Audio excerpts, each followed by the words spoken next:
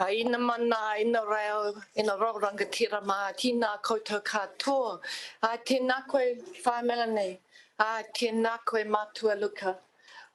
Ko Rachel Rees tōku ingoa, ko rau te kura mātua o whakatū. Kia ora koutou e te whānau o te konihira o whakatū. No mai, haere mai. Welcome, I acknowledge the mana of the kaupapa today and also the mana of the rangatira who are here. I acknowledge ko mātua Whae Melanie and ko mātua Luka. You gather together today, and I acknowledge the family of the whānau of Te Konihira of Whakatū. And I awhi our Chief Executive, Pat, I awhi you and the staff for the mahi, for the work that you've put into preparing this meeting today. It's an important day, and we can't do our work at this table without the mahi of all who support us in this organisation. So, ngā mihi nui. I welcome all of you here to this hui. This is the meeting of Nelson City Council on Thursday, the 13th of May. I invite, and we begin today with karakia. Tēnā tātou katoa. E tātou kwana ngā mihi kia koutou katoa, kua tau mai nei I raru te maru o tēnei kaupapa. Ke tuku ata anō ki ngā mihi ki ngā mana whenua, nā ko koutou kua tau mai nei ki te tautoko, ki te pana tēnei kaupapa, I mui a tātou nei I tēnei rā. Ko tō koutou te mana, tō koutou anō hoki, te whenua, te ka anō hoki, kia tuku atu ngā mihi ki au koe, mō koutou nei aroha, ko koutou I whātu mai kia tātou nei I tēnei wā, huri no te rohirei. Nā reira, ki tēnā koutou. Tēnā noka kia koe Rachel, te koromatsu nei, e whakarite nei te hui mo tātou nei I tēnei rā, tai atu ki kia koutou rā, ngā mema o te konihira, me ngā ringa wera, ko koutou nei, e whakapau kā ki te whakatū tēnei kaupa mo tātou, nā reira tēnā tātou katoa. Nā reira ki anō tātou. Tēnei taraka hura, tēnei taraka puaki, tēnei taraka tūwhere hua ki ne tara. Tariki mua, tariki tua, tariki waho. Whae ke marama, ki te pai whenua, ki te pai rangi, ki te pai tāwhiti, whae ke tata. Tau rai ngā maru ai tū, turakina te kino, turakina te taupā, turakina kapatua. Kaupapa ke panuku, ke eke tangoro, ke taupā nui, ke piki te kā, ke piki te ora, ke piki te māramatanga. Haumi e, hui e, tai ki e. He honore, he honore.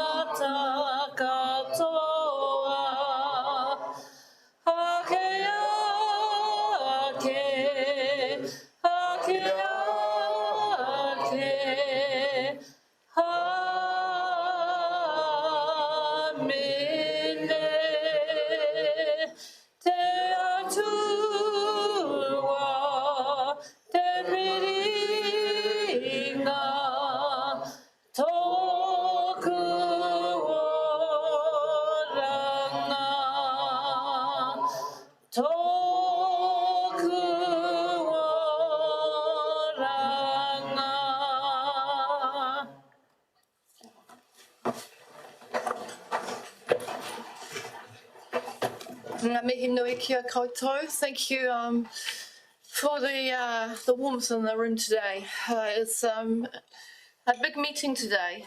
We have an agenda set out with an order of business that's going to change a little bit. It's not unusual for our meetings. Today we have, I've received no apologies for the meeting. Our interest matters we discussed on Tuesday when we commenced the meeting. The order of business today will be, we will receive a public forum from Bernie Goldsmith, who wishes to speak to the Māori ward and the Nelson electorate, and Bernie is going to present in Te Reo Māori and English, and so we've extended the time to allow that to occur. And then we are going to move directly to the item on the agenda, with the report recommending that we establish a Māori ward for the 2022 local government elections. The report will be presented by our staff, and then I've had a request from iwi to speak to that report, and it is appropriate that iwi speak once we'll introduce the report, and then I'll be inviting our iwi to speak to that report as part of the agenda proceedings. So I think we have quite a busy day. The only other item you need to be aware of is that we've got an item in confidential business relating to a mediation process, and I need to take that item before lunch. So we'll be going into public excluded to make sure that we've dealt with that item. So we'll commence today, and I will invite. I have a question from Councillor Noonan. Thank you, Madam Mayor. I did email you that requesting that the item also in public excluded that covers the Strategic Development Property Committee subcommittee is also taken at the same time. At the same time. I'll do that if I have time, otherwise I'll come back into public excluded probably straight after lunch, so I'll deal with that as I go through, Councillor Noonan. So welcome. Tēnā koe Bernie, welcome to our meeting. I'll invite you to come forward to speak in public forum. And you know the system here, just press the microphone button till the red light comes on.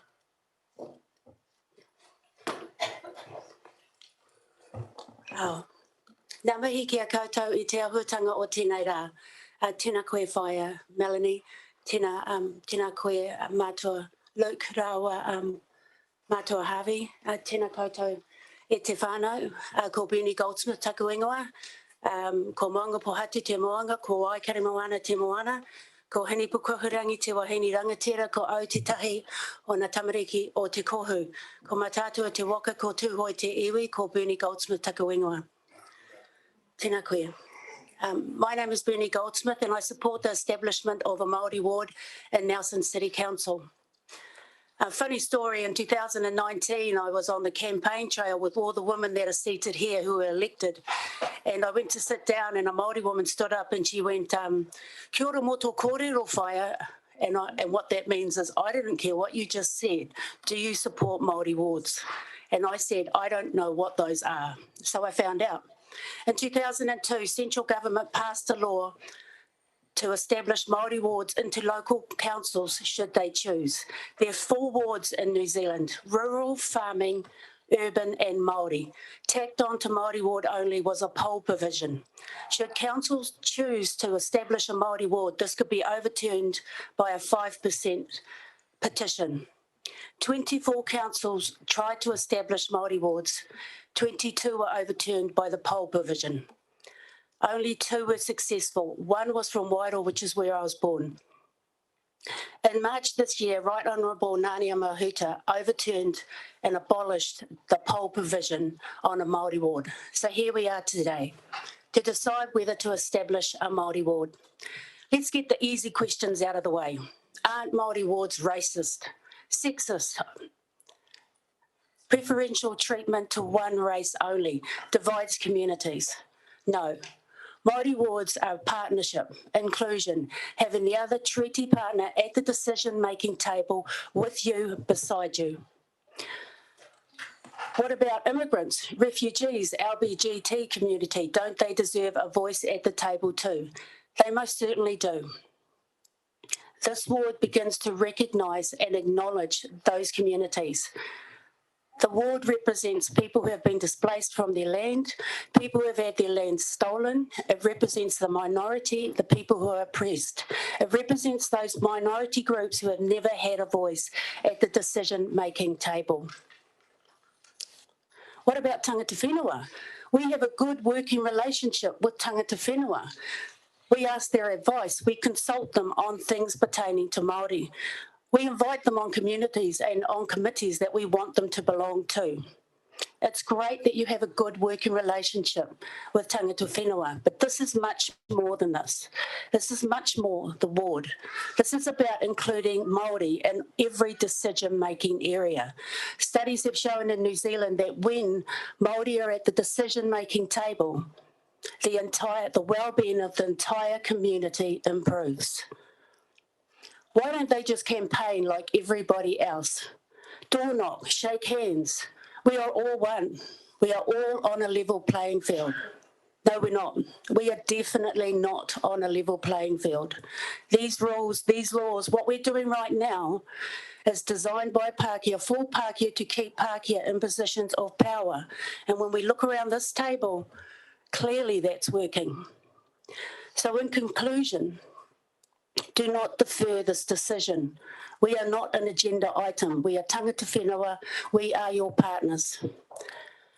In 2019, elected for the first time was a rangatahi to Nelson Council, tēnā koe. For the first time, a majority woman elected to council, tēnā koutou wahine mā. And yet uncomfortably absent was the presence once again of Māori at the decision-making table. Should you decide and take the courage to establish a Māori ward, the roof is not going to fall down here. The walls are not going to cave in. Remind yourself that when you include Māori at the decision-making table, the well-being of your entire community improves. Kua mutua ki kōrero mō tēnei rā, nō reira, tēnā koutou katoa. Kia ora, Bernie. Sorry, I have a letter from Right Honourable Nānia Mahuta that I'd like to present that establishes and supports the Māori ward. Please. Thank you. He waiata, Auntie.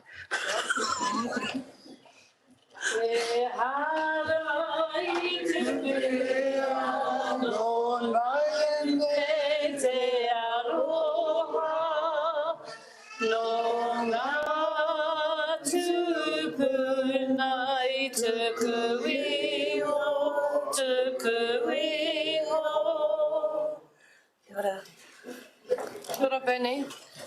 Bernie, I'll receive the letter from Minister Mahuta in a moment. I just want to acknowledge your kōrero this morning. I said on the day of our inaugural meeting, I would do my best to address the imbalance and the barriers, and hopefully today we can make a start on that. Kia ora. Are there any questions for Bernie? Bernie, it's a very clear submission. I'll come to receive the letter. Kia ora.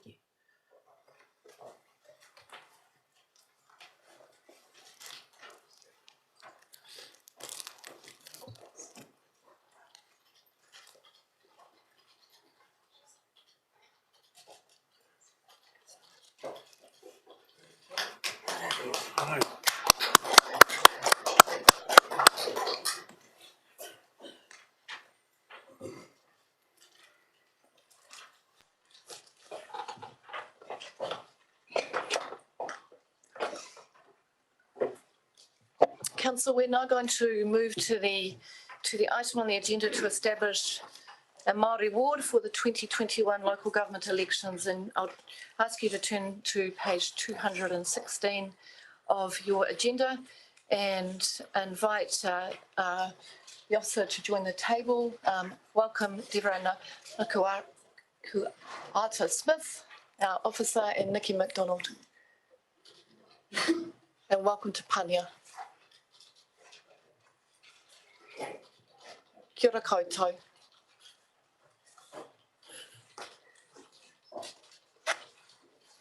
I'm going to suggest that we all take a big in-breath and then a big out-breath and all relax.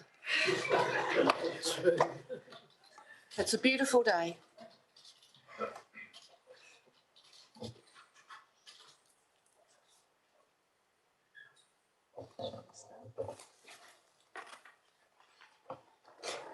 Tēnā tātou, tēnā koutou. E aku rangatira, e aku karanga maa kua rarau mai nei ki te karanga o te rā. Te karanga kia mana ai te tūru Māori ki te kaunehera. Tēnei au e mei atu ki ngā waka e toru e no o mai nei, tēnei te mei ki a koutou. Madam Mayor and elected members of Council, this paper presents to Council a recommendation to establish a Māori ward supported by the Iwi Council Partnership Group in February 2021. Council and Iwi have been on a journey to strengthen its partnership to support a meaningful partnership with Iwi and Māori within Whakatū Nelson. We have seen this through a number of significant milestones. In 2012, Nelson City Council voted unanimously in favour of the establishment of a Māori ward with 1 abstention and 1 person away. In 2015, the Memorandum of Understanding between Tangata Whenua o Whakatū and Nelson City Council was signed by 6 of the 8 iwi, outlining the principles of partnership and espoused the establishment of the kotahitanga. More recently, the Iwi Council Partnership Group was established by Council at its meeting of the 13th of December 2018 that appoints 4 elected members of Council and the 8 iwi chairs to the group. Their role is to support the review of the 2015 Memorandum of Understanding and the development of an engagement and partnering strategy. So far, that strategy has progressed to the establishment of 4 forums of engagement at governance, management, and operational levels. I want to acknowledge the late Joe Paul and his wife Priscilla Paul, our first kaumātua from 2003 until 2008. I want to acknowledge Archdeacon Andy Joseph, who supported Council since 2009 to 2019, when he retired. And I also want to acknowledge the late Kiriopa Ratapu, who supported Council until he passed last year during COVID. Today, Council is privileged to have the support of iwi and the support of the Due Kaumātua Matuaruka Katu and Whaia Melanie McGregor, who are highly respected elders by both Council and iwi. Nelson City Council has approximately 150 projects going at one time during 1 year, many of which we seek input on from iwi. We are fortunate that we have these formalised forums of engagement so that we can discuss, debate and make recommendations on how to progress a project forward. We are on a journey and I'm proud of our journey, and I'm proud that our staff today are supporting this recommendation. I want to acknowledge the governance team and Mary Birch, who presented this item last year to the Iwi Council Partnership Group. I'm proud of that we're having this conversation today in terms of establishing a Māori ward that supports the aspirations of Council to ensure stronger participation of Māori in Council. That is just one step, one tool for local government to support and meet its treaty and legal statutory obligations that benefits us all. I'm proud to be a part of a council and its aspirations to honour true partnership. And today we have the opportunity for council to consider one more step of how we continue that partnership. We are very privileged to be on this journey with iwi to progress the aspirations of our community that is inclusive of a Māori voice in a meaningful way. Tēnā tātou. Kia ora.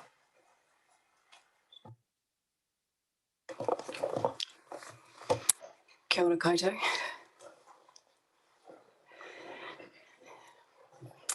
My name is Devora and I'll be speaking to the report in front of you today. Elected members, by and large, I'll be taking the report as read.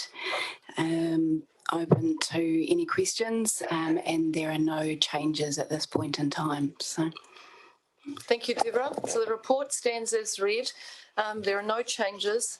In that case, I will invite iwi to speak to our report. And so to say, tēnā koutou katoa, he mihi nui ki a koutou. Ko ngā rangatira o ngā iwi o te tau ihu. Ko te kōpapa nui mō tātou kia whai huarahi pai, kia mahi tahi pai, kia mahi pai, nō reira, nō mai, hoki mai ki te konihira. Kia ora.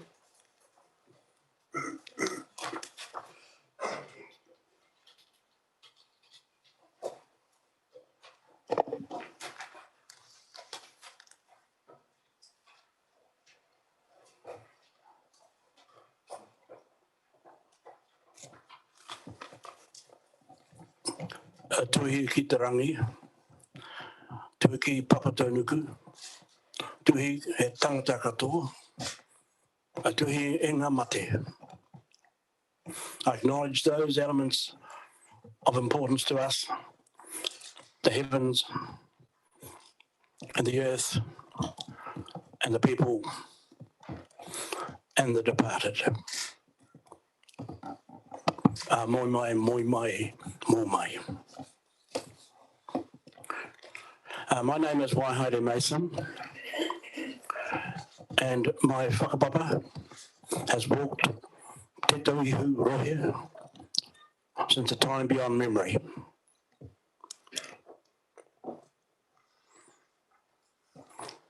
And yet, we have no say in the well-being of our community.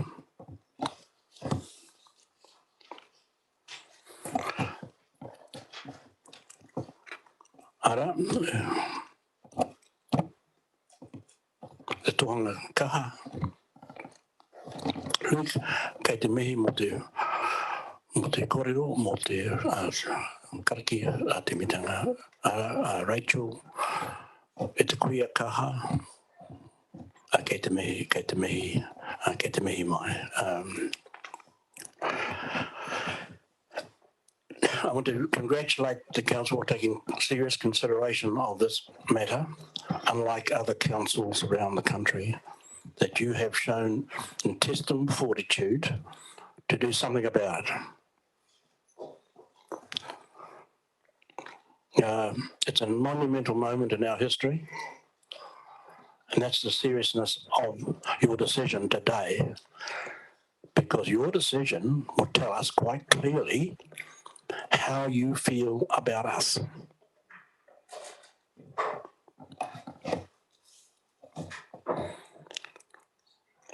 Democracy, there are two definitions to democracy. One is looking after the people by the people, or by elected representatives.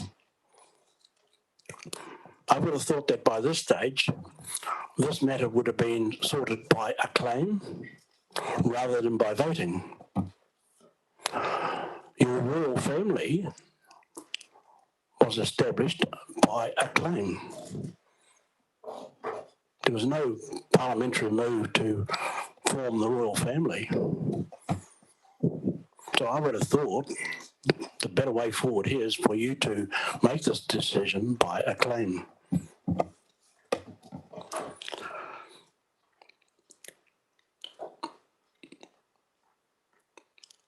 I have a simple whakatauki. It's an original one, and I've used it before. I look and I see, but if I do, I understand. How can iwi understand the complicated business of councils and government if we're not part of that scene? We will only learn if we are part of the decision-making process. So, on behalf of the Kurahopu Waka, Tainui Waka, Tokomaru waka, me mātai waka. I thank you for giving this matter serious consideration. Nō reira, a tēnā koutou, a tēnā koutou, a tēnā koutou. Ka huri. Tēnā koe, ngā mihi nui wahare. Tēnā rā koutou, he mihi ana ki a koutou I te ata nei. There is not a huge amount more to add from what Bernie has said, what Matahavi has said, and what Pania presented. I think if there's anything that can be implored on you all is how much this really means to us. I don't think you can understand being from here in our bones for so many generations. The wars we've had to have amongst ourselves to be here and to stand representing those people here today, I cannot implore you enough on how much this means to us. We acknowledge the work that has been done. We acknowledge as iwi leaders that we get to sit and have conversations and put forward our view to a subset of your council. But when that gets to any decision making, still sits at your council and we don't sit there. So part of what we opposed, and we also acknowledged Nelson City Council in opposing the previous legislation, was non-Māori. At the end of the day, we're getting to choose what is right for Māori. Today, Māori have spoken and said what is right for them is a seat at this table. And if I look around, and as you all, as non-Māori, choose not to have a Māori seat, not to listen to Māori and leave them have that power to make that decision for themselves, then I will really struggle to see why we bother having all of the other relationships that you say mean a lot. Where on the one thing we're asking for is an equal power rights seat at this table. One. So for all of you that are here politically thinking about who you have to go home to, what your relations, what your communities will say to you, it is one seat. You lose nothing. It is, we are not begging, we will not beg for this one seat at the table, because yes, that's not everything, but it is a start. So I implore you to think deeply about how much this means to us. It's not a political move.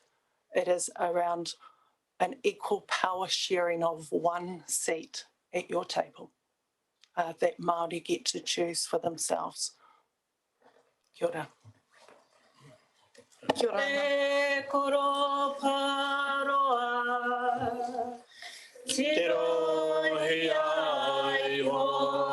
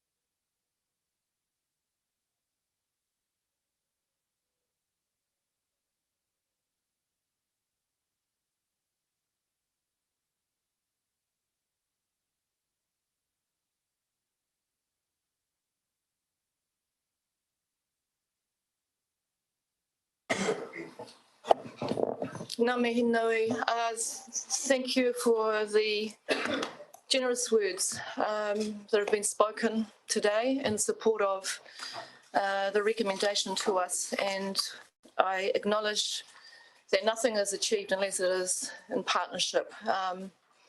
Partnership is critically important to the work that we undertake and important to the well-being of our community. Councillors, and I want to welcome also James and Ravika who are here, as our Youth Council representatives on this day. It's a bit of a random lottery of who gets to come to what meeting, isn't it, James and Rasika? I think you've done quite well to be here today. So let's see what happens.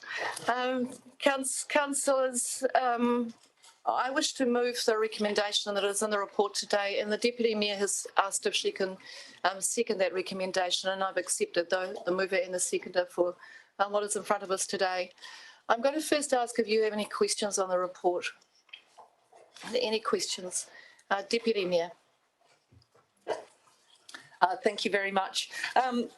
My question is actually just about the next steps, assuming, so if I was to assume that the resolution is passed, there'll be, as part of our representation review, which was scheduled to take place anyway,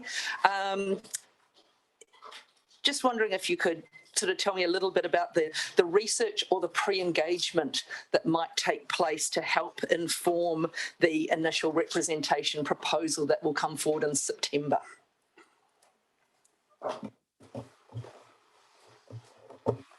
Thank you, and through you, Madam Mayor. Yes, as you've mentioned, Deputy Mayor, Nelson was already scheduled to go through a representation review, so there's no change that would be triggered from the decision today on that front. What would occur, though, should Council establish a Māori ward today, is that a Māori ward is required to be a part of a larger ward system, whether the electoral boundary of Nelson is split completely into wards, or whether there is what we call a mixed system, where some of the councillors are elected by ward or some at large, so by the city as a whole. So yes, depending on the decision today, and we will be going through a research and analysis process as officers of looking at the wide variety of options that could look like, and there are certain options that it can't look like thanks to law.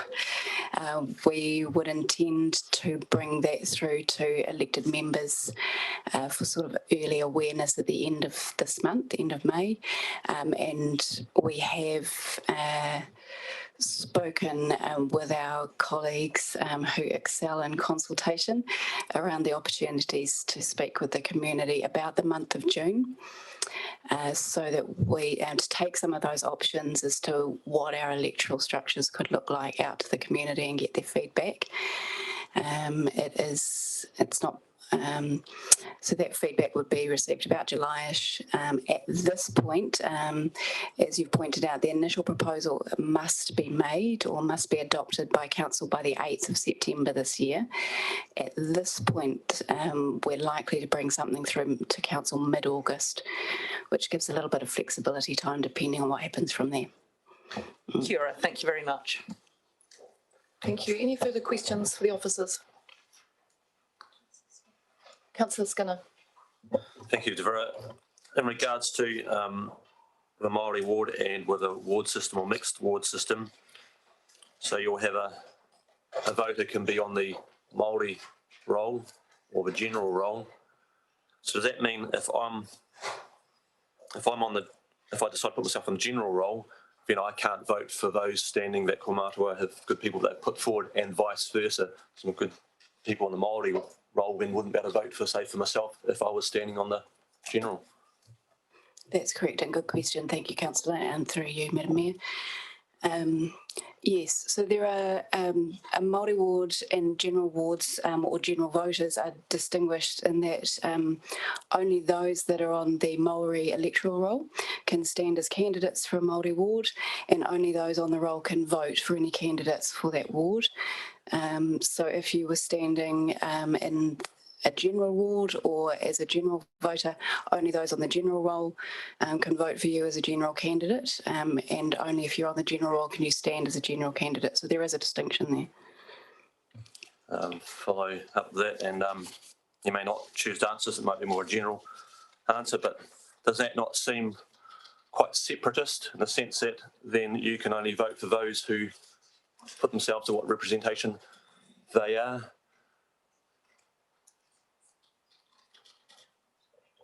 That's the current setting under the law.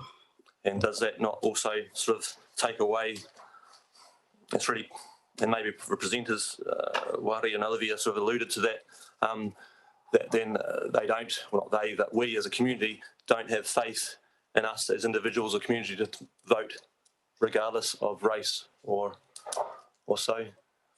It's taken away that empowerment. I can't speak to the views of the community, sorry, Councillor. Any further questions?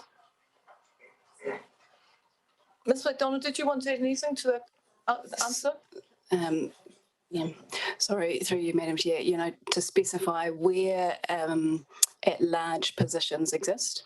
The mayor is an example of an at-large position, but there could be, in a mixed system, there could be at-large councillors, and everyone, regardless of the role that they are on, can vote for those positions. Sorry for clarity. Thank you. Thank you. Councillor Bywater? Oh, thank you. I'll try to ask this respectfully as I possibly can with the situation that we find ourselves in.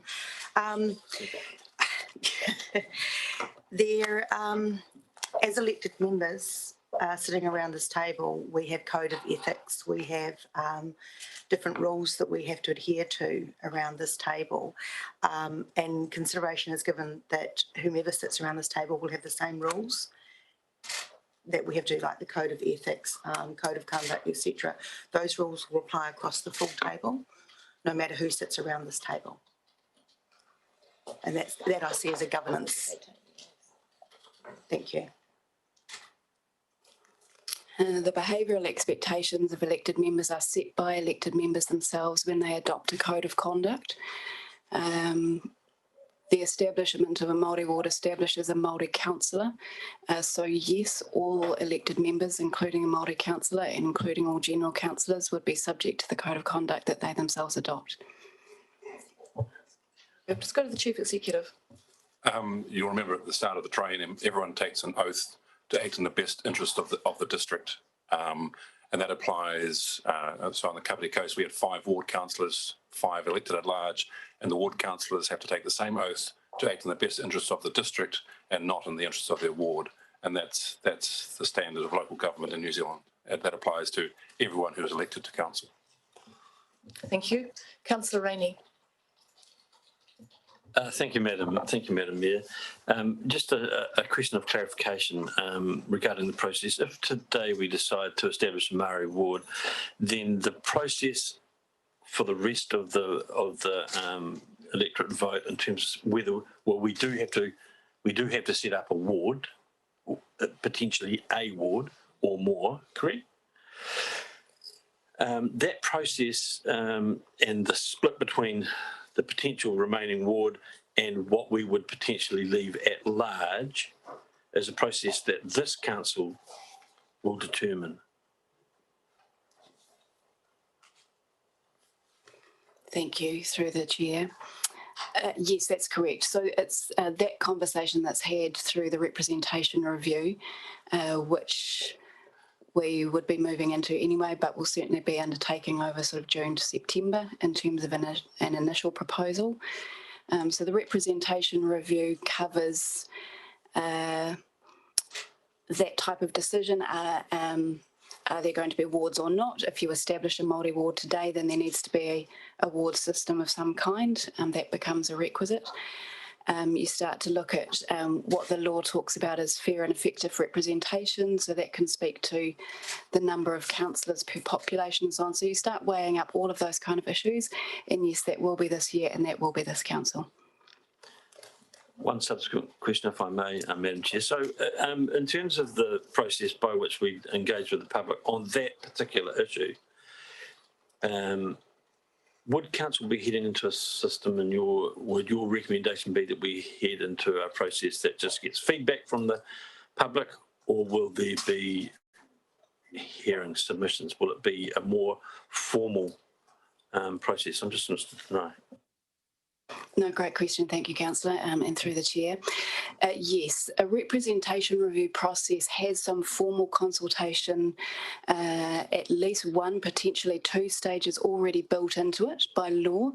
What we are also proposing is, if the decision is made today to establish a Māori ward, that there's early sort of consultation or pre-engagement, as it were, with the community around the potential ward or mixed system options. So that would be extra to the consultation that's already required.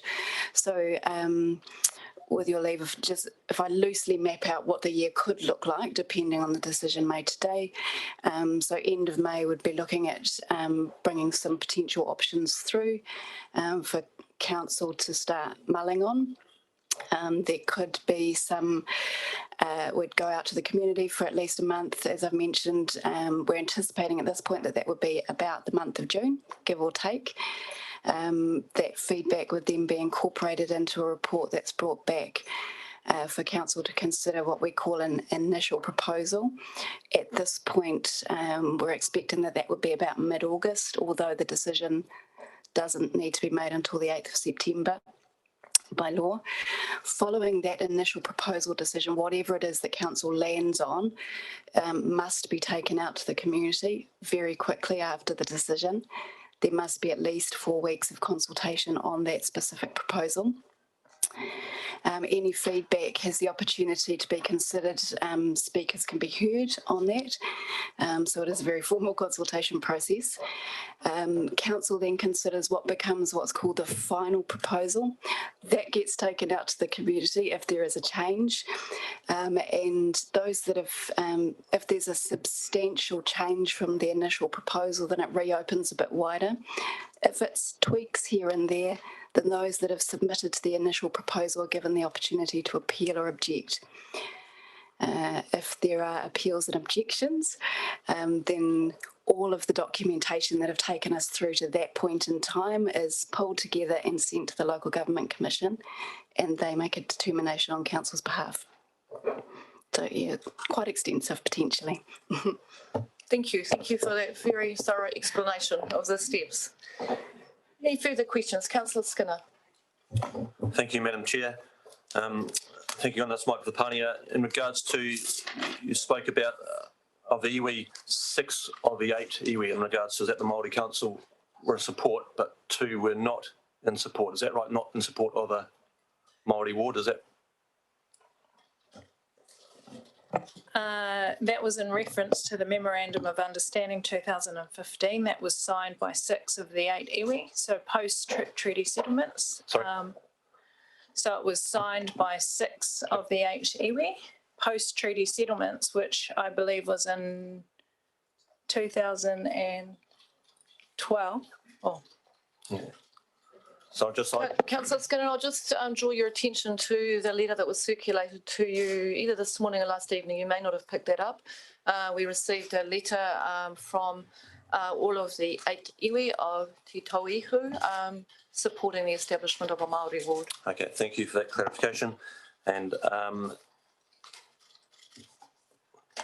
there's always areas we can improve, but I like to think we've got a good partnership going between iwi, non-iwi and all community. I mean, there's always areas we can improve and there's always failings, but we as a council are fairly positive in that way. And I know iwi, and I respect all, you've got some incredible people here, Komato Kawatoa. You say, you do think we are falling short very much on that representation? I think that today Council has an opportunity to strengthen its partnership with iwi by having iwi voice at the table, which has been presented today and supported by the 8 iwi chairs. Thank you for that. I mean, the likes of since I've come on council, I've been incredibly impressed and huge respect for Kamaita like Auntie Joseph and Archdeacon Harvey Ruru, just name a few. And then we've got, and yourself, we've got our next agenda item is in regards to increasing representation at council. And that was what was originally decided. I know now we're retracting that and moving towards system, but does that mean that there's null and not needed this next item? And has that not providing what I thought at the time a huge step forward? Or the many huge steps we've already made?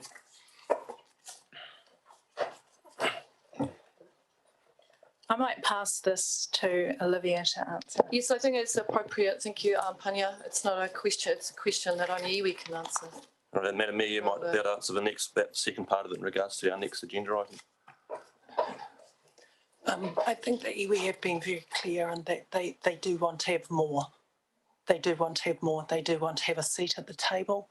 Our kaumātua have a specific role, and that is to support the councillor. Pania has a specific role to support the councillor and the council to do better, to do best, preferably in dealing with iwi Māori, but that's very different to having someone sit here with the same power as everybody else. I agree, I don't disagree, and I'd love to see more at this table, and we can do a great deal. So that moves to that next question, Madam Mayor, in regards to our next item, which we'd all agreed to, is the increasing Māori representation on committees and subcommittees. Has that now become, where does that stand? Councillor, you'll need to reframe your question. We're dealing at the moment with the matter that relating to the Māori ward. But if you've got a question for me, would you like to That is a question because this is very much so in the Māori ward. Originally, we were decided when there wasn't the opportunity for a Māori ward, apart from a referendum, we had a great decision there of increasing representation on committees and subcommittees, and that was decided with the full support of iwi and ourselves. I'm not distracting from what we've got in front of us in the Māori ward system, but this is something that starts to overlap, and they work together as a team. I understand that. I'm quite comfortable with that. I think there are several matters in front of us today about addressing the opportunity that is now provided with the electoral system. There is also the opportunity that will come in our next reports today, which is about also strengthening a partnership voice at our committee level and bringing the knowledge around Tau Māori to our decision making now before the next election. And so, of course, we've got a period of time before a Māori ward is established, but I would say to you all that while a Māori ward, in my view, and I think what is expressed in the letter we've received from our iwi is that the Māori ward system, may not deliver true partnership as envisaged in Te Tiriti.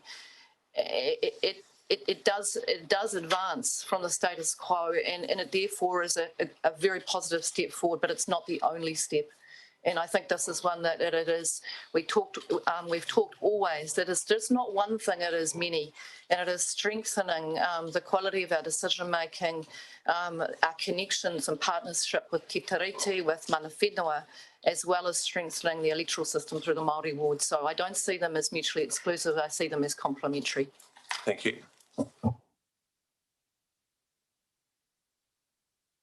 Further questions? We're finished with questions, so we're going to move into debate. So no further questions. Councillor, I'm just going to speak very briefly as the mover. I'll come back to exercise the right of reply. I want to acknowledge all who have gathered today, and I want to acknowledge that we are supported today by our kaumātua.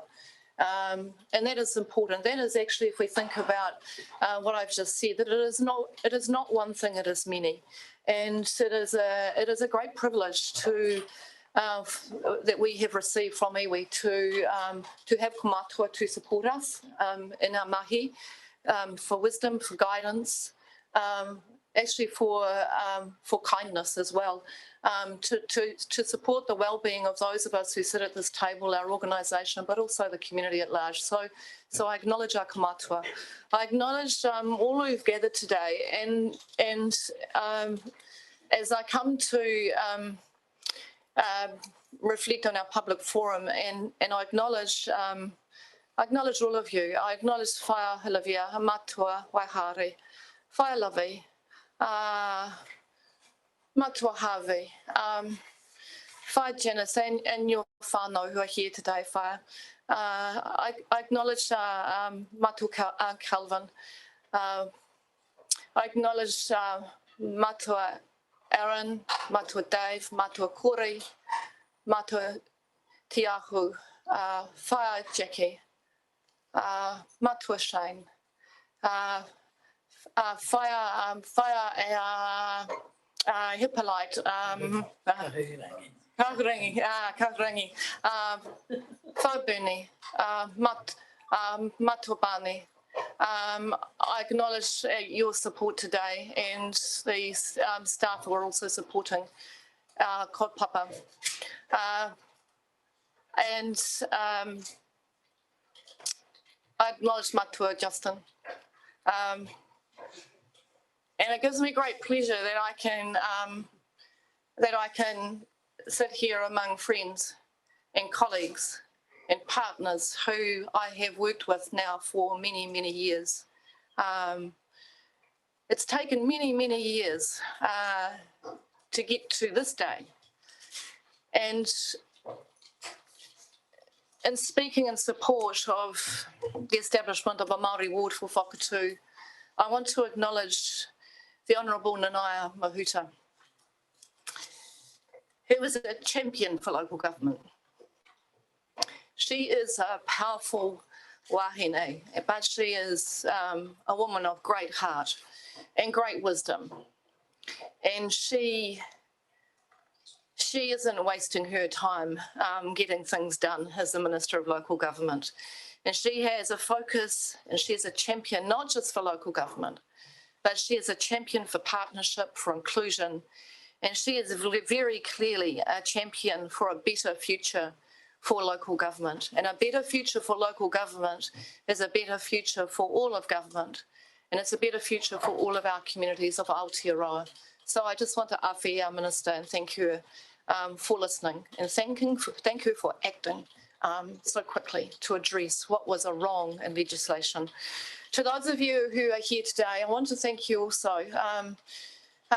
As Mayor, I only have one vote at this table today, and I can try and persuade you to support this decision, and I want to do that. It is an important step today. It's one that, as I said, is one step forward, but it's a critically important step. And it's not just a step forward, and I say that it is not just, and I don't say just in a minor way. I say it is a good decision for Māori, but it is also a good decision for all of our community. And I taitoko the words that were said before by Bernie, that actually we know that having Māori included in our decision making improves outcomes for all in the community. And with the focus as we've got in our long-term plan, with a focus on tupuna pono of being good ancestors, there is only one right thing to do today. And I encourage all of you to support a decision to establish a Māori ward. I'll now invite the Deputy Mayor to speak, and then I'll go around the table. I mean, this is something that, maybe I shouldn't admit, but I don't know how many years ago, but a number of years ago, if I was on council and this decision came to me, I would have voted against it. Today, of course, I'm very pleased to second the motion and to vote in favour. And like me, we need to help the community to grow and learn and understand about the partnership we have and the obligation and responsibility we have to uphold that. But I don't vote in favour of it because of any legal impediment or legal requirement. I vote in favour of it because it is the right thing to do. And again, referencing Bernie, you know, the well-being of the entire community improves when Māori are represented around the table. We've known that to be true with women, and as was acknowledged, we have a majority of women around the table, and we know that to be true of when we have Māori around the table, and it will bring up and it will uphold our entire community. So I do this today for Māori, I do this today for our mana whenua, I do this today for our entire community. Look, like any journey, you know, we've stumbled back, we've had rest breaks, but now is the time to march forward. And I think this is the right thing to do.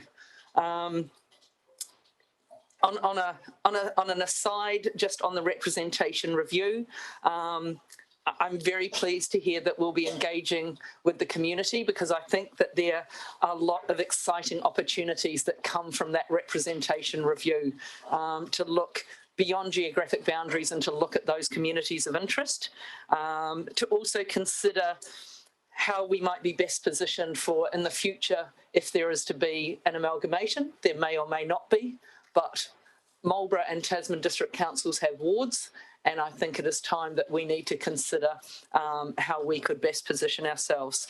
So I'm delighted that at, you know, however many years ago it was, that I'm still growing and learning, and I hope our community will be open to listening and understanding why council needed, not wanted, needed to make this step today.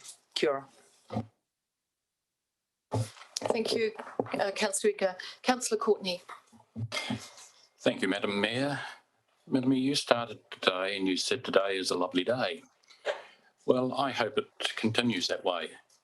I really do, above all else. This Māori ward proposal is the most important issue facing local government in Aotearoa today. But I'm afraid the option one, does not go far enough.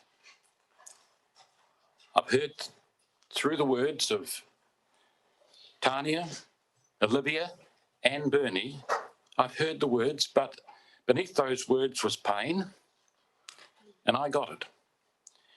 So this before us today is inadequate, really. In my view, it's disappointing. You see, the various reports and papers that we've considered, and we've considered a lot of them, and the recommendation put forward for this Māori ward proposal is on a population basis. I think 0.73%, and we've moved it up to 1%. But you know, what's missed, sadly missed, is this is about true democratic democracy and the Treaty of Waitangi. True representative democracy and the Treaty of Waitangi.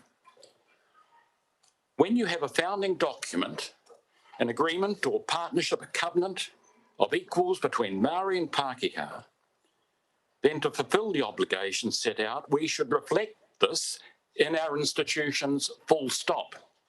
No half measures. To do anything else could be seen as an insult to our treaty partners and simply tinkering around the edges of the foundation document. The treaty and our relationship with our treaty partners should be lived every day. Should be lived every day in what we do and what we say. Unfortunately, the decision, if option one is supported, does not realise my dream. My dream of two parties, two partners, walking alongside one another on equal footing, appreciating and acknowledging our differences, our different perspectives, working in unison for one planet, this earth we inhabit together. So Tanya says this is one step. Well, it's just about one step too late, but I will take it. I'll grab hold of it with both hands and I will support with deep reservations this option one that's before us, because it's been a long journey. The journey's been too long, far too long, far too long, and it's almost an embarrassment to have to say that, but it's true. So I wish this option to pass, option one, but with reservations, Madam Mayor. Thank you, Councillor Courtney. Councillor Sensen. Thank you, Madam Mayor. E rau rangitirama tēnā koutou. Kia rangi ki runga, kia papa ki raro, tēnā kōrua.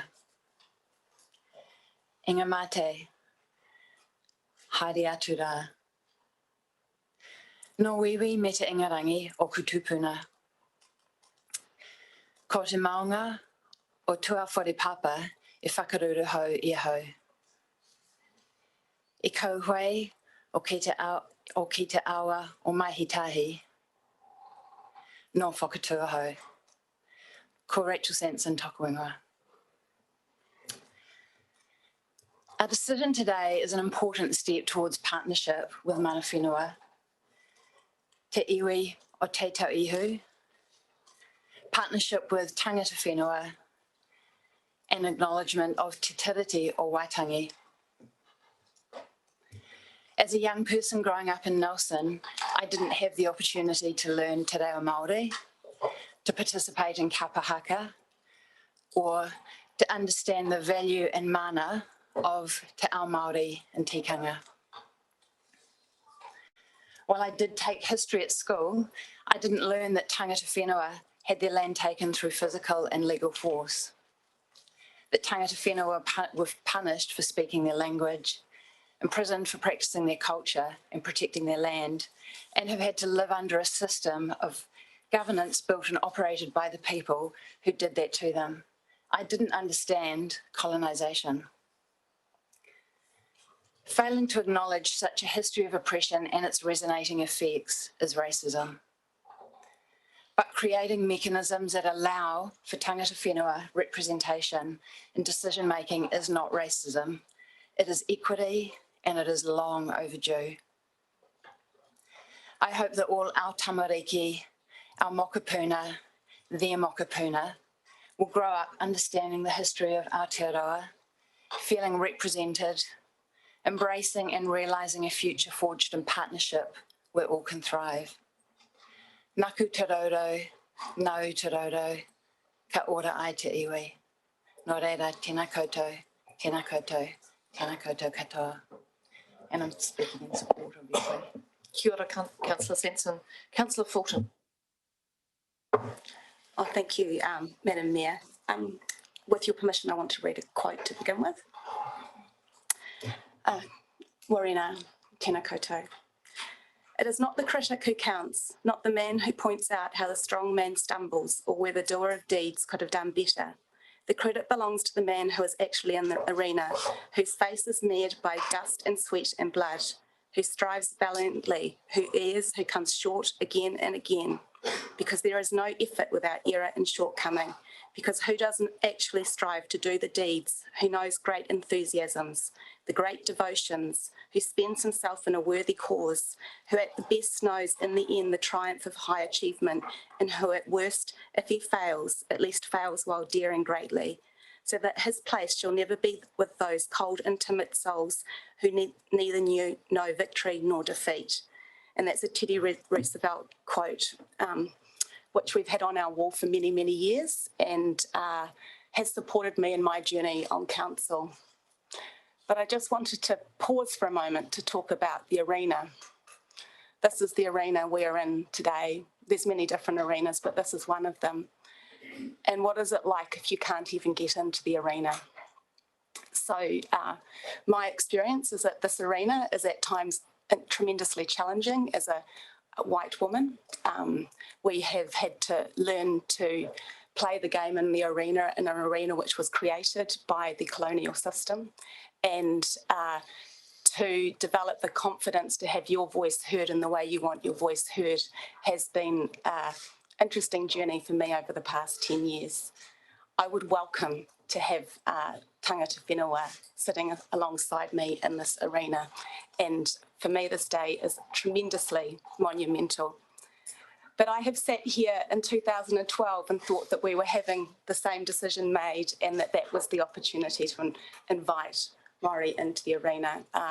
When I was first elected to council, I had a conversation with Aldo, the mayor at the time, and I said, well, this is really important to me. How do we move this forward?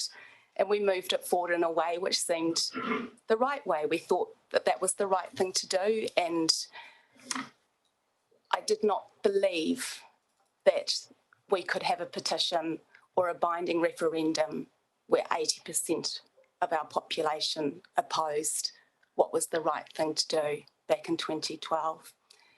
So that was a really insightful experience for me, in a sense that I understood, I began to understand how our legal system has been created in a colonial way which gives power to people already in power. And breaking down that system, removing the racist legislation, is a really key part in how we can support our communities moving forward. I'm really lucky I've got a daughter who's studying law at Vic Uni, and her first essay that she wrote last year was on, the question asked was, how has the legal system failed the people of New Zealand, with a particular focus on how it's failed Māori and Pacifica. So times are changing. It's really great to know that our children are learning about how the legal system does not necessarily support everyone to have the same opportunities. And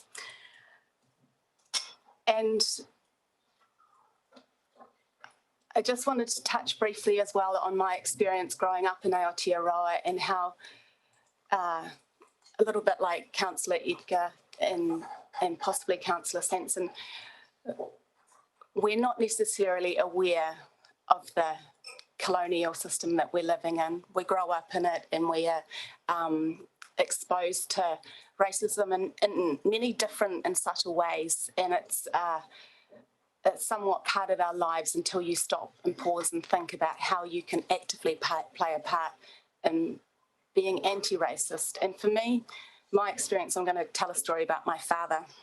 I would have been about 12, 15 years old, and we were down at our family farm in Geraldine, and my cousin had a new partner who was Māori, and we were driving back in the car, and my father said, oh, he says he's writing a book, but as far as I can see, he just goes to the pub.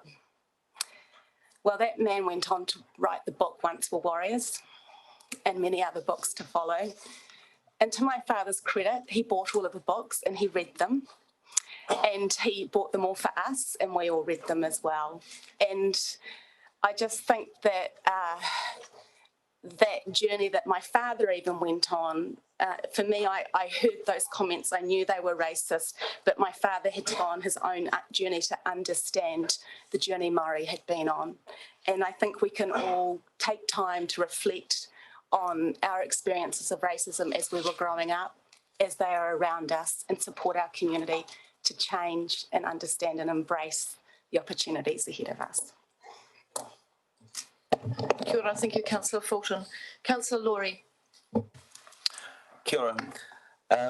Kia ora to all the iwi who are here today, who have turned up to this chamber, not just today, but over the years, to tell this story.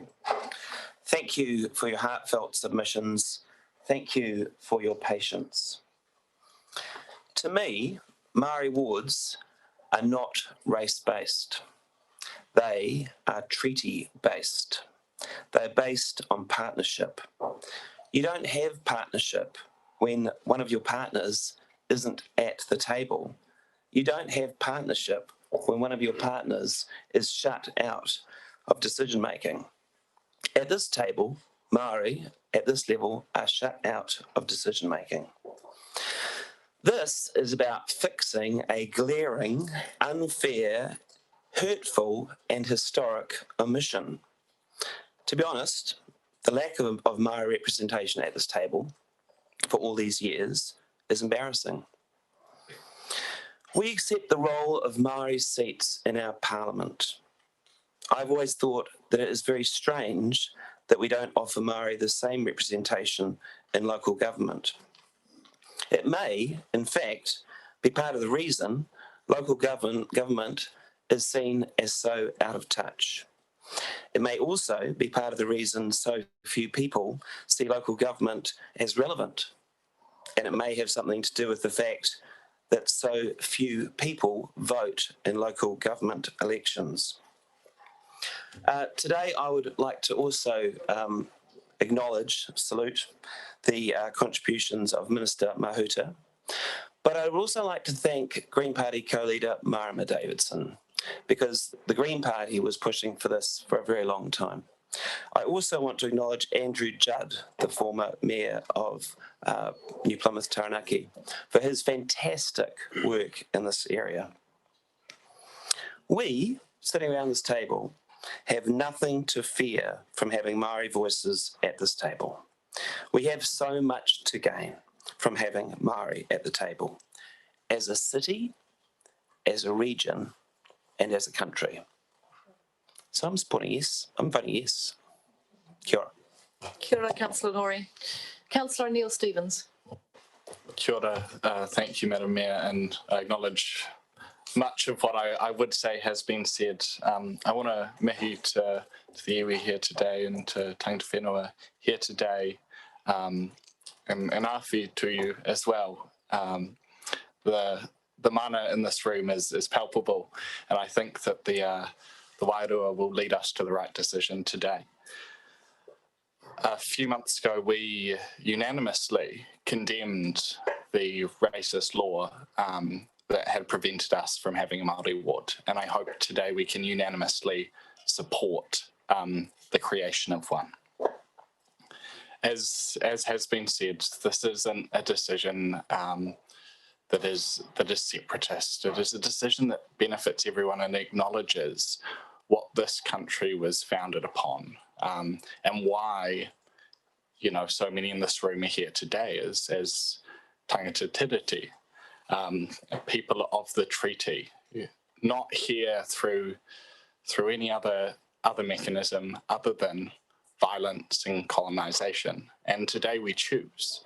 You choose whether you are here through that violence or through the treaty. And that is a choice everyone has to make in their life and in their everyday. This change doesn't touch past injustices. It doesn't get us to the level where we need to be in recognising this partnership, but it is a step. And we have a long way to go, but I'm proud to be able to stand here, especially when in our national dialogue we're faced with racist dog whistles and so much continual perpetuation of the racism and harm that we've already seen so much of, and to take a stand against that and say this is the right decision and it's a long overdue one. I dare say I'm a little emotional today. I'm thinking of my own tupuna, of my whakapapa and of the tamariki in the room, in that there is so much that we still need to change after this. Even today, we're engaging in a structure that is born from colonialism. The way we are engaging here today, the tikanga that's been shown as the exception, not the rule.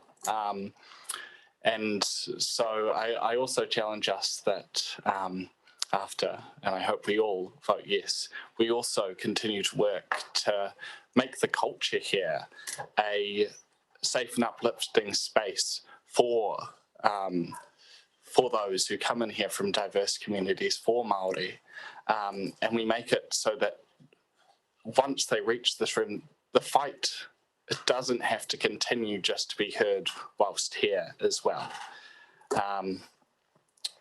And so, yes, each day we've got to take a step towards our eventual recognition and upholding of Te Tiriti as a living and breathing document, as what sits at the heart of Aotearoa. And today, I'm proud to help take that step. Kia ora, Councillor O'Neill Stevens. Councillor McGurk. Thank you, Madam Mayor. Tēnā koutou katoa. Mihi to the iwi and the kaumātua and kuia here today, graced by your presence. I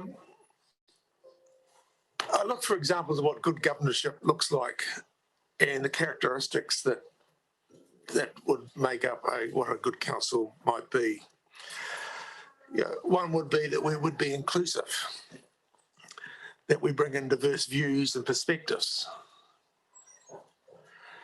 that we share power and work in true partnership with others, but more importantly, that we acknowledge and confront the unfairness, the mistakes, but more importantly, the injustices, and that we resolve and act on to improve. Councils in this country are a product of an institution and structures reflective of perhaps another time and another place. They're not reflective of Aotearoa, New Zealand now or in the future, if we are to advance forward. So for me, a Māori ward is a step in the direction that we need to move. But it's not the end all and be all. We've got to do so much more. But today our decision is to establish a Māori ward in Whakatū Nelson. I'm speaking in support because that is a step towards being a more representative council, a more inclusive council, a more diverse council, but more importantly, a better council. So I'll speak in support. Kia ora, Councillor McGurk. Councillor Brand.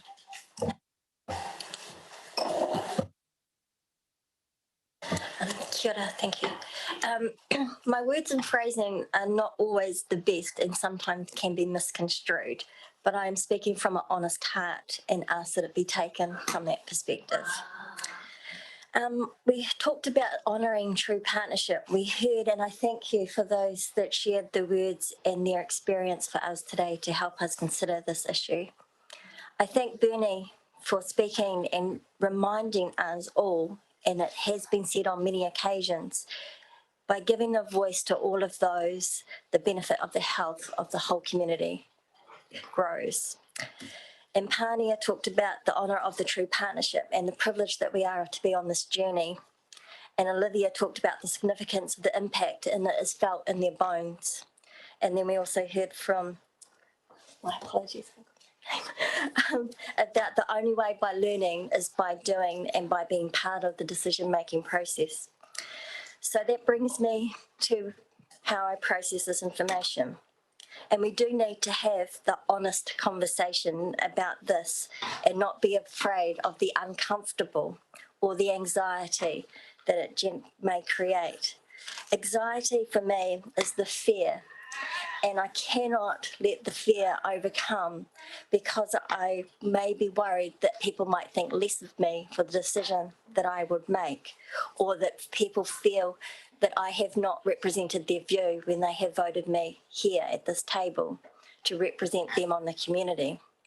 So I accept that and I'm fine with that, and I will embrace that anxiety and fear as I make a decision that some people might not be happy with.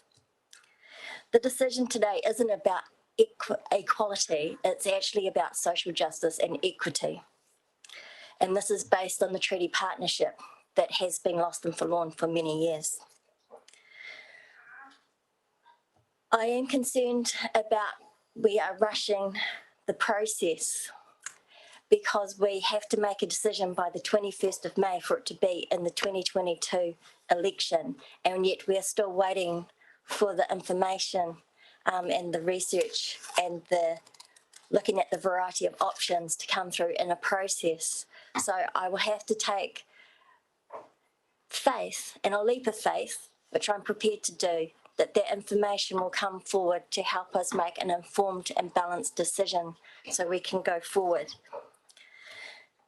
Now, that may divide our community, and instead of enriching it, I feel that people need to consider the full consideration and the conversation that this is a start of a process, and they need to embrace the process. I'm committed to a robust discussion and conversation, and it needs to start because we need to increase and improve Māori participation and believe in all good consciousness that some good progress towards meaningful participation for Māori access across our region will come out of this. So therefore, can we have a fair and effective representation? Can we honour the partnership that we talk about quite a lot? And yet we keep asking, do your words match your talk? And I would like to think that we can, so I support this. Kia ora, Councillor Brand. Councillor Rainey. Thank you, Madam Chair. Ngā mihi nui kia koutou katoa. It's great to have everybody here in the room. There's a great feeling of warmth. And here we are in Whakatū in 2021, potentially on a day of a great decision. Although I always feel a little bit nervous about making decisions about something as profound as this when we're sitting in a room with a picture of Her Majesty the Queen and two cannons facing us. It's not exactly the best environment, so let's look forward, not sideways. Councillor Rainey, I'll just ask you to turn around and have a look. I'm facing the wrong way. The cannons would have been gone today, but they're bolted down and I couldn't lift them off last night to get rid of them. I have attended to 1 matter. I'd like to acknowledge Bernie, Tēnā koe Bernie. I thought you spoke so bravely and with much wisdom. And when you said that one of the criticisms of the Māori award system was that it created an uneven playing field, I 100% agree with you that the current situation is not level, is not an even playing field. And others around the table have spoken about that what we're doing today is just one step that's potentially going to go some way towards redressing that imbalance. Bernie, I also agree with you when you say that incorporating Māori in decision-making improves well-being for all our community. And in my experience, not just around the council table, but in my experience and everything I've done over the last 61 years. If you embrace Te Ao Māori, it always leads to better decision-making. When Māori are in the room and you are making decisions, there is a different feel. There's always a different perspective. And in my experience, it always leads to better outcomes. And I absolutely would welcome that around this table. I'm very conscious that the opportunity that we have here today, and I just want to absolutely say that I'm relishing the opportunity to vote on this today. As Councillor Fulton said, this has been some time coming, and the opportunity to vote is something I truly relish. It's a fantastic privilege, but I'm also very conscious that that's a privilege that is not extended to everybody in our community. Our ability around this table, the people who are going to vote today, our ability to vote today is in itself an expression of the inequality that Bernie talked about. So it's a privilege to be able to vote, and I wear that privilege with much humility, and I agree that now's the time is right, and as the Deputy Mayor said, it is the right thing to do, so I will be supporting this. Kia ora, Councillor Rainey. Councillor Noonan. Thank you, Madam Mayor. We do need to remember that our decision-making needs to take into account all of our community. And we know that our community doesn't agree quite often with what we decide at this table. And this is probably no different. But I think we need to acknowledge that there are different views in the community from the table. Just to sit and let that realisation that if we pass, I think that I'm confident this will pass. But we do need to acknowledge that not everyone is going to agree with this, and we will have to prepare for that and embrace whatever it is. The decision of council is the decision of council. So that's what we go with. I think there are some concerns in the community, and it's unfortunate that we didn't take this out as a concurrent to the LTP and find out what the concerns are, why they're there, and to help to solve those issues, because they won't go away if you don't actually talk about them. And sometimes it's really hard to have those conversations, but you're not going to move together unless you do. And I think that piece for me is missing. I think that it would have been preferable to have those conversations, to work together, to bring everyone together. And sometimes rushing doesn't help that. I do feel that is a rush today. I do. The poll system is the strangest mechanism. It seems completely back to front. Why would you make a decision and then go and ask people? Because it asks to be overturned. It's just wrong. Again, conversations need to happen first. Then you get a feel for where people are. You don't set up people to fail or to be rejected. I don't believe that the Māori ward system is perfect, because the Māori, if you're on the Māori ward, then you only get to vote for one person and the mayor. I don't think that's particularly equal either. I think if we had a system where you could vote for the mayor and everyone gets to vote for their Māori representative, everyone gets to vote for the balance. Otherwise, you're only voting, if you're on the Māori ward, you only get one vote. I can't see that being fair either. So where are we? Where am I? I didn't write this lovely speech that everybody has been beautifully orating today, but I just needed to, I think our role is to make sure that all views are considered. If we had ignored the other views of the community, then we are at risk of being challenged, and I think it's important that we actually do acknowledge that there are views. I guess that's where I am. So thank you. Kia ora, Councillor Noonan. Councillor Bywater. Thank you. We're going around the room. We all get to speak about this today, which is great. Bernie, I would just like to say that is the best speech I have ever heard. Well done. There were lots of questions I had, and I actually implore everyone that is watching live streaming or anyone that gets the opportunity to listen to what you said, because you answered a lot of questions that are being asked out in the community. And I have sat here and I've listened to the eloquent, lovely speeches. I've written some things down. I've talked to myself in the mirror about this conversation. I've even done it in the shower. Took too long, rushed today, because it's really important the way that we frame this for the community, because the community has told us twice that they don't agree. And so we have to expect, and it's said in the risk here, the establishment of Māori ward may lead to a race-based debate within the community similar to the disputes that occurred in 2012. For anyone out in the community that doesn't have this agenda, doesn't have the opportunity to read what we do and consider and understand and listen to the people that we need to listen to and hear their voices, they need to understand that this is the right thing to do. It may seem to them not the right way to do it, but this is the choice, and this is why we sit here at the table, and this is why we make decisions that we do. So it's really hard when I see that with the STV, I voted against it because of process.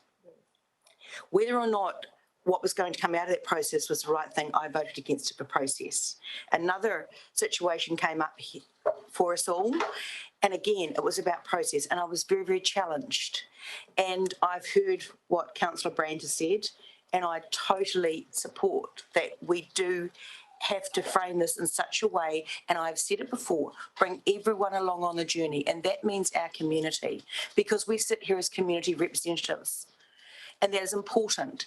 And there is obviously a voice in our community that's not being heard well enough or strong enough, and we need to include them. And it goes further than that because it is a partnership. But I struggle because I sit here as a representative of community, and some community have made their voice very loud in the past, and I have to listen to that voice.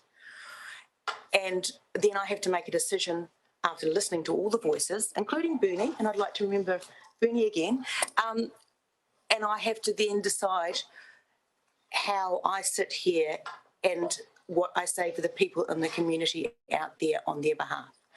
So I will take that into consideration, and there's one person to speak, and I have listened to the room, I have listened to the people that have come into the room, I've listened to the partnerships, and I've listened to everything else, including the community. This is the right thing to do. Not sure that we've got the right way to do it, but it's the right thing to do. So a reflection of my decision will be how I feel we need to move forward with this. So thank you. Kia ora, Councillor Bywater. Councillor Skinner. Thank you, Madam Mayor. New Zealand is a beautiful country and it's got beautiful people. And I'm blessed actually every day to live in this country, to be born in this country, as many here today are. I'm enabled to be here because my great-great-grandparents, my great-grandparents were English, born in Nelson, and I'm also blessed to be here because my great-grandparents were Māori and iwi, born in Wanganui. I have, as I probably people have concerns about the system of wards, etc. I have concerns that we've complicated the electoral system for Nelson for STV, and now we're looking at wards, complicates it further.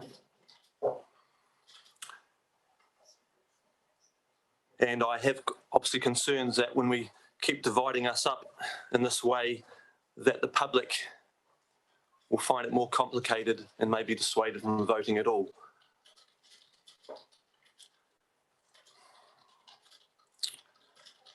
New Zealand is not built on quotas, but democracy. We are a bicultural nation. We are a partnership. But in that partnership, we are also very much an equal and one people, as respected in the treaty. We're going to have a range of views on this from the public. And as you know, I'm always one to speak my mind and think very independently, but you also know that I also listen to those who I may agree or disagree with. I'll go out and listen to them. So there's been quite a cry, request, and someone might say a demand put today.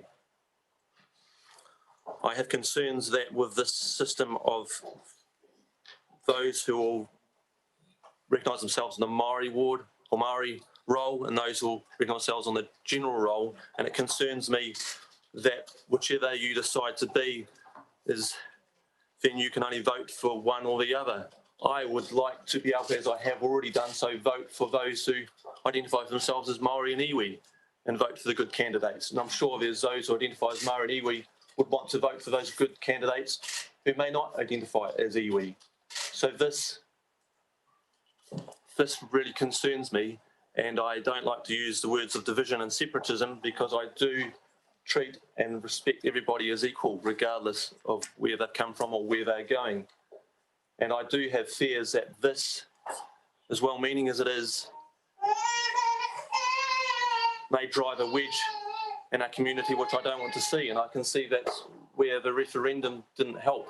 And I can see by having this put through, and I don't agree with how the government's put this through as legislation. I wish it was something we as a people could decide on.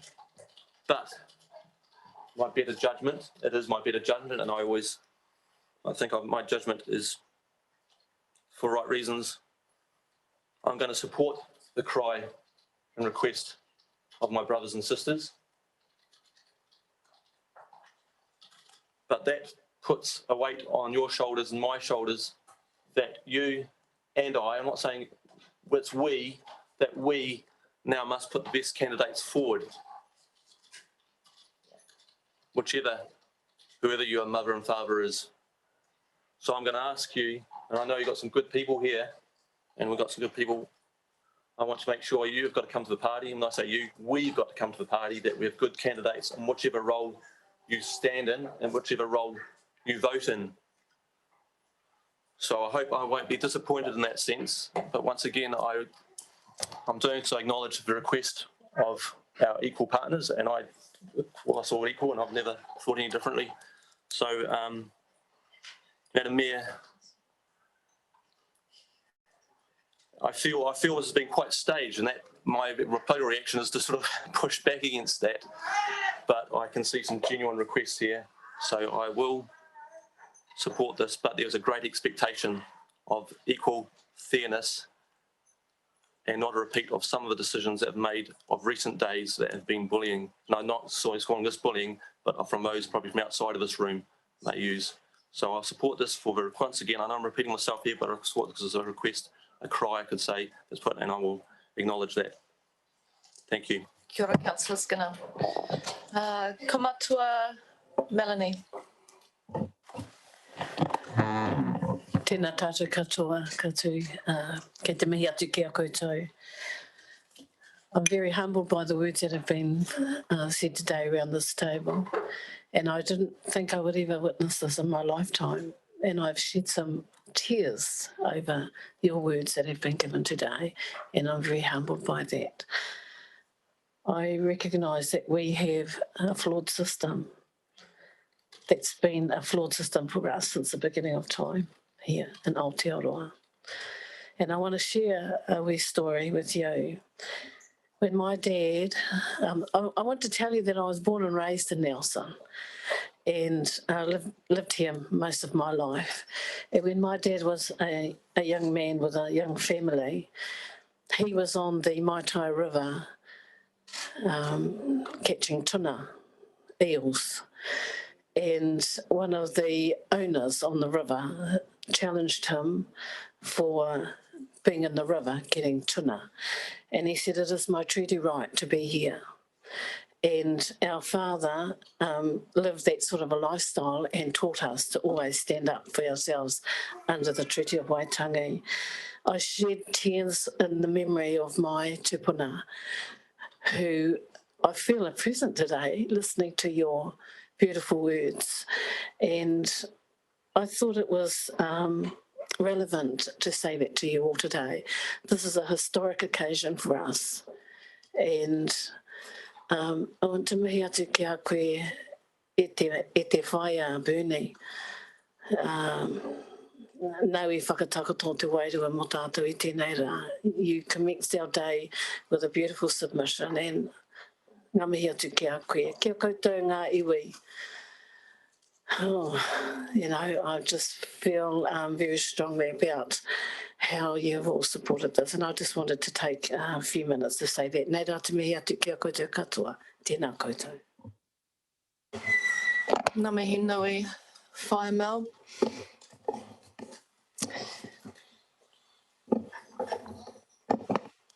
Often when I'm on the marae, and I acknowledge the privilege that I have for sitting on the Whakatū Marae Committee, we talk about how long are people going to talk. And today I thought, we might be 10 o'clock. No, there's a lot to be said. And it's important it's said. It's an important day. I'm not going to say a lot, because I think you know my feelings on this matter. It has been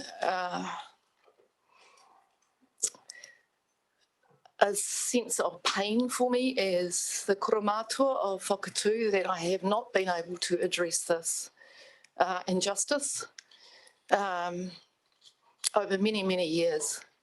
I'm grateful for the partnership that we have with our parliamentarians who have opened this door, and it is a step forward. We are stepping through the door.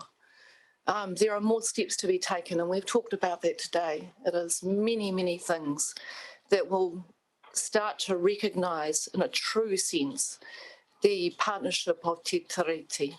But I am humbled. I have a feeling of that we may be a little city at the top of Te Tauihu, in the top of the south. But everyone has their part to play, and everyone has to take the steps when the opportunity is there. And I sit today and I wear the tonga that Manukura Andy Joseph gave me. And I wear a piece of jewellery that my father gave me, who has passed. And when he passed, he said to me, there are things to put right. You got to put things right. Today we put things right. And there's a whakatauki, I think that is appropriate because we all come with our own stories. Whaia Melanie comes with her story. Councillor Cope comes with her story. We come with our own stories. And the whakatauki today, because it is not about one, it is e hara takutoa, e toa taki tahi, enarei e toa taki tēnei.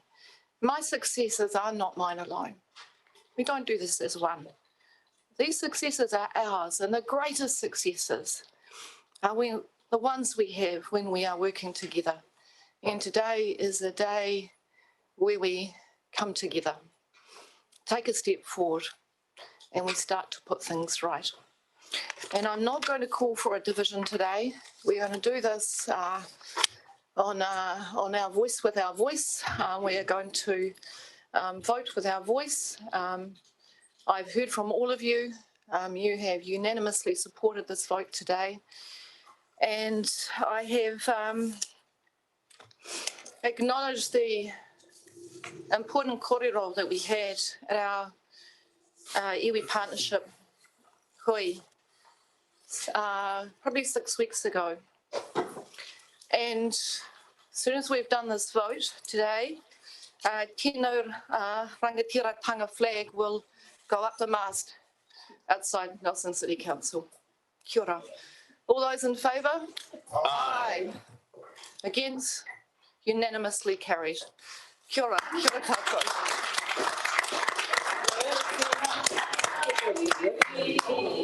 Tātou, tātou, Tu tēnā mai ngā iwi, tātou, tātou e, whai o te waramatanga, me te aroha e ngā iwi, kia taputahi, kia kotahira, tātou, tātou e, tātou, tātou e.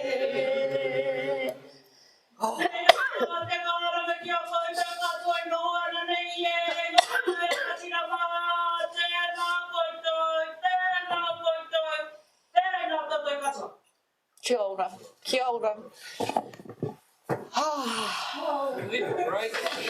We're gonna adjourn. We're gonna adjourn and adjourn together for Kai.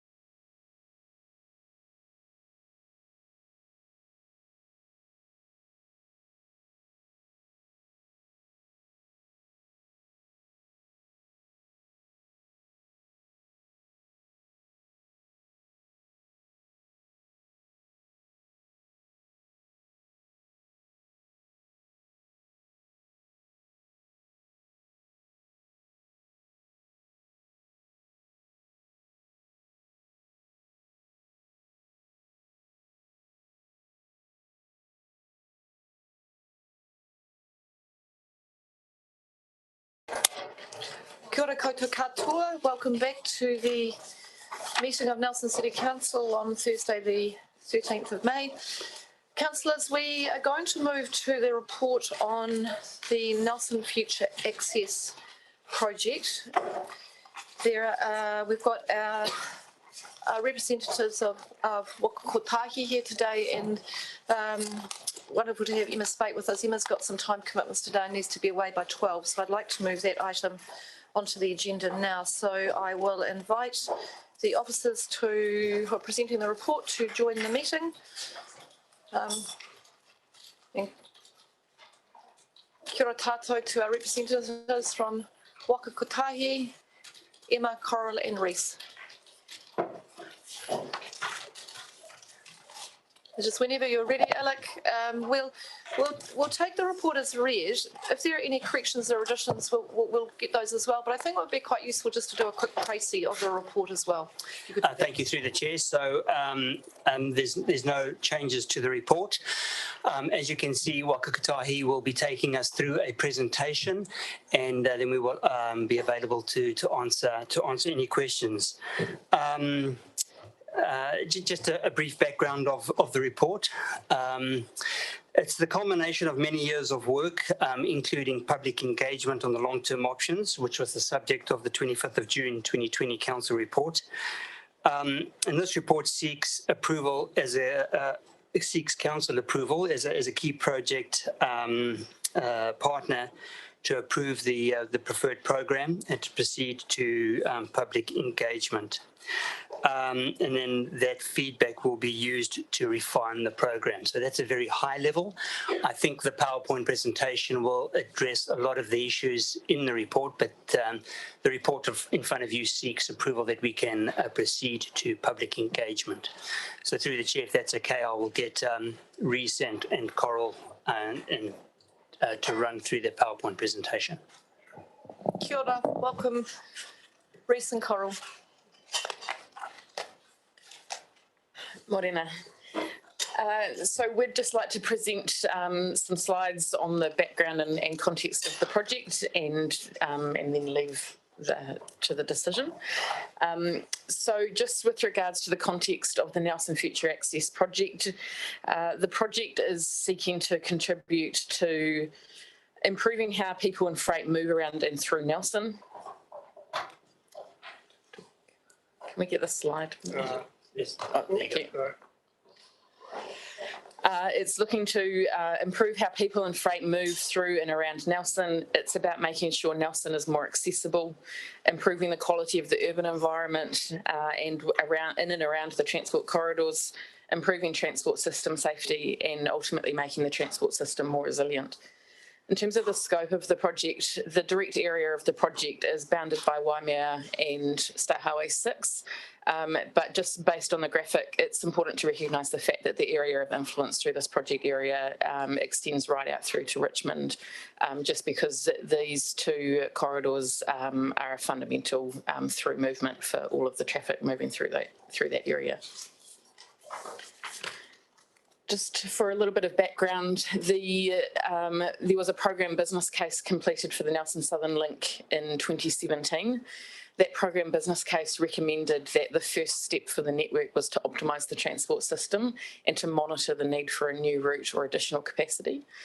The reason we are re-looking at some of those fundamental conclusions is that a lot has changed since 2017. So within the central government area, we had a change of government.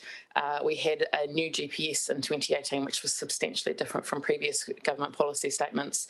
And that was reinforced again in the 2021 government policy statement when it was released. There's also been the recent release of the Zero Carbon Act. And in the local space, equally, there's been ongoing and continued growth. There was the release of the Future Development Strategy that looked at intensification and how growth should be happening within the Nelson area. Obviously, Nelson City Council declared early a climate emergency. And also there has been recently an outstanding natural landscape feature embedded across a portion of Rocks Road. And all of that is again within the global context. So especially with COVID, there has been a substantial change in travel behaviour change with things like working from home. And also if you look at micro-mobility, things like e-scooters, e-bikes, and some of those technologies, just the last sort of 5-10 years has seen substantial growth in some of that ability to move around. And so consequently, we have taken all of that on board and progressed from the program business case into a detailed business case. And so the detailed business case is looking to answer what the optimisation projects are that we need and how we will be delivering them. And ultimately, do we need additional capacity and what will that additional capacity look like? Much of what I just touched on, but the future of transport is unknown. There's so much that's changing at the moment. We don't know what future public transport might look like. It might be on-demand shared services rather than formalised bus services. We don't know about driverless vehicles or other automated vehicles. We don't know what the long-term consequences of COVID and the working from home environment might look like.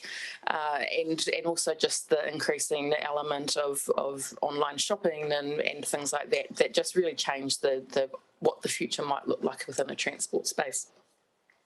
It's also looking at, from a Nelson City Council side, Nelson City Council smart little city, so how technology plays out into this space and how mode neutrality in different modes are treated is just an unknown that we need to factor into the way we plan the network.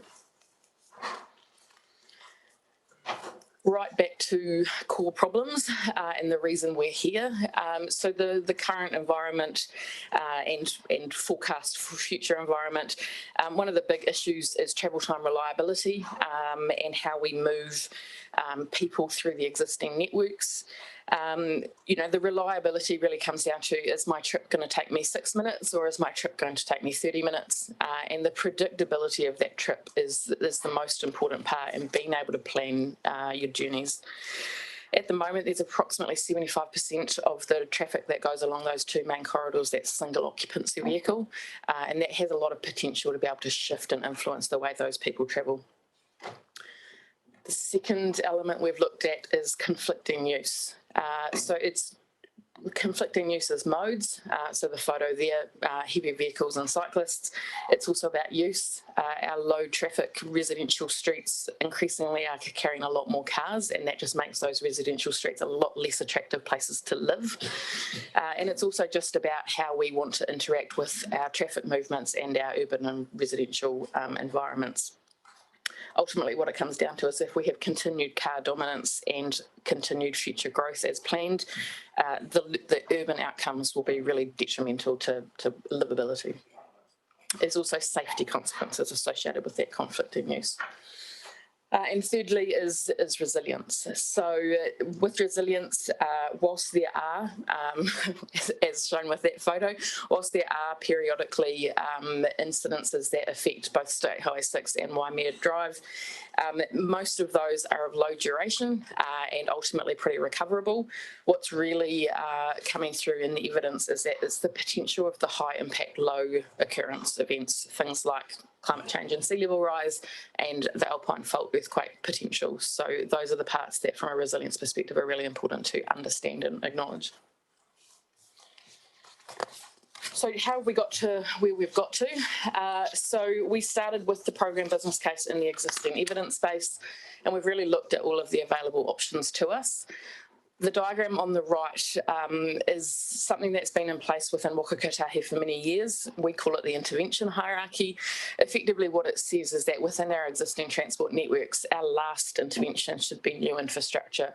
So our first step should be to consider integrated planning, then ultimately demand management and how we use that network, and then making the best use of the existing network, so optimising the way we use it, and then ultimately, if needed, new infrastructure. And so that has driven the way we've approached the long list and the options available to us.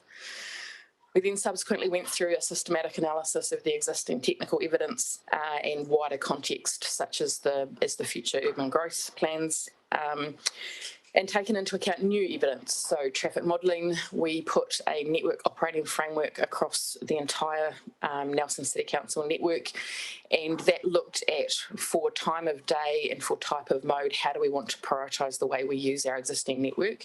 We can't continue to expect every mode and every movement to be prioritised at all times of day. That's where the conflict comes in. And ultimately, we've also taken into account the recent public transport review and the findings of the recent regional public transport plan. We made a comparison of those packages which produced the shortlist, and that shortlist of long-term packages was consulted in June. And so we have then taken on board that community feedback, and that has helped us inform the draft proposal which we'll bring to you today. What we want to do with the draft proposal now is to engage with the community on those short-term optimisation activities, because we didn't have detail of that in the last round of consultation, and we'll inform them of the decision we've made with respect to the long-term solution as well. We still have a little bit to go. We'll take on board some of that community feedback and finalise the proposal, and then we will bring that final proposal both to Nelson City Council and the Waka Kotahi Board for endorsement. Just as a reference, the packages, the long-term packages we consulted on last year were the short-term package, which was effectively that optimisation, travel demand and optimisation of the existing network. We then looked at priority lanes, widening onto the existing state highway corridor, or looking at brand new capacity through the inland route.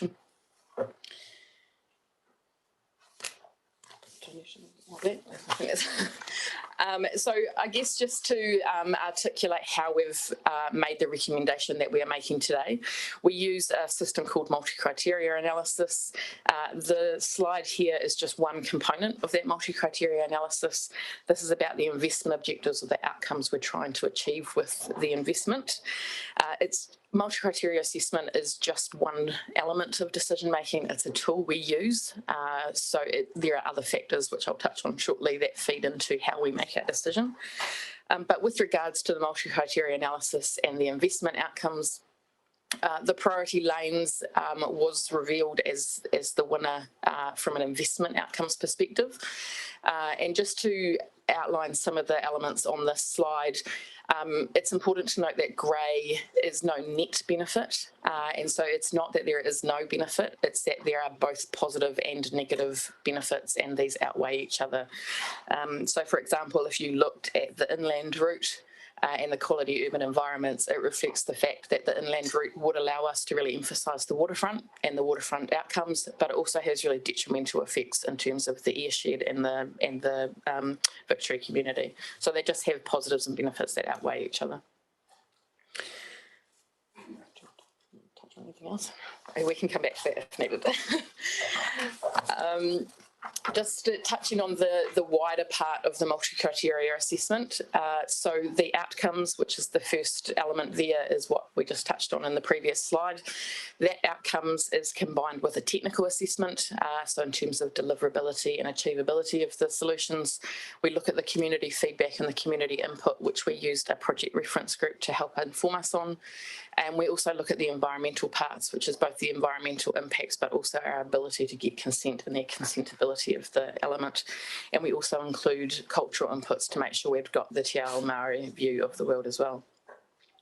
That multi-criteria assessment is ultimately combined with the economic benefits, which is our very traditional benefit cost ratio view of a project, and the financial viability, so the affordability and priority of that of those solutions within our funding frameworks. Ultimately, all of those feed into the way we make our decision. We make our decision also factoring in risk. So we have assumptions and, assuming what that future transport might look like, but there are risks associated with that. And so we take all of these different lenses and factor that with risk, and that all informs the way we make our decision.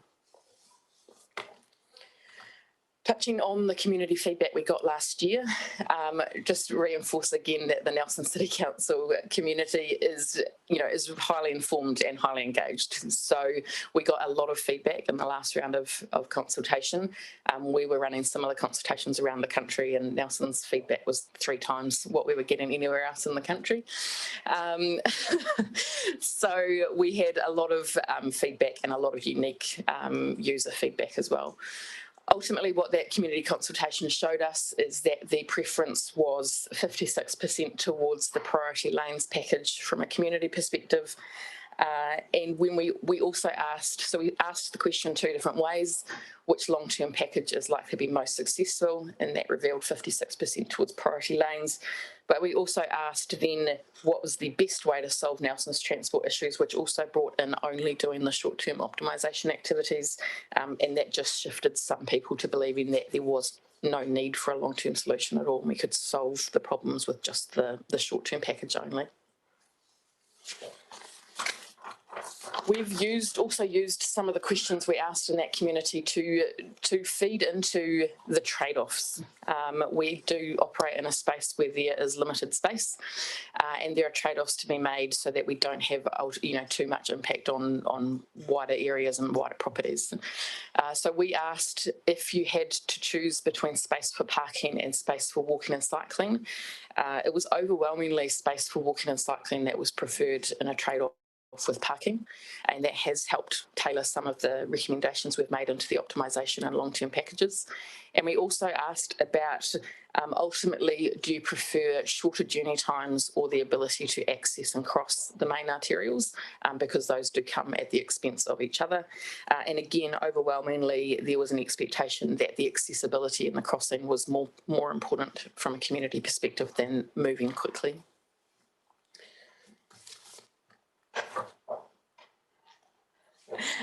And so all of that has brought us to the preferred program. So the preferred program we are bringing to you today is to first and foremost look at the short-term optimisation of the existing network. We have extended this over an extended period of time, in some elements to reflect affordability and affordability for both parties. It's also to reflect the fact that we will do the highest outcome, highest benefit activities first, and the subsequent benefits can be delivered over time. I'll touch on some examples of that in the next slide. We're also recommending that we initiate in the short term the Rocks Road walking and cycling facility. It won't be delivered quickly. It is a very difficult consenting environment, and we do need to work through the process of getting that consented, but we are recommending that we initiate the planning and the consenting process for that in the short term. We are also recommending that our long-term capacity, as and when it's required, if it's required, will be in approximately 10 to 15 years according to our transport modelling, and that is a refined version of the priority lanes from what we went out with in the last consultation round. And we are also recommending, and it is singularly for a risk mitigation perspective, to retain the existing land holdings on the inland corridor. It is not intending to protect that for future build, it is intending to protect that for future risk.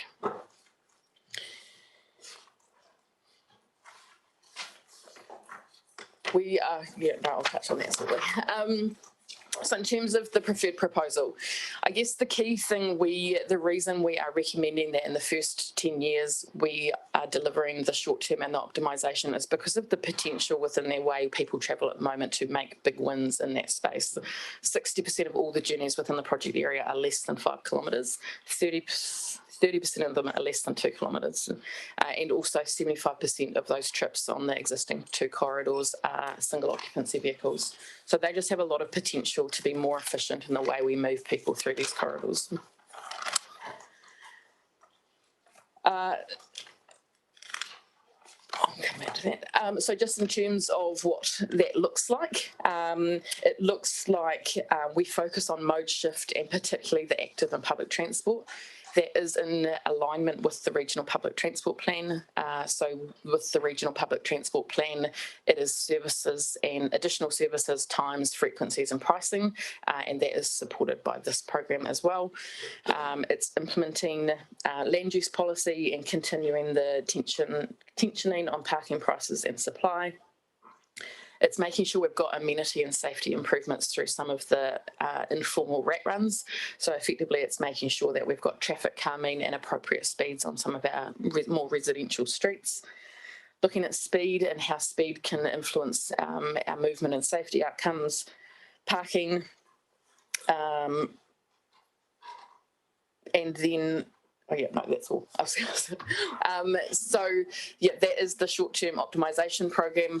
The key thing with this is that this will allow Nelson City Council to continue to respond to the growth. By getting the easy wins out of vehicles, we can make sure that we've got space for the vehicles that don't have the choice and for the individuals that can't make the choice to move to alternative modes. It really improves health benefits, encourages lower transport emissions, and it really improves urban amenity by allowing people to move easily and more freely and with the choice that works for them. It is important to note that there will be an ongoing monitoring program associated with the rollout of the Nelson Future Access program. A lot of that is because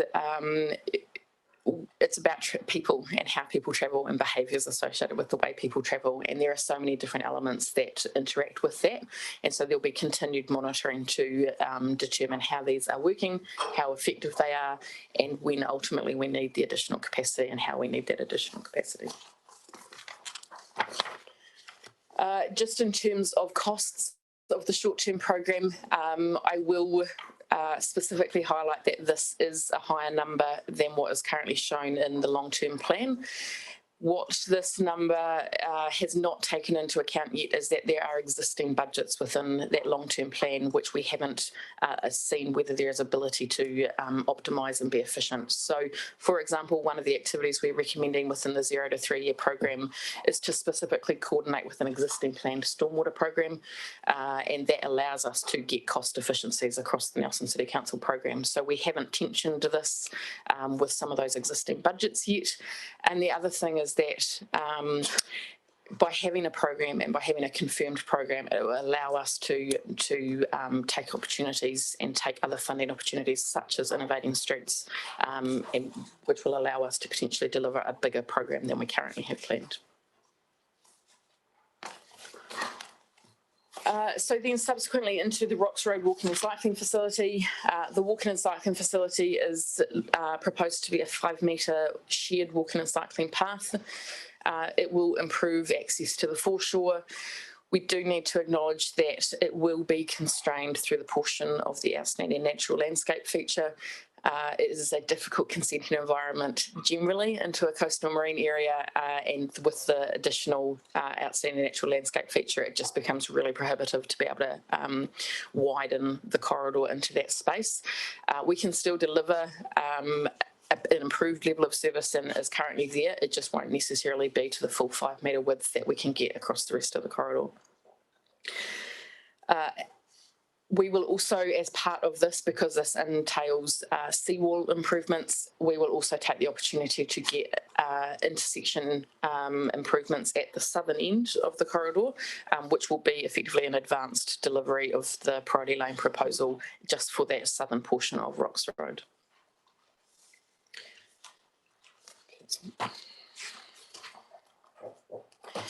We will be asking for community feedback in the next round of engagement. There are options that will only be determined in the detailed design development of this activity. And so, for example, one of the elements is there a preference or is there a desire for the type of wall? So, for example, we've got a concrete wall option, which is the top diagram there. or what we call revetment, which is an engineering term for a rock wall. There are different pros and cons associated with both of these, and there is also the opportunity to have portions of wall and portions of revetment. It's not one or other. And so we will be seeking community feedback on this, and there are pros and cons associated with both of these. The concrete wall, for example, has a lot of embedded carbon, but potentially better access in terms of fishing and other elements, whereas the revetment is more adaptable to sea level rise, potentially provides better resilience outcomes. But so there are pros and cons associated with both of those, and we'll be seeking community feedback on preference associated with those. With regards to the preferred long-term proposal, we are recommending priority lanes. It is a refined version of priority lanes. It excludes the direct portion of Rocks Road, which helps us with the outstanding natural landscape feature, but also reflects the fact that there's not a lot of side friction on Rocks Road, and so actually once you get onto Rocks Road, the movement is pretty free. It's the intersections and the friction at either end that causes the issues. So for reasons like that, we have looked at the priority lanes and made sure that we are implementing them where we get the best benefit and where we can still get the movement and the efficiency of the movement, but minimises some of the constraints and some of the costs associated with putting priority lanes across the full length of Waimea Road and State Highway 6. The priority lanes obviously was the most preferred option through the community feedback. It also was the highest ranking one through our technical multi-criteria assessment. And in terms of adaptability to the change of technology or the change of the way we move travel is also one of the most adaptable to some of those unknowns in the future. What it looks like. So the priority lanes come with intersections because it is a four-lane setup. It does reduce the accessibility and the pedestrian active mode crossing ability, and because of that we have got pedestrian crossing facilities and vehicle crossing facilities to enable better access through that four-lane system, and to make sure that we've got safe crossing points and effective crossing points for the side roads that feed into that priority lanes proposal. In terms of next steps, on the assumption that we get endorsement today, we will be immediately going out for consultation, and that consultation will feed into the final proposal. That final proposal just requires us to finalise the technical detail, get the reports all finalised, and it's proposed that we will be bringing that to Waka Kotahi and Nelson City Council in December of this year, and then ultimately we are able to implement and adjust our LTPs and LTPs as required.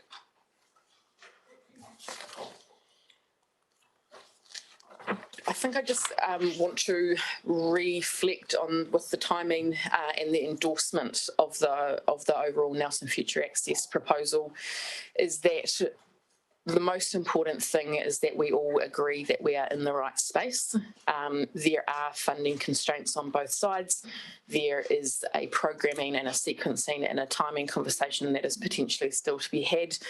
But the most important thing is that if we as partners agree that we are in the right space, we can really take on opportunities that come by having an agreed plan. And whether that's crowdfunding, whether that's enhanced funding opportunities such as Innovating Streets, it just allows us to really collectively agree that we're in the right space and we can take those opportunities as and when they come up in the future. In terms of engagement, we will be going out and engaging on the short term and other optimisation improvements because we didn't have very much information on that in the last round of consultation. We will also be engaging on the Rocks Road walking and cycling proposal, and we will be informing on the long-term priority lanes recommendation because that priority lanes recommendation is still forecast to be 10 to 15 years out.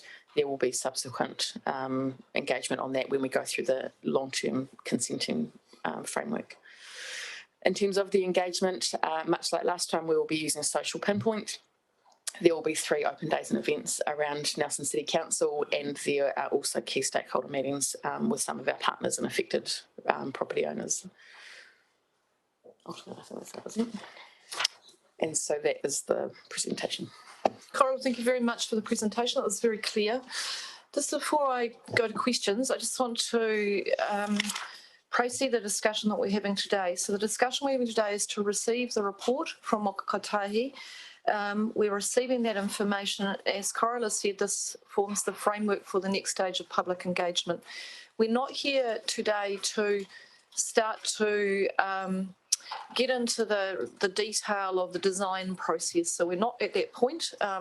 If there's something that you feel is fundamentally out of step in the engagement material, what you've heard covered today, that's the purpose of today's discussion.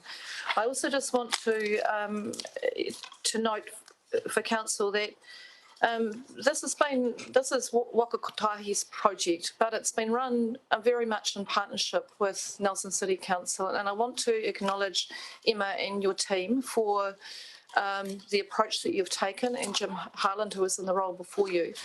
We've set up a governance group that myself, Councillor McGurk, and the Chief Executive sit on, and we have had the ability to walk through every stage of the project to date. I think that's been extremely beneficial. From time to time, we've had parts of the project which we felt weren't quite where they needed to be, and Waka Kotahi has taken it on board and gone and done some more work on that in terms of the evidence base, and we've worked through that.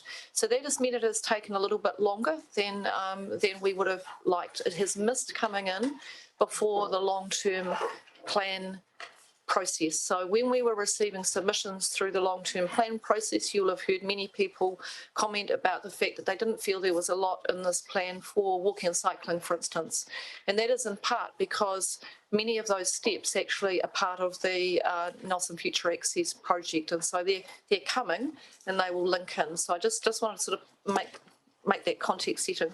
The other part of this is that I really just want to emphasise the fact that Coral's commented on the constraints that exist at the moment for Waka Kotahi and also for Nelson City Council in terms of funding. In fact, every part of the local government agency system when it comes to transport. And there will be some bigger decisions that have to be made by the Minister of Finance and the Minister of Transport in terms of where the government wants to set priorities for transport and whether the hypothecated fund, which is the sort of closed fund that Waka Kotahi operate with, is going to be sufficient to deliver on the emissions reductions outcomes that the government's seeking. I personally have a view that if the government is serious about getting the emissions down, then they're going to need to look at that through the budget provisions to make sure that we can actually make this next 10 years count. And I think the funding constraints are very real. We've also set out in our long-term plan that our ability to meet the funding assistance ratio share of some of these projects will stretch us to a point we can't afford. And so we've signalled very, very clearly, and it was raised again today by Coral, that there are some funding discussions that will still need to be had about how we are going to fund these projects. The Rocks Road Walking and Cycling project is a state highway project, essentially, and so we'd look at what the funding component would be there as opposed to other projects. But essentially, there are still discussions to be had around funding. So that's today. Is this material suitable for going out to engage? Do you feel it is the right debate? I just want to also be clear that if the council decides that they can't endorse the Nelson Future Access work today, then my understanding is the project will stop. I just want to make, Emma, I just want to perhaps ask you to comment on that. That is my understanding that you wouldn't proceed if this doesn't get endorsement today. It's a really important regional program, and if we don't have the support of the council to proceed, because these are council roads as well in council communities as well as our roads, we wouldn't go ahead without that support. Thank you. So it is really important, and I'd reflect on other communities where we've taken this approach to get a plan together. It actually then helps us take advantage of opportunities in the future, and it doesn't mean that everything's tied down and in concrete, but it does mean we've got a shared understanding of how to proceed. But yeah, we absolutely wouldn't proceed without your support. Okay, thank you. Now, Councillor McGurk has indicated to me that as a member of the governance group and the chair of the Regional Transport Committee, he wishes to move this, and I wish to second it as the other member of the governance group who's worked on this project now in its various iterations for probably 10 years, possibly longer. So I do have quite a degree of investment in seeing some outcomes today. So it's moved and seconded. I'll open for questions and then we'll come back to speaking. So on the question list, I have Councillor Brown, Councillor Sensen and Councillor Ika. Cool, thanks. Sorry, I wasn't expecting to be first, so bit thrown. I did have some questions around the funding, but after the Mayor's commentary, I sort of just make it noted that there's constraints and future discussions are still to be had, especially around the impact on local roads, considering 9.3 points out that the state highway does benefit by the upgrades to the stuff on Waimea Road. So I'll just park that for now based on the wording that has been shared by the Mayor. So I'll go to my other question, which was the priority lanes onto Hunanui Drive and Waimea Road. And you showed your slide with the funding thing, and then you had another slide where you mentioned affected parties would be identified in a discussion. What I would like to know is how are you going to engage with them, considering previously on Te Hunanui Drive, priority lanes were established and then de-established because they didn't work and the affected parties had not been properly engaged with. So how are you going to address that this time? To the effectiveness point first, very short stretches of priority lanes aren't particularly effective, but more importantly, the technology has significantly moved on from previous iterations, and so our ability to enforce and our ability to monitor priority lanes is better than it has been in the past.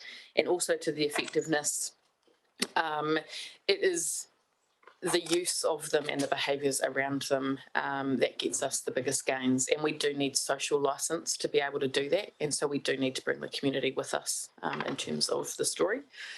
In terms of the engagement, we will be talking to directly affected parties for short-term affected properties. But in terms of the rollout of the long-term priority lanes, that will come subsequently when we're closer to the implementation of that. Because of the optimisation program, which is our short-term approach, the timing of those priority lanes is really dependent on how people change their behaviour, if people change their behaviour. And so it could be 10 years, it could be 20 years. So the community engagement that you've set with your social pinpoints, and you said that this is about doing the detailed business case. So going out to the community for consultation, we are sending a message that this is not a fait accompli, that their input will be factored in through that consultation process. Yep, so the social pinpoint is specifically around the short-term optimisation program, and so that is the activities that we intend to progress within the 0 to 10 year timeframe. And so that feedback that we receive from the community will help us to confirm and put detail around those short-term components. Okay, and then my last question through the chair is around the resilience. You mentioned about holding on to your assets within the inland route for resilience because the Alpine fault line is a risk. How has that been factored into your short-term and medium-term options? It hasn't been factored into the short and medium-term options in the respect that it does require no action on our part. It is existing land holdings and our only decision is to not dispose of those existing land holdings. It is important to us that we will be including a property strategy associated with those land holdings. Most of those land holdings currently hold the existing walking and cycling facility, and so we will make sure that we've got a property strategy that makes best use of that land in terms of being a good neighbour. At the moment, it's not always been maintained as effectively as it could be, so we will be including a property strategy to look at how we manage that property going forward. Just in addition to that, if there was to be a major event in that time frame, then we would still have those land holdings and we could plan to respond as necessary. But we can't plan to act in advance of that. Thank you. Councillor Sansom. Thank you, through the Mayor. Kia ora koutou. Thanks very much for this. I am pretty comfortable to endorse it. I think my main question really is just having come through this long-term submissions process, one of the really strong themes that came through was our community urging us to be doing more about, taking more climate action and more in terms of safety for active pedestrians and cyclists basically, and all mobile micro-mobility. And so I just kind of want to know if you think that this package is really going to enable us to deliver to the community in terms of significantly improved safety, connectivity, and I guess not just safety in terms of the data, but the sense of safety. We hear from a lot of people who want to make the modal shift, but just do not feel safe, or they don't feel safe to support their kids to do that, getting to and from school, even walking, crossing roads and that kind of thing. So are we going to be able to do that in, what I would say is short term in terms of a kid's life, which is, maybe 3 years rather than 30 years? Difficult question. So I do believe that the short-term program, the reason we can push the priority lanes package out for 10 to 15 years is because we do get really good wins from the from the optimisation and short-term programs. It's about, there are pretty good walking and cycling facilities in Nelson already, but there are gaps in that, and it's typically gaps because they're the hard places to address. And so this program is looking to fix some of those key connection and key gap issues to really make it so that you can do end-to-end journeys by active modes. And also in terms of safety and perception of safety, it's also why we've got things like traffic calming along some of those rat run routes, the routes that aren't designed for the high levels of traffic volumes. So that is where a lot of the perception of safety comes, is that you think you're on a low volume, a nice quiet residential street, and you still get lots of cars going through. So I do think that that this will be effective in terms of that.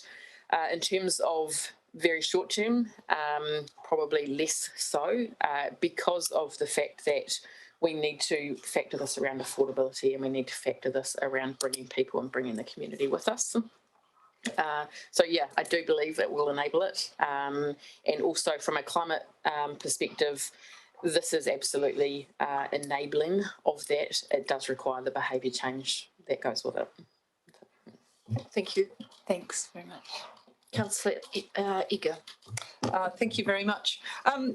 Last time we approved something to go out for consultation in June, you actually tabled a copy of the document, the consultation document, but you haven't done that today, even though it is going out for consultation today. I'm just wondering why we maybe aren't going to get to see what the community is going to get to see.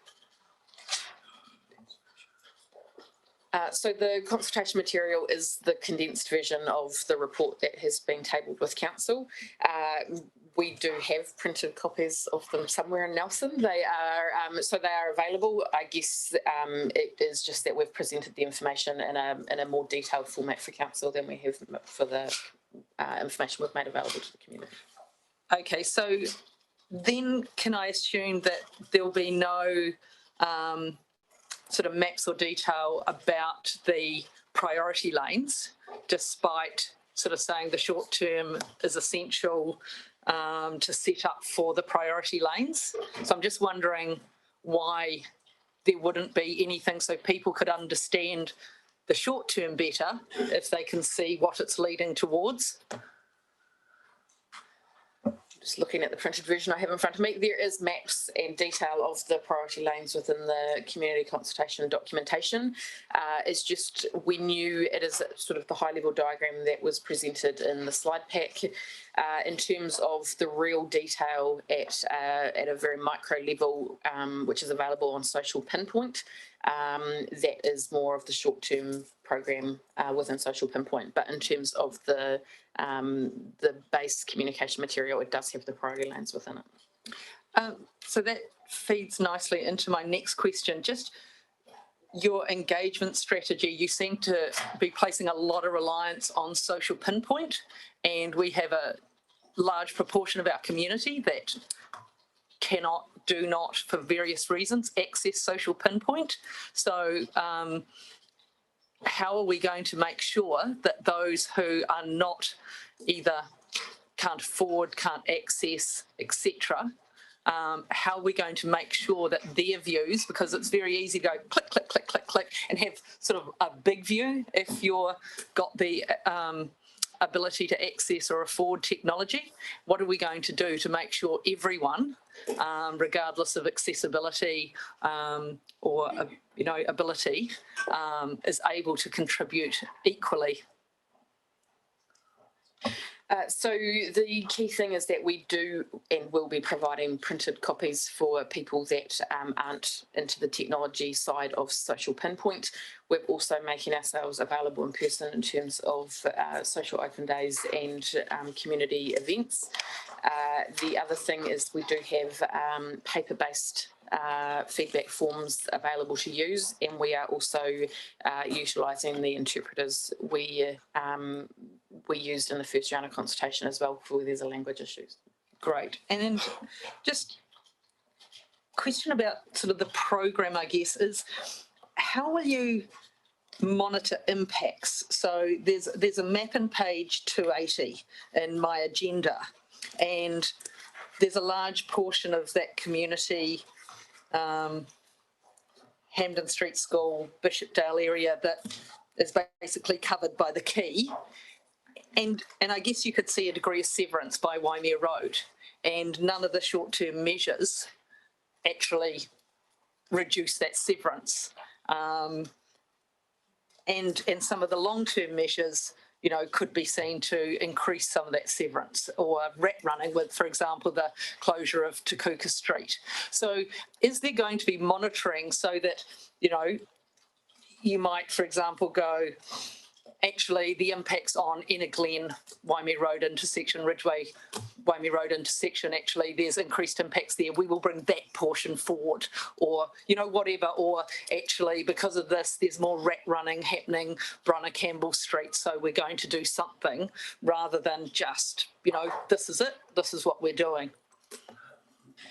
So in terms of monitoring, obviously Nelson City Council have their own transport monitoring program, and Whakatahi also, and as part of this program it is going to be important to keep a monitoring lens over this.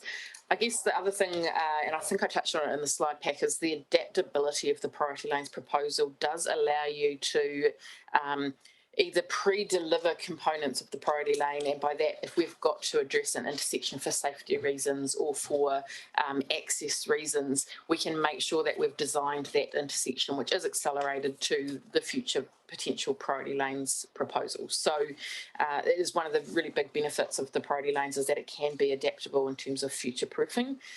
And yes, there will be the opportunity to bring some of those forward for different outcome reasons, whether that's accessibility or safety or other.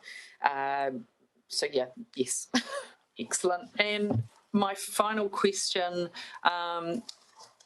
is just on Rocks Road walking and cycling facility.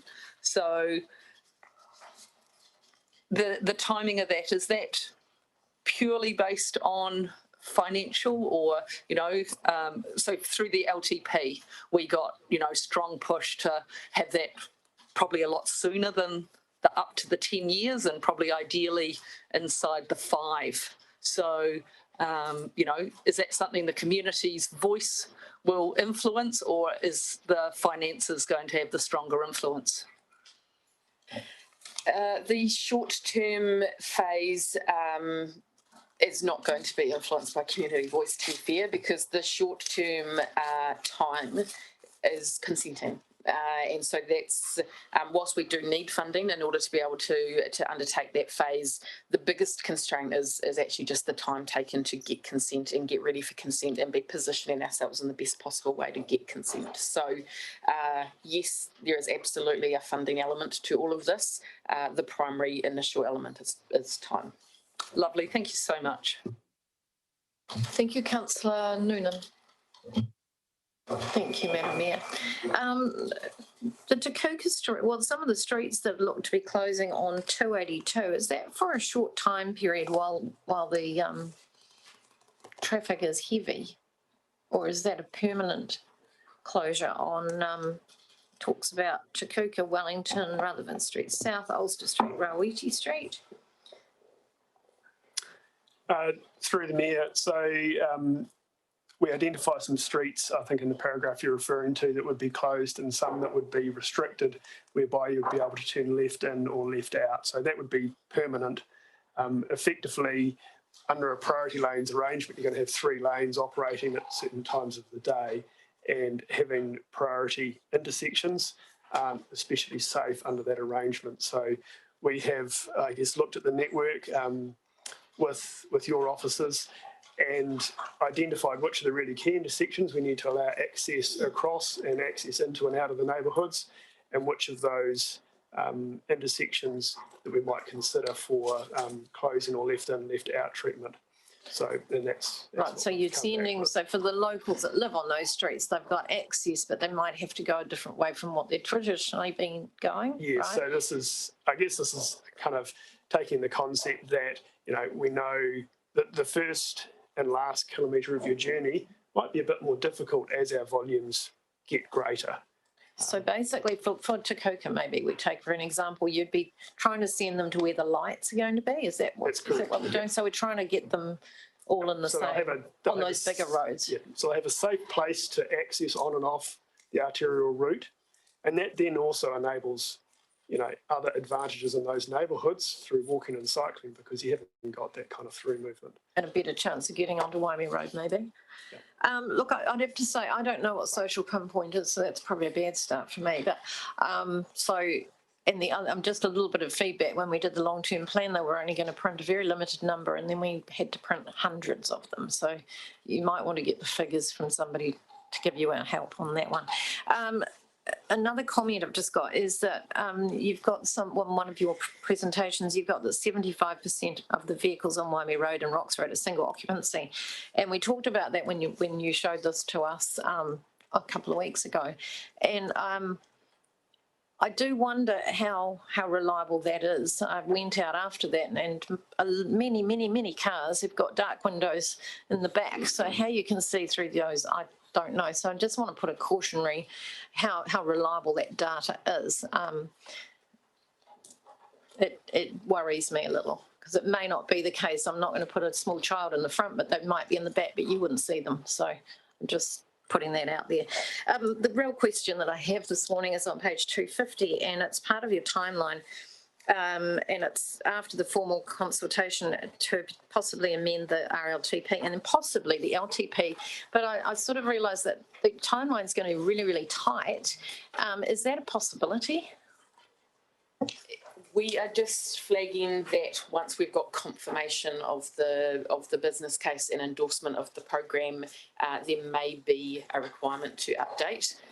We would obviously utilise existing variation and update processes as much as possible, and it will depend on the existing line items. Some of these activities might be low cost, low risk activities, for example, which wouldn't need to be varied. So it just depends, and we've just flagged the fact that we may need to vary once we've got confirmation. Okay, and are there any financial implications for NCC as a result of maybe that? I don't think I can answer that conclusively. There would be confirmation of the placeholder that currently sits within the long-term plan, and that may be in a programming adjustment to that. But I can't say that conclusively, sorry. Okay, I'm just a bit nervous because. Councillor De Vries, do you want to have a go at that one? So through the chair, as we've indicated in the report and through the long-term deliberations, we have put a placeholder of 30 million. We are going to go out to further engage. We're going to see what comes back. And we've flagged that the feedback from that will feed into the detailed business plan may well have implications for the Nelson City Council as well as Waka Kotahi budgets. And that's why we need to potentially make changes to the RLTP, the Regional Land Transport Plan, and then make changes through to the LTP, be that through the annual plan or some other mechanism. But there is a chance based on what we've been presented to today and what we're presenting to you today, that there will be an implication, but we appreciate that there will be mechanisms as to how we deal with that. Okay, I'll leave that one with the Mayor to balance the box. One more thing, some of the submissions that came in recently at our hearings last week was regarding lighting on the Railway Reserve, and given that you own that, would you like to pay for it? That's effectively the reason for having a property strategy associated with our existing land holdings, is to understand and give effect to whatever we might look to do on the existing land holdings. Thanks. Positive thoughts on that one. Thank you, Councillor Laurie. Thank you. Really interesting stuff. Am I right in thinking that the 2008 Nelson North to Brightwater strategic study and the 2011 arterial traffic study reached the same or similar conclusions to your study? I don't think I can speak on some of those previous ones. This is absolutely consistent with the program business case that we published in 2017, which said that optimisation was the initial solution, followed by potential capacity. So what this has done is taken that program business case recommendation and dropped it into a specific, there is a set of activities listed below this, and confirmation over what that long-term capacity might look like. So yes, it is consistent, and it's put a further level of detail onto that. Right. Through the chair, could I ask Reece, because he was involved, I think, in at least one of those, if that is his understanding of that they do reach similar or same conclusions? Through the chair, I haven't got the final reports in front of me, but they've all of the findings from the various studies have all recommended optimisation of the transport system first before capacity, which is consistent with all of the reports and the intervention hierarchy that Coral presented in the slide deck earlier. Great, thank you. Next question through the chair. Who's going to pay for the improvements to the seawall? Will that come out of the State Highways activity class? It is a Waka Kotahi State Highway cost, and I don't know how we will break that down. It may very well come out of the walking and cycling activity class. That is, it will be a function of when we do that funding application. Okay, through the chair. Just because, so I can understand it, like it's still the highway. It's not just a walking and cycling facility. So why wouldn't it come out of the State Highways activities class? If I could just give an example why it might not, the Narangata Petone walking and cycling facility that is currently being built is being funded entirely out of the walking and cycling activity class, even though it's got significant resilience benefits for the highway and the railway lines. So it just is a function of how we initiate and go forward with the activities. Okay, so that's still to be decided through the chair. Yes, it is still to be decided, Councillor. So where the costs, the dollars, which option it goes through is still to be worked through, and that depends on what the criteria setting is and how when we get into the funding assessment process as to where it might land through the National Land Transport Fund process if it's sitting within that. Cool. It will also be influenced by the government policy statement of the day. So we have our current set of requirements in the current government policy statement, and the funding applications will give effect to the the current government policy statement. Okay, thank you. And it says in the report within 10 years, that means a walkway, cycleway, 5 metres built around the waterfront within 10 years of today, hopefully. Is that what that means? Yes, that is absolutely the recommendation. It is subject to standard funding and prioritisation processes, as are all NLTP activities. Great, very exciting. Thank you. Councillor Neil Stevens. Happy that all my questions have been answered. Councillor Skinner. Thank you for that. The outstanding natural feature you're talking about around Rocks Road there, so I might have missed it. Does that mean you can't widen it there, or you will, or? We will still ultimately need to replace the seawall because we have an end-of-life seawall issue. We will not be able to justify additional width into that area. We've had legal opinion that the combination of the coastal marine area and the outstanding natural landscape means it is legally unable to be extended into. So the walking, cycling, separate pathway proposed would not occur at that point? We have the ability to rejig slightly the existing space available to us, and we might be able to gain some additional space just through the replacement of the seawall. However, it will be it will be a better level of service than currently, but it will be constrained compared to the rest of the corridor. And for the chair, in regards to having a cycling at 5 metre cycling walking way along the length of Rocks Road, Wakefield Quay to Haven Road from Annesbrook, I'm sure vast majority of public think that's great, but then that vast majority of public might say you're dreaming. We've tried looking at that, and you'd have to move the boat shed, boathouse, yacht club, etc. to do that. There are absolutely trade-offs that need to be made in order to give effect to this proposal. Some of those trade-offs might be shoulder width, some of those trade-offs might be parking, and some of those trade-offs may be impacts on individual buildings. That is where that next stage of detailed design will need to exactly work out where those trade-offs are sitting, and we will be talking to affected parties to go into more detail on some of those specific instances. So through the chair, so that may mean moving, we've looked at that fairly in depth and we couldn't squeeze much between those buildings. Would that mean the moving of those buildings would be needed? Through the chair, so we, through the development of this proposal, looked at the trade-offs that the boat shed would be impacted. The rest of the buildings wouldn't be, but there would be a trade-off around the amount of parking that would be provided through that corridor and those zones. So those cross-sections and detail will be shown on Social Pinpoint.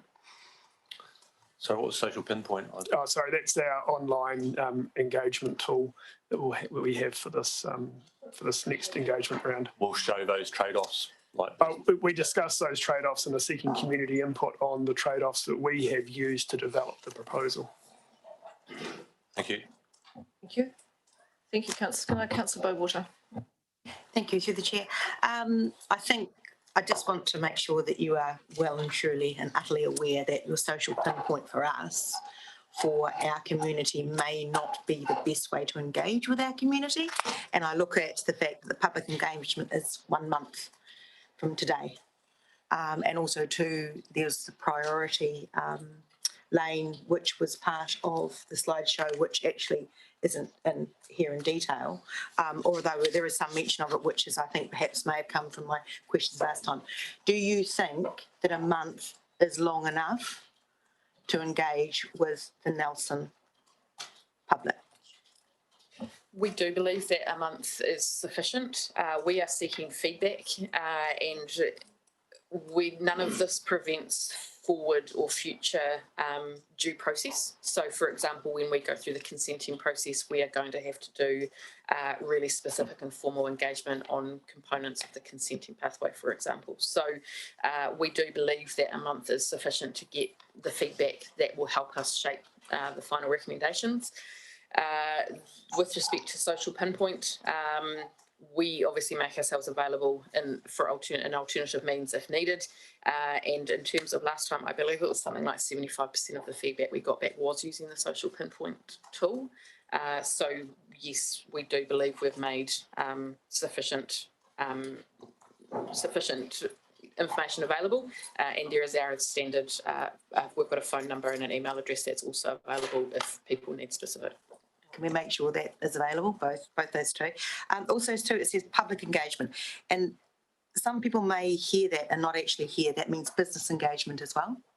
So I'm just wondering about your priority lanes and the business, all the people that we affected in the long term around these things. So is it business engagement as well? Because we've had this thing called COVID and a lot of people are really struggling and they may be more concentrated on their business than by what's happening in a meeting today and a conversation that we're having, which will have impact on their business moving forward. We are only informing on the recommendation for the long-term solution, and the reason we are not going into more engagement level of detail on that long-term solution is that we can't provide certainty, we can't provide confirmation of when, and it is subject to, you know, a lot of technology, behaviour and other changes between now and the next 10 to 15 years. So whilst we're informing that this is the long-term recommendation, and we will make available information that sort of reiterates the fact that we're not going too far outside of our existing corridors. It's not sort of, you know, massively into existing properties. So yeah, we are only informing because going more than that provides a level of certainty which we don't have. Thank you. Thank you. Councillor Fulton. Oh, thank you. Through you, Madam Mayor. Look, I just have a couple of questions. I am feeling a little bit like it's a deja vu day, and some of the items on the agenda we debated fairly thoroughly back in 2012. So it's good that we're here, but it feels like a long time waiting. And I guess my first question would be, do you not feel like we have engaged with the community over this issue for at least a decade, if not longer, and that the community's been waiting pretty patiently and wants us to get on with doing things? Are you hearing that from the community? Absolutely. And we expect it. We do know that there's been the previous engagement, so we do expect that feedback, and I absolutely acknowledge it. I think what's important is that we have left a lot of things uncertain with some of the previous work, and I think that's where we have really sought to make sure that we get confirmation and detail through this proposal so that it is actionable, and so that us working as partners can make some of those gains and make them actionable. So yes, absolutely acknowledge the previous rounds of engagement, and we do expect that feedback again. Great, thank you. I have a couple of other questions through the chair. So my other question is around, it's page 282 of our agenda, the refining the priority lanes via peak period clearways. And I really appreciate that there's a map and it's very clear what the intentions are in terms of meeting those objectives in 10 to 15 years' time. However, paragraph 2 of that talks about improvement of the public transport frequency, duration and coverage combined with reduced fares are put in place first, and that the priority lanes come later, yet we know that priority lanes are also a way of creating that modal shift, because if you're sitting in traffic versus in a bus lane which flies past the traffic, there's another incentive to get onto the bus.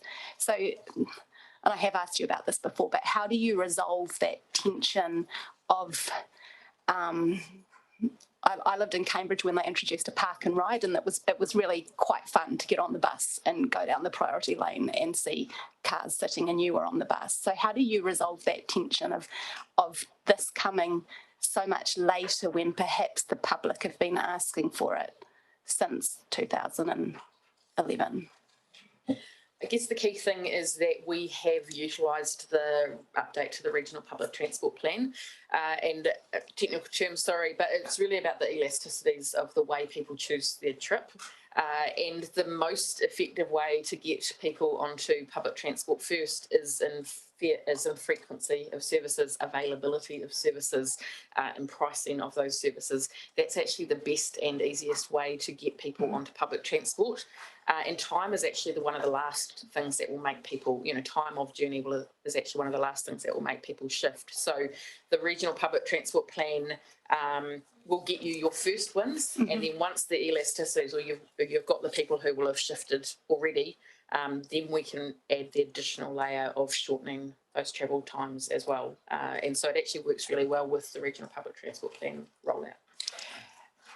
And do you think that works well in Nelson? So, for example, my daughter used to commute to Nayland College and it required 2 buses and in probably a good hour of transport time. What would take 7 minutes by? She ended up with a scooter, actually. But how do you, in Nelson, where people do have shorter transport journeys than perhaps other bigger cities, how do you resolve that our public transport network will meet the needs of our young people and meet the needs of our students and meet the needs of people trying to commute or get to the supermarket or get to the doctors? How do you really believe that our public transport review can achieve those goals? I guess I'd just touching on your example, one of the parts of that is route availability and frequency. So that's part of that equation as well. I guess the key thing is we're looking to shift the journeys that can and should be shifted. So if your journey is the 30% under 2 kilometres or the 60% under 5 kilometres, then actually active modes, e-bikes, cycling, those kind of things are actually the better choice than public transport necessarily. So it's about making the right mode choices available for the different types of trips. And it's not about saying you shouldn't need to drive your car anytime. It's about there are better choices for most of our journeys than we're currently employing. So it's not just about public transport, it's also about those other modes and the right choice for different journeys. Okay, I've got 2 more questions. I'd like to make them very brief, and I'd just like to remember why we're here, just to make sure that you're happy there's enough to go out for engagement. So I'm conscious I've got an extremely long agenda still to finish, so if we can just keep it at the decision point that's needed for today. So I guess for me it's around the timing, and I really want to understand the timing because I do believe our community wants us to get on with doing things. So in terms of those short-term measures, addressing some of the issues around rat runs and traffic calming, slowing down our streets, will you be getting on with that work quite quickly? Collaboratively with our partners, I hope so, yes. Yeah. And then finally, in terms of, I can't quite remember the word, you're protecting the southern material for future risk, and I thought it was really good how you explained that so clearly today. Does that mean that you are able to now open up that route as a walking and cycling route and enhance it as that corridor? For example, I've had people approach me saying they can't plant fruit trees, that kind of thing, because of the uncertainty. We now have certainty that it is a walking and cycle way, so you can enhance that as an alternative mode of transport. I'm going to give the same response I gave previously, which is we will be undertaking a property strategy to make sure we get a good plan for those land holdings. Thank you. Okay. Councillor Rainey. Thank you, Madam Chair. Specifically in regards to the Rocks Road walking and cycling facility, I note on page 281 of our agenda, which is figure 6, I guess, underneath figure 6 on your report. The comment, most of the cost of this walk and cycle facility would be met by Waka Kotahi. The transport component is estimated to cost between 60 and 70 million. There will be opportunities for council and the private sector to partner with us as we design, consent and deliver to improve the amenity of the waterfront. What I want to be reassured is that what's going out for input by the council reflects flexibility in regards to the partnership between council and Waka Kotahi in regards to the walking and cycling facility. And the reason that I'm saying that, because already this morning we have been told that there will be constraints because of the natural landscape features of a particular stretch of that. However, when I think of this walking and cycling facility in the waterfront of Nelson, I think iconic, as many people say time and time again, it's an iconic thing for Nelson. And of course, when you look at iconic walking and cycling facilities in some of the other cities around New Zealand, some other places in New Zealand that may well have been contributed by Waka Kotahi, Kaikoura, Wellington, Auckland. Some bold, artistic, visionary designs have been put in place. For instance, if we were to go multi-level around that landscape area, cantilevered so that the cycling was above the walkway, say, for instance, so that we could still retain 5 metres of width. Some people may say, well, that's just outrageous. But of course, if you look at some other projects around the country, that's exactly what's happened. Some really bold initiatives have been put in place. What will the procedure be? What will the process be for NCC to be involved in this rather than just a governance input, but actually some kind of input that's going to reflect the iconic social, cultural and tourism value of this waterfront project? We haven't established any particular framework for engagement on that, and the initiation of that phase of work would help set out the parameters of that. I guess the reason for that paragraph in there is we will be putting in a walking and cycling facility. That's the reason for the Transport Agency, and it will be good urban design and it will be an appropriate facility for where it is. I guess the reason is, if there are, making things up here, if there is space for food carts or for other sort of public type spaces, that's where obviously we would need the Nelson City Council or others to come and coordinate and partner with us. So it's not that we're going to put in a very utilitarian minimum design, but ultimately we are there to deliver a transport product. So there are opportunities, and yeah, we will establish parameters and processes and engagement around that when we set up that project phase. Thank you. Councillor Bywater. Thank you, through the chair. Nearly thought I'd do this debate, but something that's not really mentioned through this is COVID and public transport, and I'm just wondering about that going forward. But then I'm thinking we've got the scooters, that's been mentioned, that's fine, but I'd just like that to be mindful that there is COVID and that may actually create restrictions moving forward with public transport. Yes, I quite like the idea that you realise it is a natural landscape, and we quite like what we've got around Rocks Road, and it's very lovely and it's very beautiful, and I do hope that we can keep that aesthetically looking that way. So no, the rest of it I can get. Oh, one more thing. Along the Railway Reserve, there's been comments made around being used by many different people, cyclists, etc. And now we've got e-bikes.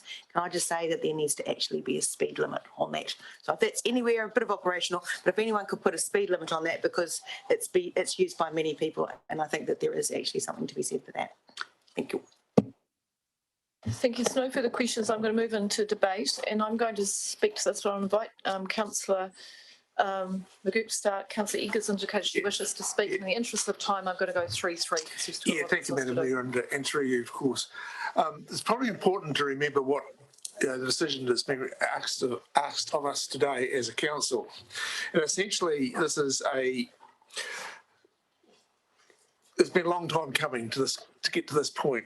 But what is being asked of us today is that this council approves the preferred option to go out for public engagement by Waka Kotahi. After all, it's their project.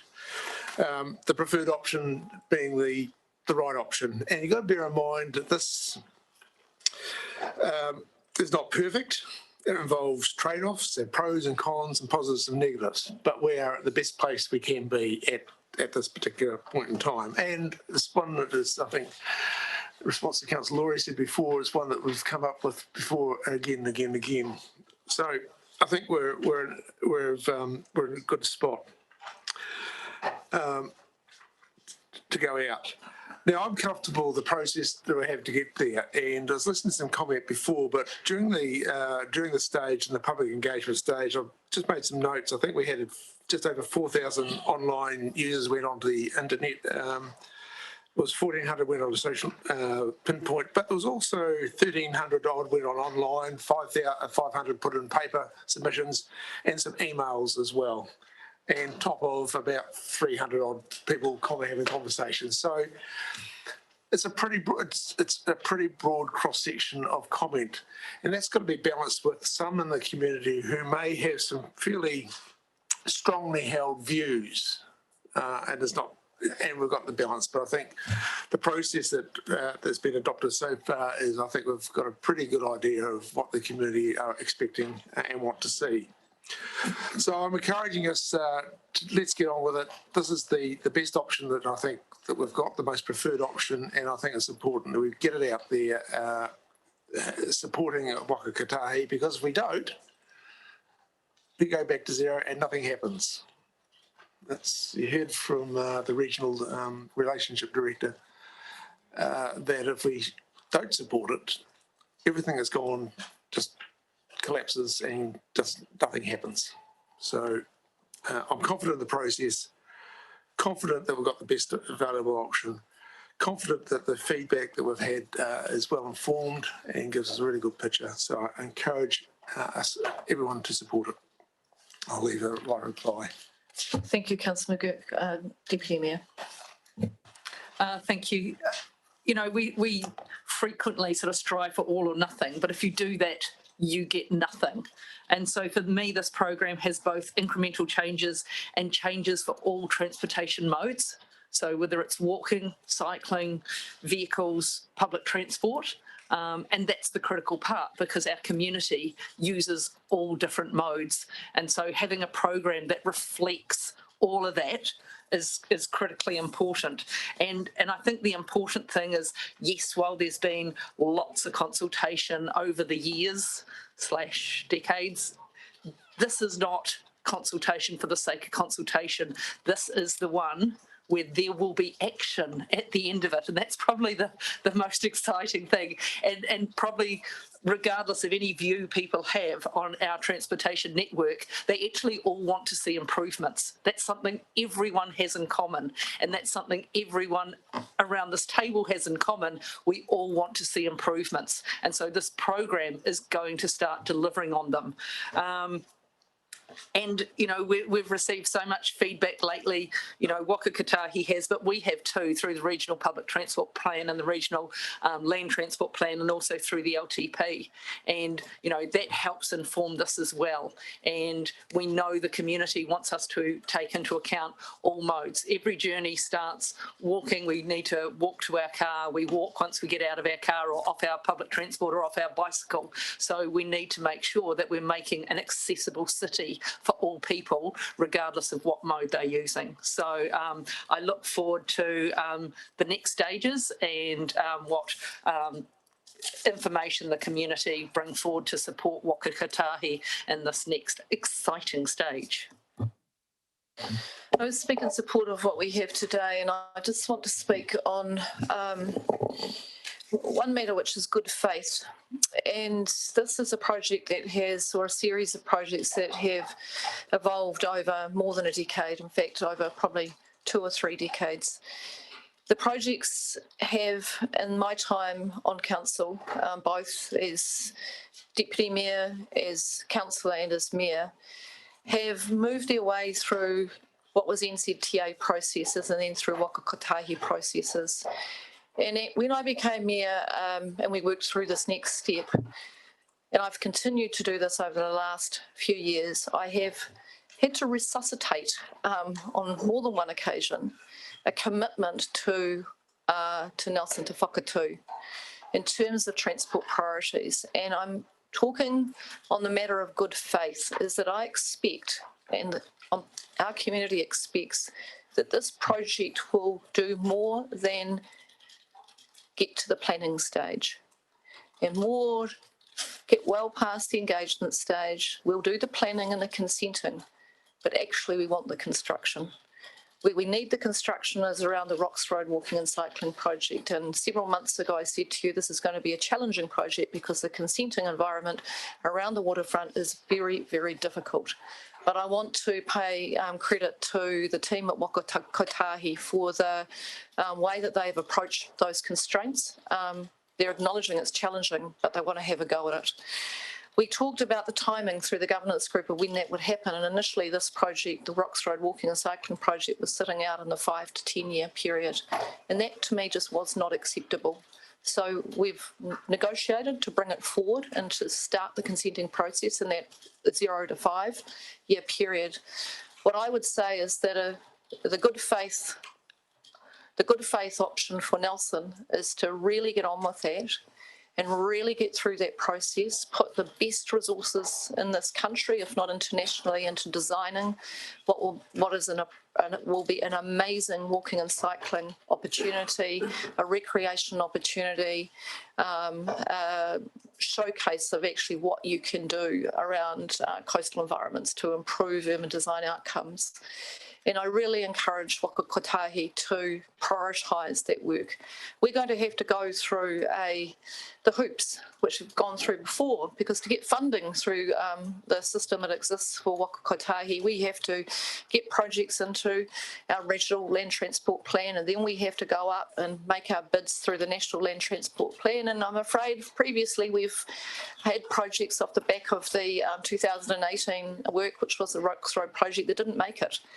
And in order to get to this stage, I've had to, with your support, advocate to the board of Waka Kotahi to get the funding for this next step. I really implore Waka Kotahi to prioritise this work for the people of our region. We've waited a really long time to actually see something happen, and I think there's been some pragmatism, there's been some acknowledgement of the importance of the government policy statement. As Councillor McGurk said, there have to be compromises. We're trying to work in a constrained existing environment.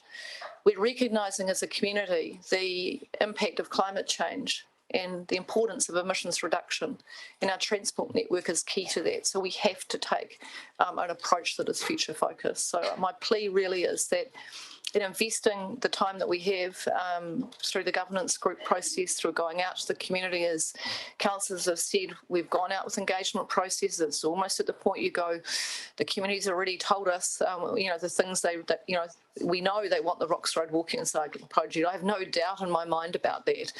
I think they'll understand as they come through and see the constraints on how we can work with what is there. And I'm hoping they're going to get behind and support this. But the most important thing is that we don't end up yet again, having done the good work here, having done the stages that we've done, have gone out and engaged, putting this into our regional transport plan, and then finding that it doesn't make the cut for the national land transport funding, because we really need to get this through. So I'll just leave it at that. I look forward to seeing what the public's got to say, and unless anyone wishes to speak against this, I'm going to go to Councillor McGurk for the right to reply. No, there's nothing more than I wish to add there, Madam Mayor. Just, I think this is, now that we've identified the long-term preferred option, it just means that we can actually make some of these shorter term and increments along the way, knowing that we do have an end, an end point, a place of direction. So that's critical. So those improvements that we can, that our community are asking, we can actually get on with that as well. Kia ora. But put the motion, all those in favour? Aye. Against? Carried. Thank you. Now, Councillor, I'm going to need you to stay here. I'm going to need you to stay here because we need to go into public excluded to deal with a matter before we break for break. Can we have it noted in the minutes that the voting was unanimous in favour, please? Because not all of us got to speak. No, but it's important it's noted in the minutes that it's unanimous. No, I'm not sure. I'm not sure that I could do that, Councillor Fulton. So, and I'm. So I think it's really important that NZTA knows that they have the support of all the councils. The call for a division is too late, Councillor Fulton. Good faith and goodwill are what are going to get us moving along on things, and obviously we've seen a lot of that today, so let's keep it going for the rest of the day. All right, I'm going to now move us into public excluded business to deal with the mediation matter. Yep, I second. Seconded by the Deputy Mayor. I'll put the motion, all those in favour. Aye. Against? Carried.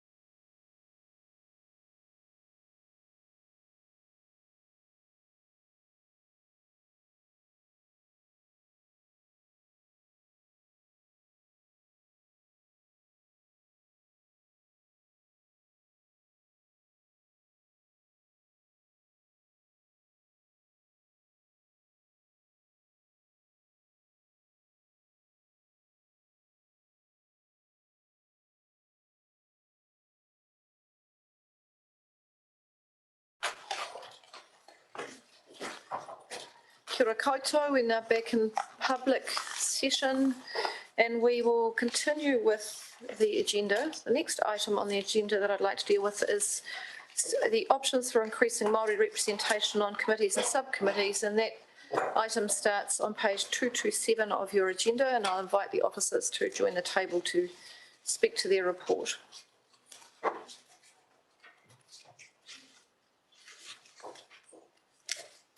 And welcome back to our youth councillors.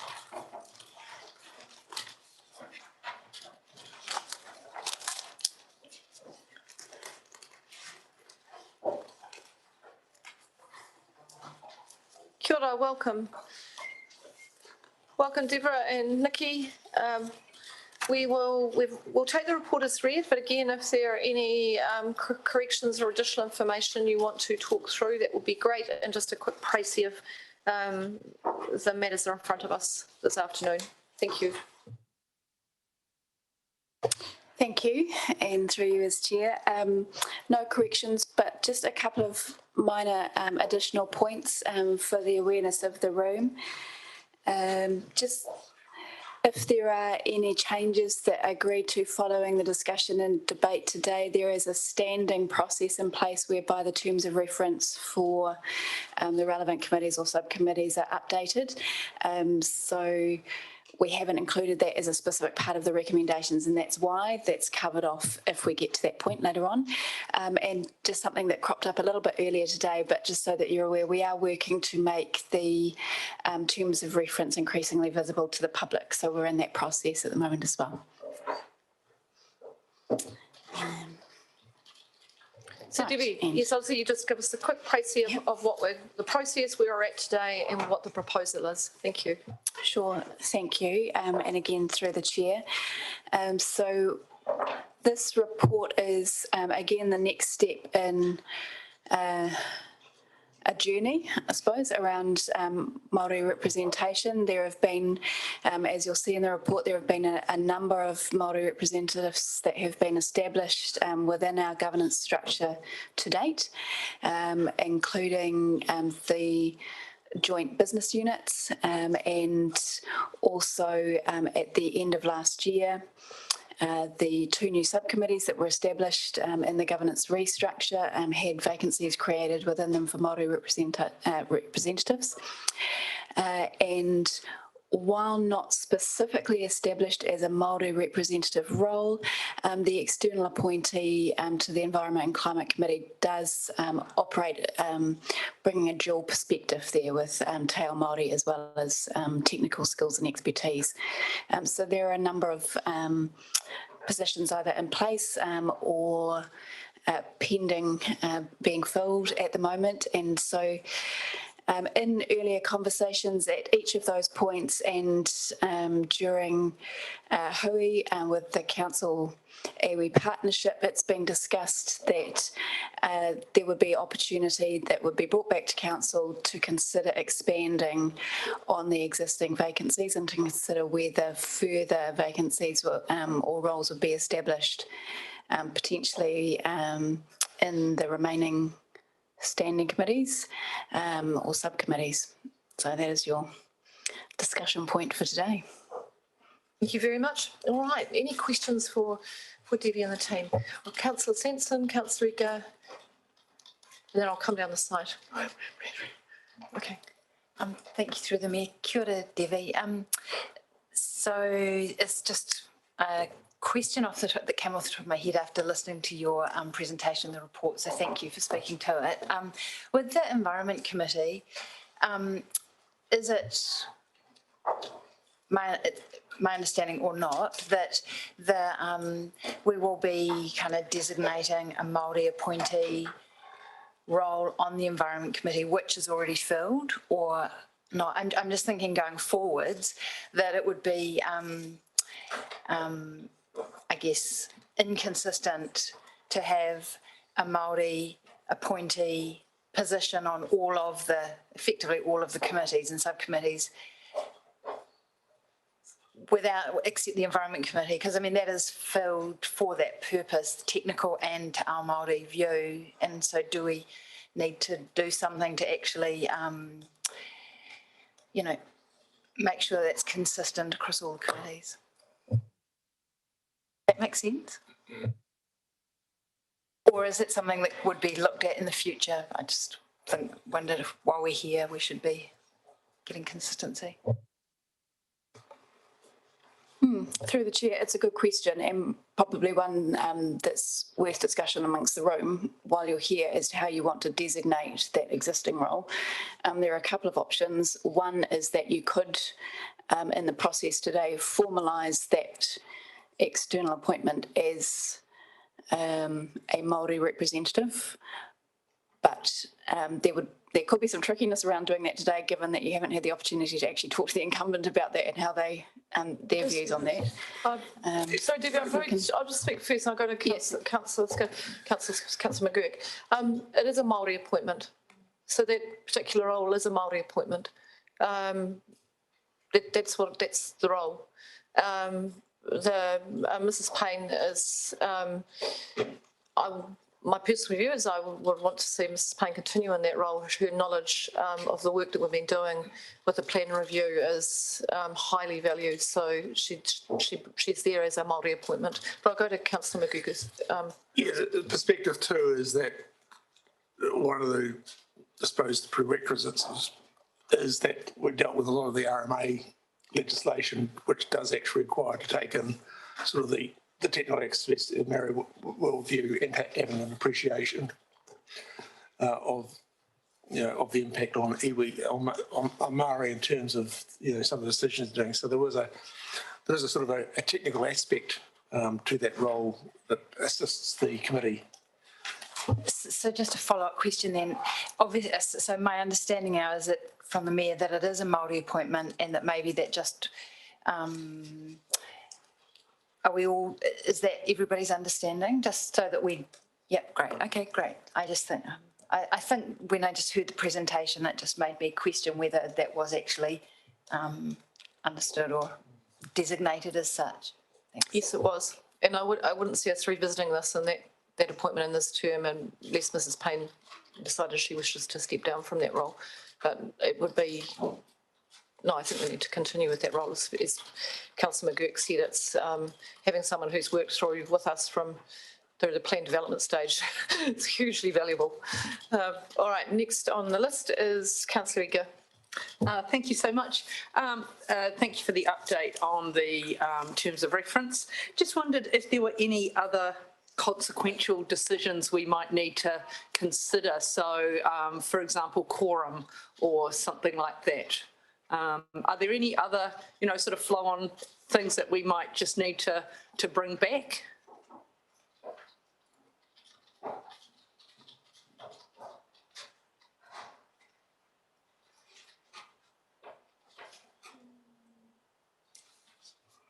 It is possible that there would be some minor sort of governance implications that we would consider depending on where we got to today, and we would bring those back. Yeah, we'd go through, following any decision today, we'd go through the terms of reference for each again in fine-tooth comb kind of detail. Yeah.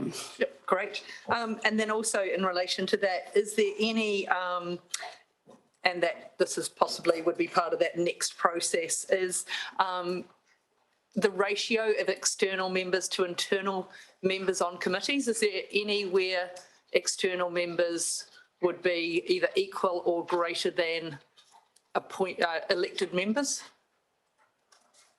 I couldn't see any myself, but yeah.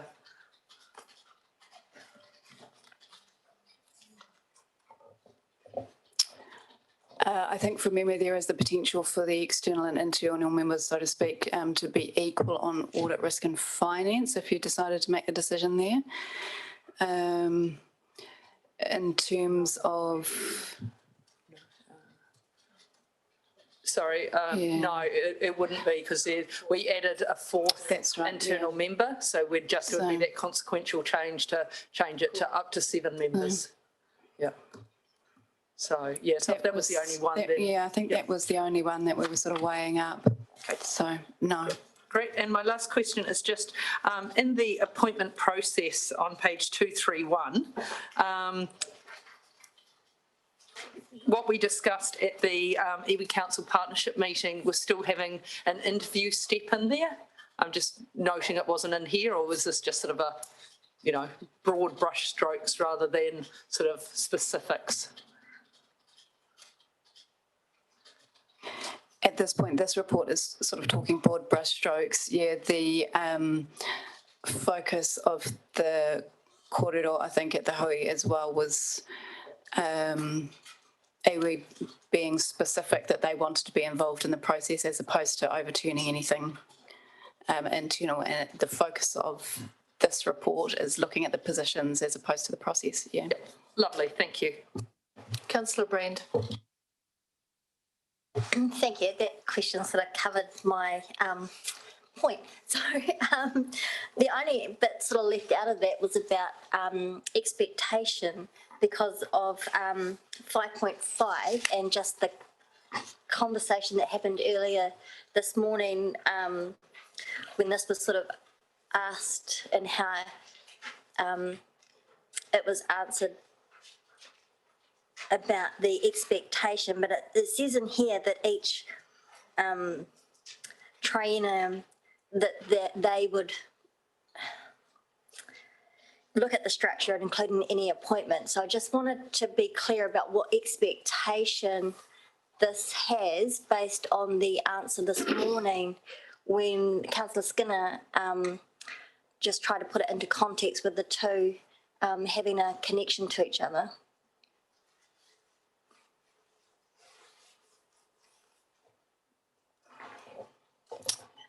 Each incoming council has the opportunity to review the governance structure that's been in place, to change that if they wish, to the extent that they wish.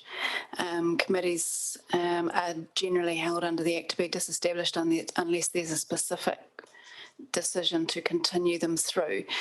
So that's what point 5.5 in the report is speaking to, that this council can obviously make a really strong message if it chooses to, as to Māori representation and how it wishes to meet that expectation of the Local Government Act.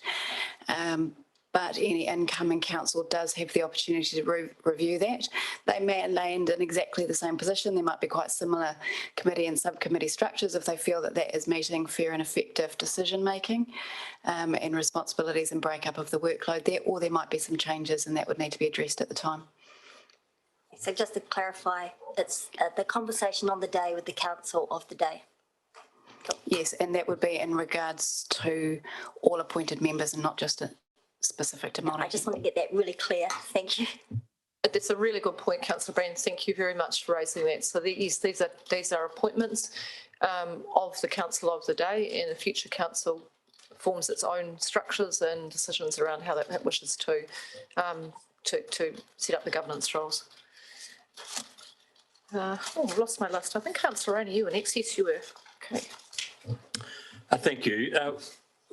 When I read this report, I had some difficulty with the wording of 2 under the recommendation that council establishes a Māori appointment in each of the following governance bodies of council. And the reason that I'm saying that is perhaps better articulated by 5.11 and 5.12 on page 231. The process that's outlined there says nominations will be brought to council for consideration, accompanied by a relevant resume, etc., and then should council resolve to appoint the nominee, the candidate will then be notified. Now, my concern is that actually under this process that's been outlined here, the power to appoint lies with council. Council plays an important part as to the final choice as to who will be, if we go through with this, as to who will be representing Māori. I don't think that follows in the footsteps of the kind of thrust that we've had in the preceding item on the agenda.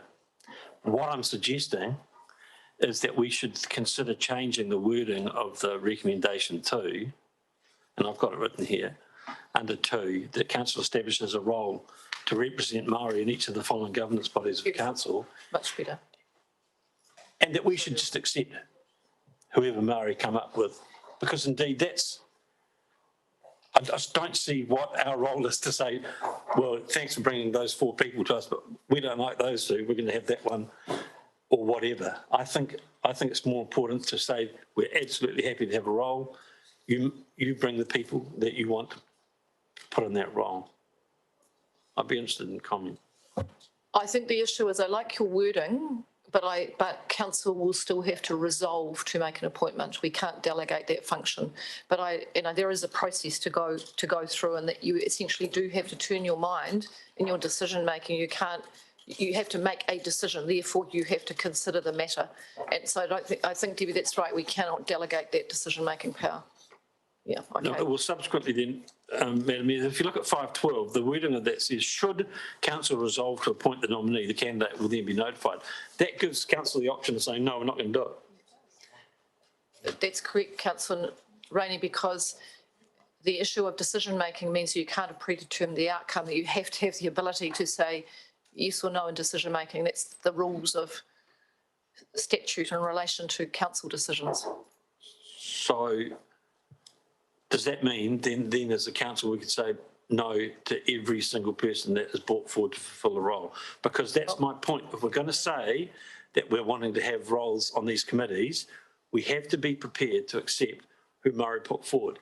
So what I'd say is I find that suggestions fanciful, because I have confidence, absolute confidence, that in the discussions that we've had at the iwi Partnership Group and getting to this point, that iwi will recommend to us people with absolutely the capability, the commitment, the skill sets that we're needing for these roles. I have absolute confidence in that, so I just don't think that is a realistic outcome. I just can't see that being the case. No, but Madam Mayor, I completely accept what you're saying, and I also have the confidence, but under the wording that we've got in here, the power lies with council. And I'm not absolutely sitting comfortably with that, and I think we should resolve to establish the roles and accept that we're going to accept who's put forward. The officers, but I don't believe we have the ability to delegate that decision-making power. So, Debbie, I'll get you to answer with a microphone, I think, so we've got that recorded. Certainly, yeah, no, council does need to make that decision. So you cannot stymie future decisions of council in either direction. Okay, thank you. But I like the wording that you had, Councillor Rainey. So Anita, I would just wonder if you could read that out a little more slowly, and we'll just see if we could capture that. Okay, fantastic. Thank you very much. Next up is Councillor Noonan. Thank you, Madam Mayor. A couple of questions. When would the start? The start at the 1st of July with being our financial year, or does it start at another time?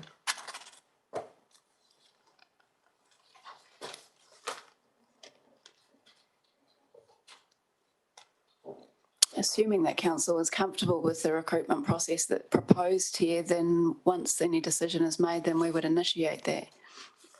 It'll probably be July anyway by the time we get through the That's, process. yeah, it's realistic, but yeah. And my other question is at 5.10, talking about job description and relevant terms of reference for the committees or subcommittees. Certainly the chair of urban development and myself were able to have some input into the requirements, specific requirements for a specific type of work involved. Is that, it doesn't say here who will be involved in helping to draw up the job description and the terms of reference. So your thoughts on that? Again, yes, sorry, by necessity, the appointment process has been a little bit high brush strokes, but I suppose I am personally of the view that it would follow a very similar process to what you and the Deputy Mayor recently experienced, and the relevant chair and appropriate people would be involved in that process and speaking to the specifics. Build it up, thank you. The other thing, I think that's the last question I think I'll have is whether the candidate with the person who's nominated will then be introduced to the chair and the mayor of the relevant committees. Is that the protocol? What would be the thinking on that? And I'm thinking more about the fit of the person to the setup of the committee and the working relationships. And so there's more than skills involved in employment, and it's the fit or the nature of the person involved with the rest of the body, which is what we try and what the mayor tries to do when she puts the committees together. So I'm just wondering if that opportunity to meet the chair and the mayor before it comes through to council for adoption, is that the thinking?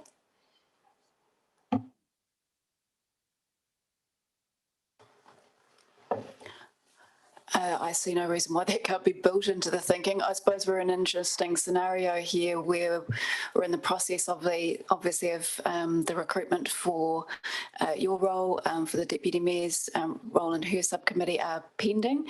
So we haven't reached that exact point in the process yet, and those are sort of the first two in this newer process. So I do think that there's some space to think about that kind of thing being involved. Yeah. Is it? Do you want to add? I might just add that the iwi Council Partnership Group agreed to a process of appointment for the current subcommittees, and that agreement was that council would provide iwi chairs with the role descriptions, and the iwi chairs would initiate their own nomination process, and they would shortlist, they would make a decision, and they would provide the candidate, the appropriate, most qualified candidate to council, who would meet the committee chair and the mayor in the first instance.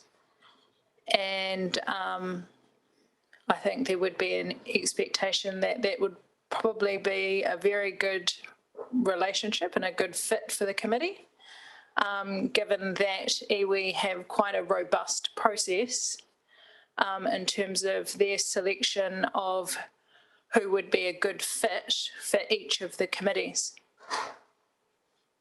Follow that. I think that an interview is a two-way thing, so they may have questions of us as well, and for their own well-being and knowing, they may have questions that they may want to ask the chairs that they wouldn't ask in an open forum, for example. So it's always a two-way partnership-y thing. Yeah, thank you. Sounds good. All right. Oh, Councillor Corney, question. So I didn't have you on my list. Apologies. No. Sorry, I missed you. Through you, Madam Mayor.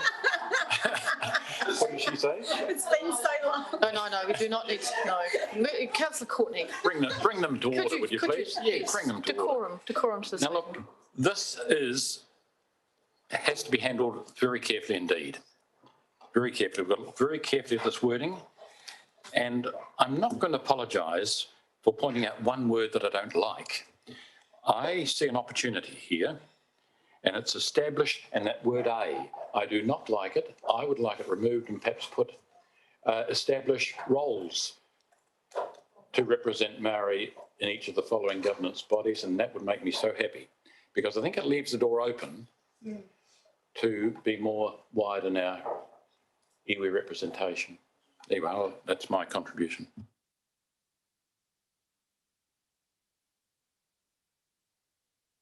Get some advice from the officers.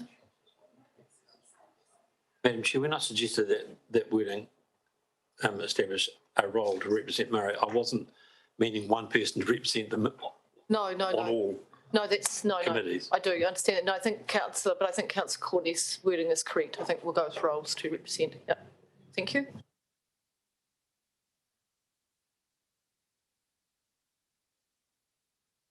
Moved by councillor Courtney, seconded by councillor Fulton. Councillor Skinner.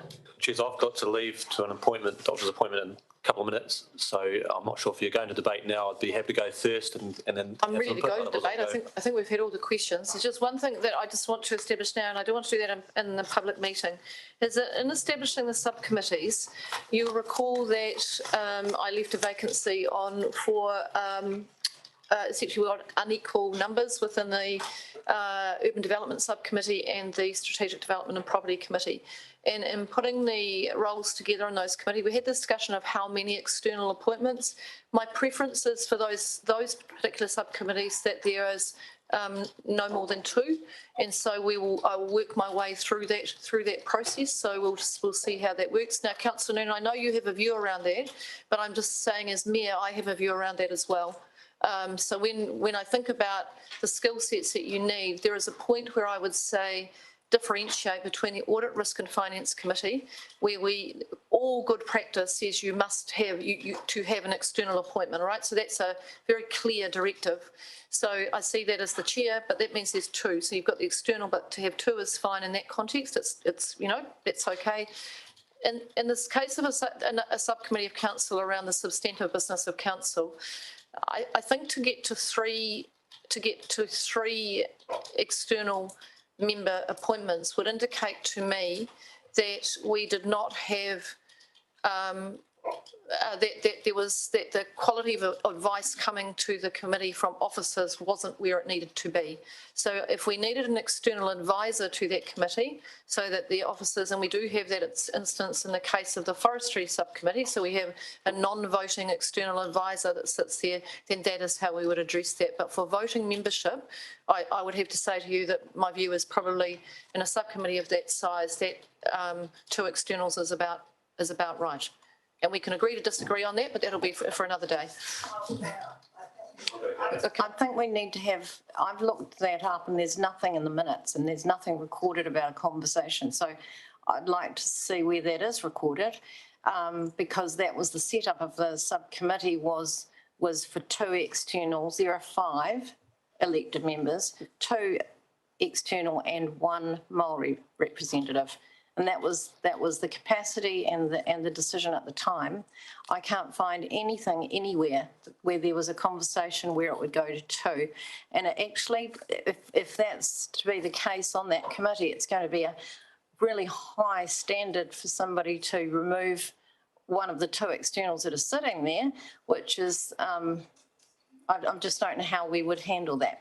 Well, we'll work our way through that process, and I'll have to look at what the delegations do say in terms of the numbers that are sitting there. Maybe if there's something recorded. 3 externals. I can't. No, there's always a series, and Councillor, I'm not going to get into a long debate around this today, but it has been raised, and I'm just saying that in my thinking, and I note the comment in there around for the period of the triennium, but I will always look, and we've made changes to committee structures through the triennium, and we may work our way through that process. So I just look at that just in terms of a weighting. That's probably getting to the point where I'd say if the committee needed that much support, then it's probably time to put an external advisor in play who's a non-voting external advisor equivalent to the Forestry Advisory Group.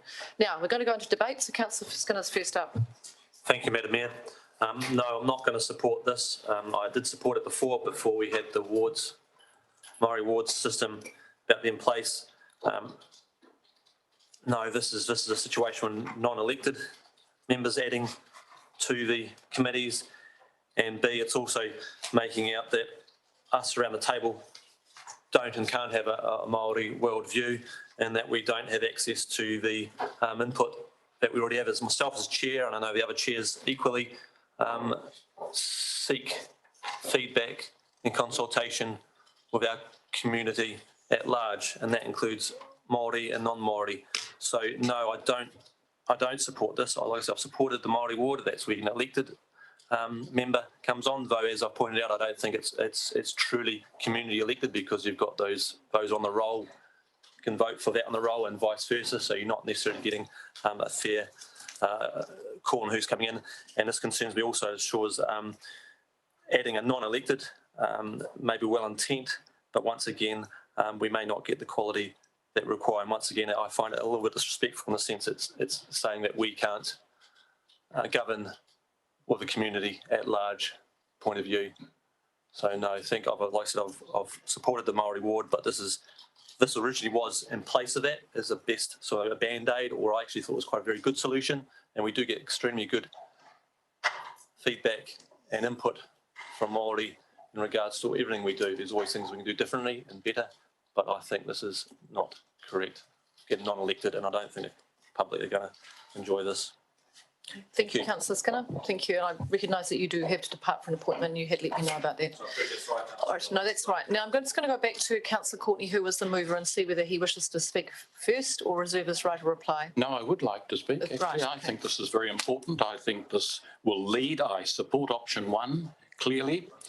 It leads to a more diverse council, because that's what we need. We need that very much indeed. If you look around this table, we're dominated here by 40 to 60-year-olds, and the rest of us are in a minority. And I think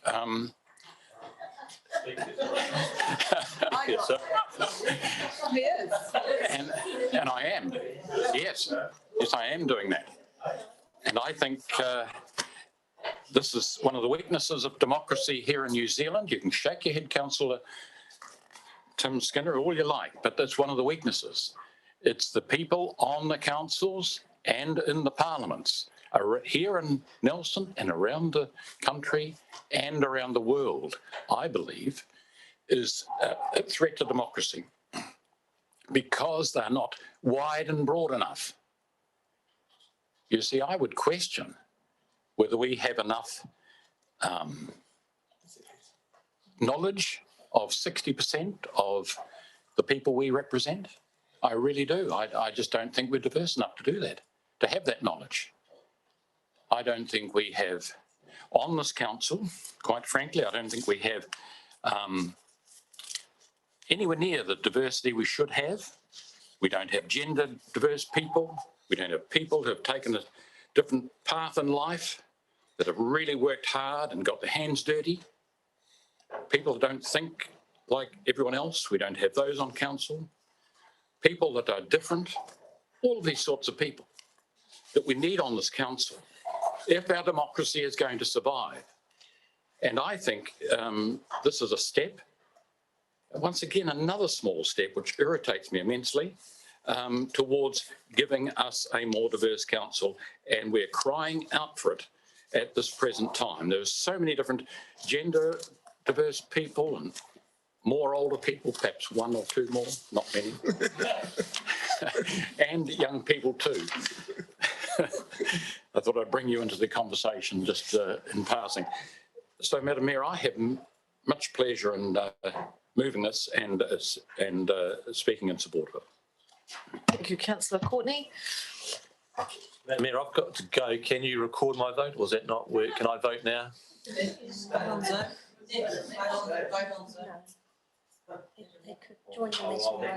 You could join the meeting via Zoom if you've got it, and then you can. I've tried that before, haven't I? Okay, so we'll. You do need to be present. Apologies. So look, I can only go as fast as I can, Councillor Skinner. So Councillor McGurk's next up. Oh, sorry, no, you're not. Councillor Sampson's next up, and then Councillor Stevens. What I'm going to do is go 3-3 on this one too. So that'll. I've got to be quick. Got to be quick around here, Councillor Sampson. Thank you. Doesn't matter. Sorry. Thank you, Madam Mayor. I'm speaking in support of this today. We do represent our community and we were voted here, but I think it is really important that we do not speak for or assume to speak for iwi. And I think it is wholly appropriate in working in partnership, acknowledging Te Tiriti o Waitangi, that we make, establish these roles and that we support iwi representatives on all of our committees. I do have some reservations about having a number of other external appointees on the committees, and I welcome the Mayor's review of this at some point in the future. So, yeah, speaking in support, thank you. Thank you, Councillor Sanderson. Councillor Neil-Stevens. Thanks, I'll be quick. Councillor Courtney, you're on fire today.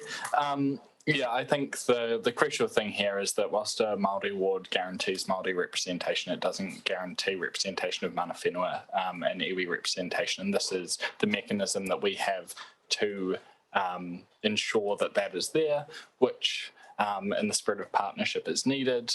I'd also just say, you know, I've never heard any or very few complaints about our other external appointees also appointed for their expertise and ability to contribute to the conversation, who have full voting rights.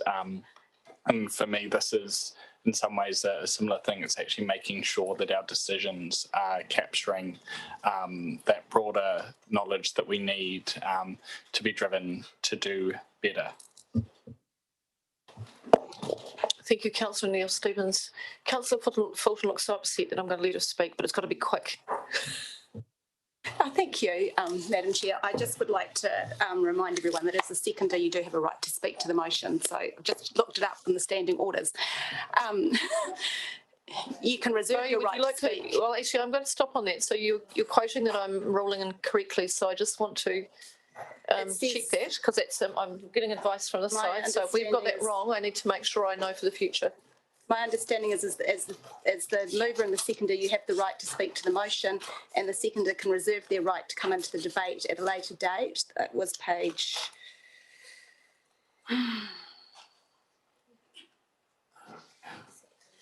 It's important because this is not what I know, so we're always learning. So if we haven't got this right, we just need to know. So anyone who's chairing a meeting needs to know this too. So we'll pause. I can't find it. A member may second a motion or amendment without speaking to it, reserving the right to speak later in the debate. It is page 29, 3.8.1. I'd also like to point out while we're at it that you can call for a division after the votes has been put. Yes. Oh, okay. Yes. Oh, can we just have the page for the first one? Page 29. I can't believe I bought my book for the first time. No, this today. is great. What I'm going to do is take a very brief adjournment so EJ and Kate can have a conversation, and we'll be back in a few minutes. And then we'll talk about what it is. It's I'm fabulous learning something about standing orders. So have a couple of minutes stretched while we sort this out. It says it.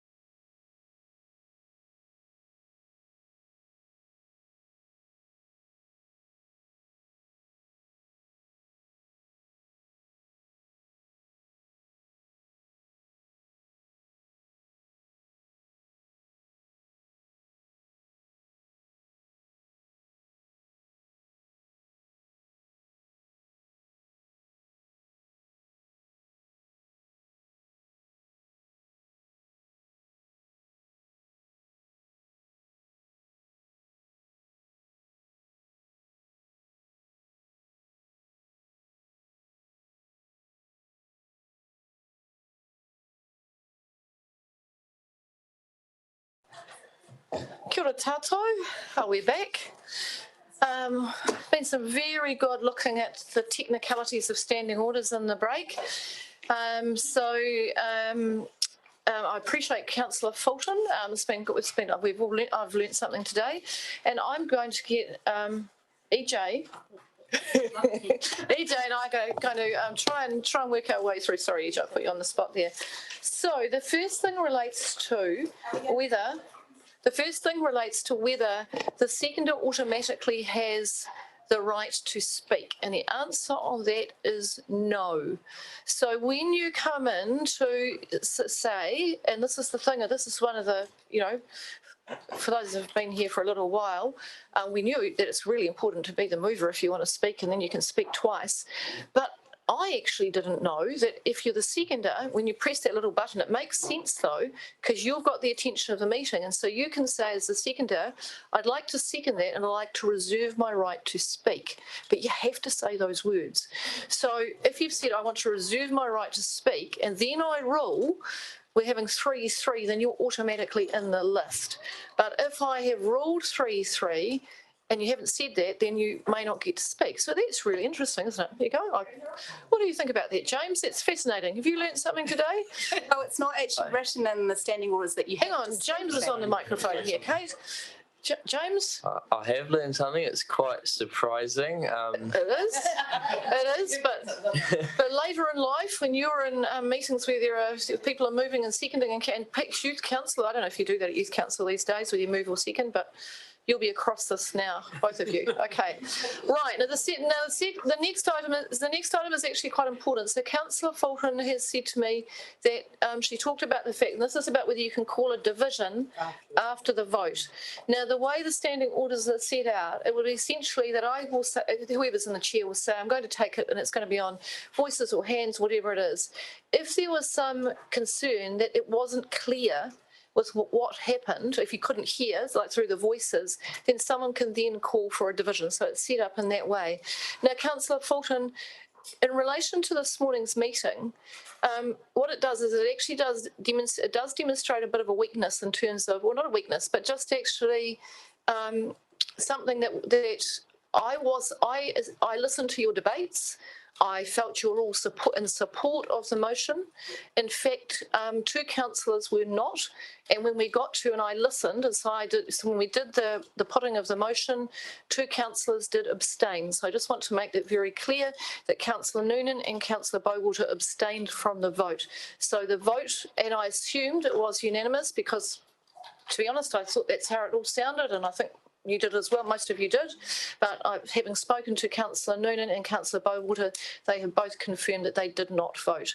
So they have therefore abstained. Councillor Skinner was very clear before he left that he voted in support of the Māori ward. So the vote for the Māori ward decision was 11 votes in favour with 2 abstentions. Now, we're not having any debate about that point at all, okay? So that's very clear, unless there's anyone else in the room who didn't vote and I don't know about it. So if there was somebody else in the room, I'm not going to have any debate or discussion or questions on that point, Councillor Laurie.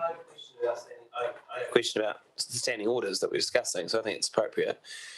Do you not have to declare that you're going to abstain before you abstain? No, you do not. Okay. And actually, I would watch quite often around committee meetings that some of you never move your mouth at all when you're in a debate. Quite often late in the day, I have to work quite hard to go, could you all please vote? Could even say aye or no. So there we go. All right. So there we go. We've learnt a little bit today. So thank you, Councillor Fulton. Good thing I let you come back on the microphone. So my request for a division was actually over the future access study, and because again there was votes yes and there was no votes no, and so I called for a division at that point in time because I didn't know whether there was actually no votes no or whether there was abstention. So is it possible to have that division recorded? I think it's important that. No, so that was the question. It wasn't unclear. No, it was nothing there to go, was there any debate about whether it was carried or not carried? There were enough voices in the room for me to go, that was absolutely carried. No doubt at all. No doubt at all. So it's only if there's a point where you're going, you can't tell around the room, but that was absolutely clear that had good, strong. I And appreciate I also that, heard, Madam Mayor, but some members in our community have asked that they would like to know how people vote. And if calling for a division is the only way we can achieve that, is there another way we can achieve communicating to the public how people have voted? And I can't find another mechanism. So, well, we're in the middle of an item, and so we can, so I personally have a view that I prefer we reach consensus around the table, and on the whole, we do that. And sometimes we get to the point and we get quite narrow. And I'll hear that. But if we're going to move to a method, and I would not support that. And some people, you could say, you could set up electronic voting, and you go ding ding ding, and you can see which way everybody votes. You can see that set up. Then you can do that. But what I'm also really conscious of is people abstain or vote in a way for a range of particular reasons. And so there might be one element of a clause or of a suite of items where the chair said, no, I won't take them in part, and so therefore they vote no. There's all sorts of reasons why we get those. So I think that's enough on standing orders for today. And I'm quite comfortable. Councillor O'Neill Stevens. Just a clarification, just on that last statement. We've now clarified that if it's asked to be taken apart, it has to be taken apart. Is that correct? Yes, no, we've already done that one. Yeah, we've already done that one. So we did that the other day. If you ask to take it apart, then you have to take it apart. That's true. You do. Yes, that's true. That is true. But sometimes, yes, that is true. I've forgotten about that. But then sometimes I'll go, as I did the other day, in the interest of time, could we just get on with it and do it all together? And you're all very helpful and obliging in that way. Righty-ho, in the interest of being helpful and obliging, could we continue with the meeting? Try and get this decision done? I'd have to be very briefly now. Yeah. I can hardly remember what I was going to say. It seemed very important at the time. I think that the reason I wanted to speak strongly in support of this and have my voice heard, because this is a mechanism where we can show our support for Māori inclusion at the table now, at this point in time. This is not about the next term on council. The Māori ward was about a conversation happening in the next term on council. This is about this point in time, and it shows leadership in a way that we can include Māori at the table now. I agree with Councillor Rainey that the power constructs we're working with mean that we continue to have a power over rather than a power with, but this is the best way forward at this point in time. And I think that we're all learning about how standing orders or legislation or methods of voting have been constructed in a way that has been rolled over for many decades, if not centuries, and they do not necessarily include everyone in that. In those methods. I also prefer consensus decision making, but I do like to know that when a vote is put, that if people don't support something, they've said no clearly. Okay, so thank you. Councillor McGurk, right reply. No, I haven't replied. I just want to speak. Apologies. No. Look, sorry. Yeah. It's been a big day. It's been a big day. So, that's late in the day. Does anyone else wish to speak against the motion? Councillor Noonan. Thank you, Madam Mayor. Look, this one is interesting, and again, it's the problem for me is the lack of consultation or discussion or conversation with the public. So the people I have been able to, and I've talked to whoever I've run into, and I know a range of people, but many say that the ward system is yes, we can, yep, we're good with that. But appointing to committees, they said, is a step too far at this point in time, and that until the bedding down gets going and people learn to trust in the system and the appointees and their abilities and that come to the fore as they work with us, they would prefer to wait and see how the two go that we're looking forward to meeting. And of course, one of those will be on the committee that I chair, and I'm really keen to work with whoever it is that we end up with. But for the public, they're just not quite ready for this next step.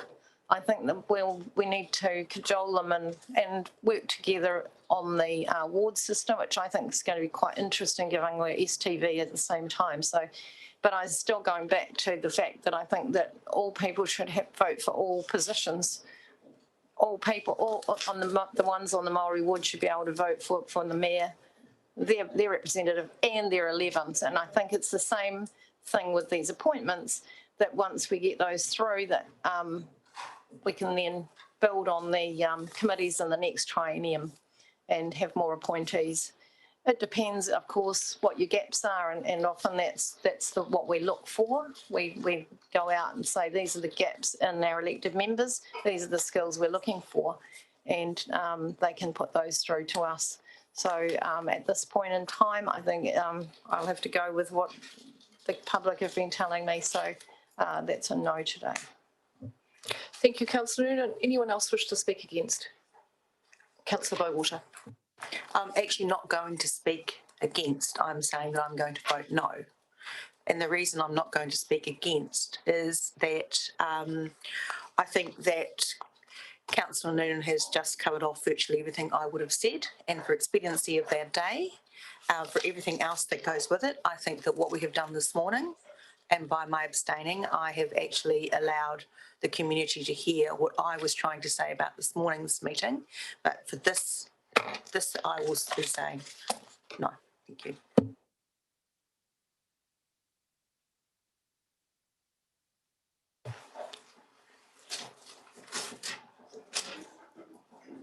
I'm confused, Councillor Bowater. The only options we have for voting are to abstain, to vote for, or to vote against. This morning I abstained, as we've explained earlier. My apologies for bringing that into this. This I will be saying no to. So you're voting against? Yes, I'm voting against. Right, okay, just want to be Thank you. clear That's on why I asked to speak, but I didn't have anything to say. Oh, that's fine. Right, No, that's because fine. No, I that's thought fine. that my vote, when it came to it, would be enough. Because All I'm right, saying no. okay. I'm just going to be really clear on this, councillors. When I call the vote, I'm not going to call for abstentions. Okay, I need you to, if you're abstaining, you need to raise your hand and say something. I will be calling, as I have for the last 15 years, for, against, carried or lost. Okay, all right. We are now going to put the motion for a division. Okay, I'm we've got a going to division. just say one or two. Oh, sorry, That's right, a right. reply. Oh, look, honestly, perhaps I should No, have a. Don't worry, Madam Mayor, I'm only going to speak for an hour or so it won't be. I'll go and make a cup of tea. Well done. Now, we're making more progress here today than in a long, long time, I can tell you that, because some of this I've been saying decades ago. Option one, in my judgment, will lead to a more diverse council, and that's good. That's healthy for democracy, because as I may have said earlier, that democracy is under threat because it is not diverse at the table.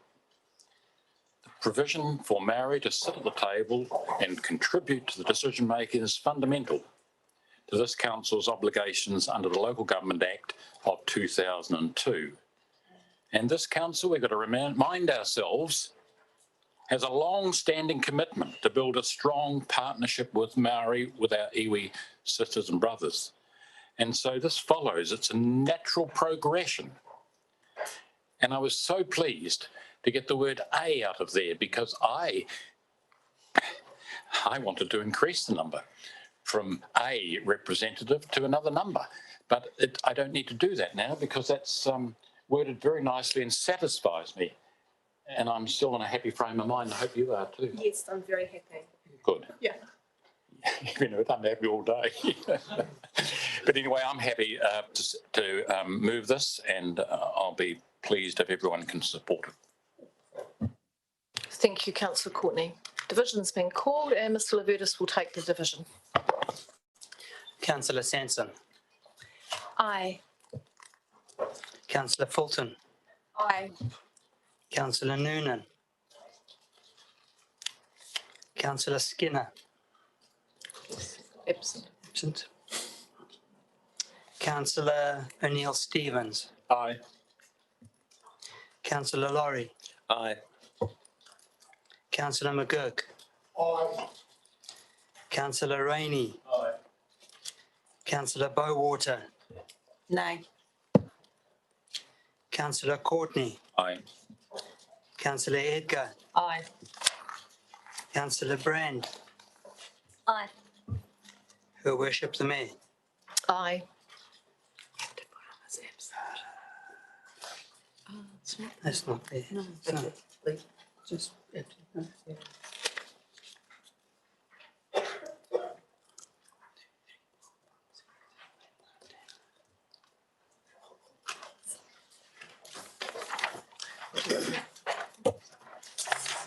Thank you. The motion is carried. 10 votes for, 2 against, and one apology. Yes, apology. We'll just get that in the right column over here. That's 1 there. Yeah. All right, so that's carried. Thank you very much. Thank you, Alec. It's good. It's really good. All right, now we're going to go to the Mayor's report, which is on page 212 of your agenda. But before we do that, we're going to pass the resolution to extend the meeting for more than 6 hours. Moved by Councillor O'Neill Stevens, seconded by Councillor Rainey. You will reserve the right to speak to that? Okay. I'm about to put it, so if anyone would wish to speak, now's your opportunity. I'm going to put it. All those in favour? Aye. Against? On the sound of voices, it's carried. Okay, thank you. Now, Mayor's report. To page 212. I just want to open the Mayor's report today with thanking you for supporting what I think are really significant changes in local government. We talked earlier on about, we might be small in size, but it's for all of us to step forward when the opportunity arises to make positive changes for our communities. When I first started in my role as mayor, I did establish the position for the what was then called the Planning and Regulatory Committee. I think that's the terminology that it had then, and established a Māori position on that committee because it was so important that we had a Māori worldview through the decisions that we were making. But in the evolution of that time, we actually start to reflect on the fact that a Māori worldview is important to all of our decision making. And representation for mana whenua is critically important for partnership, for achieving the wellbeing outcomes that we all wish to attain. And as I reflect over the last year and the way that our community has come together to face the challenge of COVID-19, we've done that absolutely with the strength and support of our iwi partners. And that has created a stronger response, a stronger recovery. If I think about the opportunities around Māori economic development, we know that they are very, very strong in our region. And so as we come through to establishing these new positions, I acknowledge the support of our iwi partners for working with us. Our processes are complicated, as you've just seen over the last half an hour. They're full of all sorts of little tricky bits to work through. But the values and the principles that we've displayed as a council today are personally, I think, exemplary. And I really want to acknowledge you. When I started earlier in this term and said I wished to move forward on improving, it was one of my goals for this tronium was to strengthen Māori participation and governance. I reflect on the steps that we've already taken, whether that is appointing directors to the Nelson Regional Development Agency, whether it is the steps that we have taken with our iwi partnership group, whether it's the mahi and the work that our staff teams are doing across the organisation, today with the Māori ward, today with, and I came earlier when we declined them and said, look, I just couldn't support the Māori ward under the previous legislation. We needed to change that, and thank you, you all supported and came in support of that decision, and we made our our call to Minister Mahuta for that change. again, at that time, I said, well, what we'll do in the interim is we'll work to have appointments to committees. And so I wasn't too sure how that would go today, whether that would be strongly supported. And I want to thank you for strongly supporting that. I think there will be, it will take us some time to work through that process. And I know for iwi, the demands and resourcing, all of the processes for local government, all of the changes that we're seeing and opportunities around legislation change, they are demanding. And so it was, it is a significant step for our iwi partners to say, yes, they will, and they want to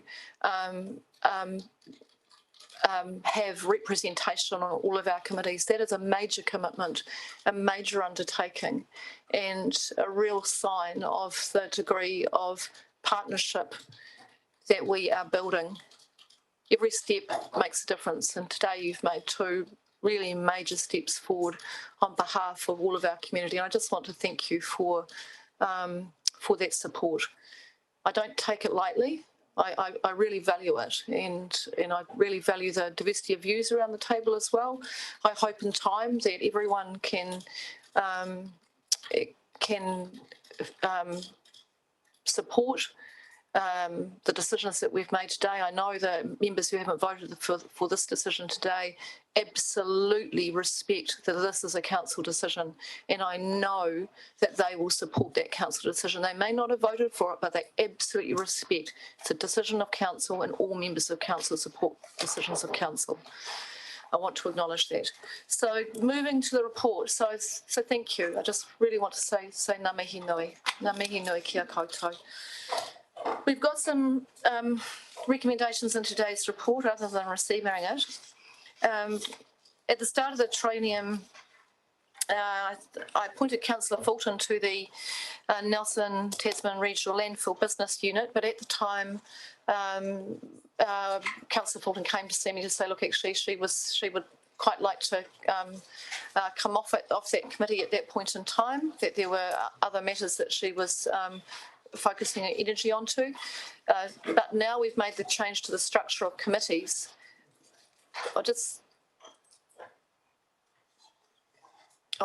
Electricity problems.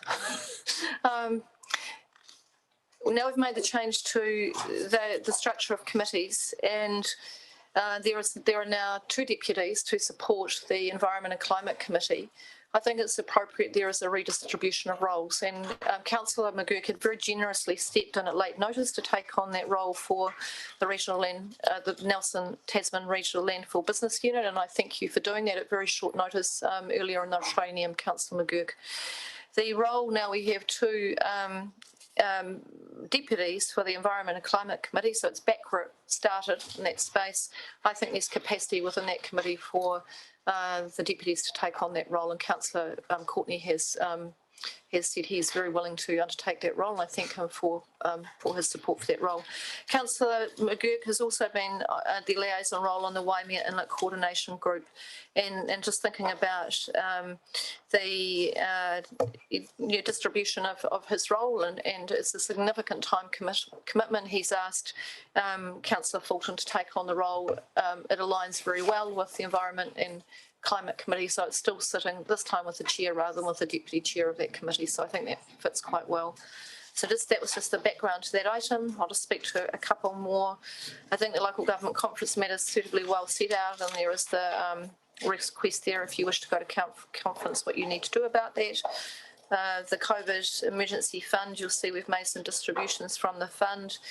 I was somewhat surprised that the mailroom project had managed to it was required to pay nearly $7,500 for fees and charges, particularly the development contributions item, but they assure me that that's the way the policy is sitting, and so I really felt that that was something that I should assist with in the spirit of the project. The money comes back into council, of course, so it's covering the work that's required in the development contributions process. Inspired Productions Trust, I think that is this weekend, I think. It should be a great event. And then we've got the report from the chair of Strategic Development and Property Committee set out in the report. If there are any questions, then Councillor Noonan will be able to answer those ones. And I just want to acknowledge Councillor Brand's support for the Miazu 45th Sister City Anniversary celebrations. Thank you very much, Councillor Brand, and the work that you're doing to think about how else we can recognise this year. It was a really moving occasion, actually, to be able to join the Mayor of Miazu on Zoom. We weren't sure how that was going to go. It was actually a really warm, friendly. It was actually felt really good. It was just you realise actually how every community in the world is facing the impact of COVID-19, and as we were sitting in the boardroom at the Mahi Te CoLab, the Mayor was in their boardroom in Miazu, but all wearing masks as they sat next to each other and still having quite an issue with COVID-19 outbreaks in their part of Japan. So as we go through the year and there are more opportunities to celebrate that anniversary, we'll let you know what is there. I'm hoping that we'll get an opportunity to actually see the book before it goes. It is Akiko, who is our Grand Master calligrapher, her work is absolutely spectacular. If you've ever had the opportunity to see her work, you'll know what I mean. And I'm hoping that we'll have an opportunity to have the book here for a few days before it goes off to Miazu. So I think that concludes the Mayor's report for today. Obviously, it's a very busy period. I want to thank you for your commitment over the last few weeks, both to elected members and the staff, trying to run multiple hearings, council meetings, deliberations, all in one go over a 4-week period has really tested me, I have to say, because I'm reviewing agendas at the same time as I'm reading agendas at the same time as I'm trying to chair meetings or do deliberations, which can get a bit interesting from time to time. So you will be receiving another agenda in your coming to you soon before 5 o'clock this afternoon for the deliberations. So before we finish this one, or actually no, let's hope we finish this one before you get it. It'll be on its way. I just want to say to you, look, I have, because of the time pressure of doing this meeting this week, I have not had the chance to review all of those reports. So if there are things when I go through to see the final versions, if there are things that I go through and there are any recommendations that that I'm looking at going, oh, I don't know that that's kind of, that I don't feel I can support, I'll do what I normally do, which is I let you know as elected members so that you'll know if I've got a different view to what's in the recommendation. It doesn't mean the recommendation changes because these are the Chief Executive's recommendations, but as a courtesy, I'll let you know. Probably not before the weekend though. All right, so I'll move we receive the report and the other recommendations in the report. Do I have a seconder? We were going to do them together, but if you've asked for them to be taken separately, then I need to, according to standing orders, take them separately. So would you like to identify which ones, Councillor Skinner, you'd like separately? Well, more than happy to receive your report. I'm more than happy to receive your very good report.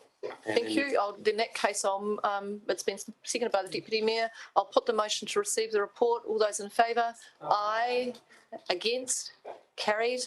And now you've got the recommendation 1, 2 and 3. 2 and 3. Would you like me to take this separately, Councillor? Yep. All right, so we'll do item 2 now. This is the amendment to the membership of the Nelson Tasman Regional Landfill Business Unit. Could I request that someone comes up with a shorter name, please? I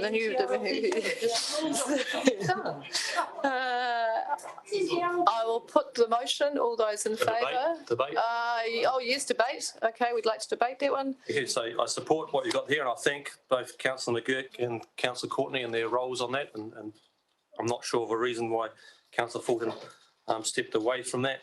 But once again, I support that. Both what Brian has done and then obviously the workload, Mel Courtney stepping in. Okay, thank you. So does anyone else wish to debate? In that case, I'll put the motion. All those in favour? Aye. Against? Carried. And the final item, which is the Waimea Inlet Coordination Group. Does anyone wish to debate? Yep.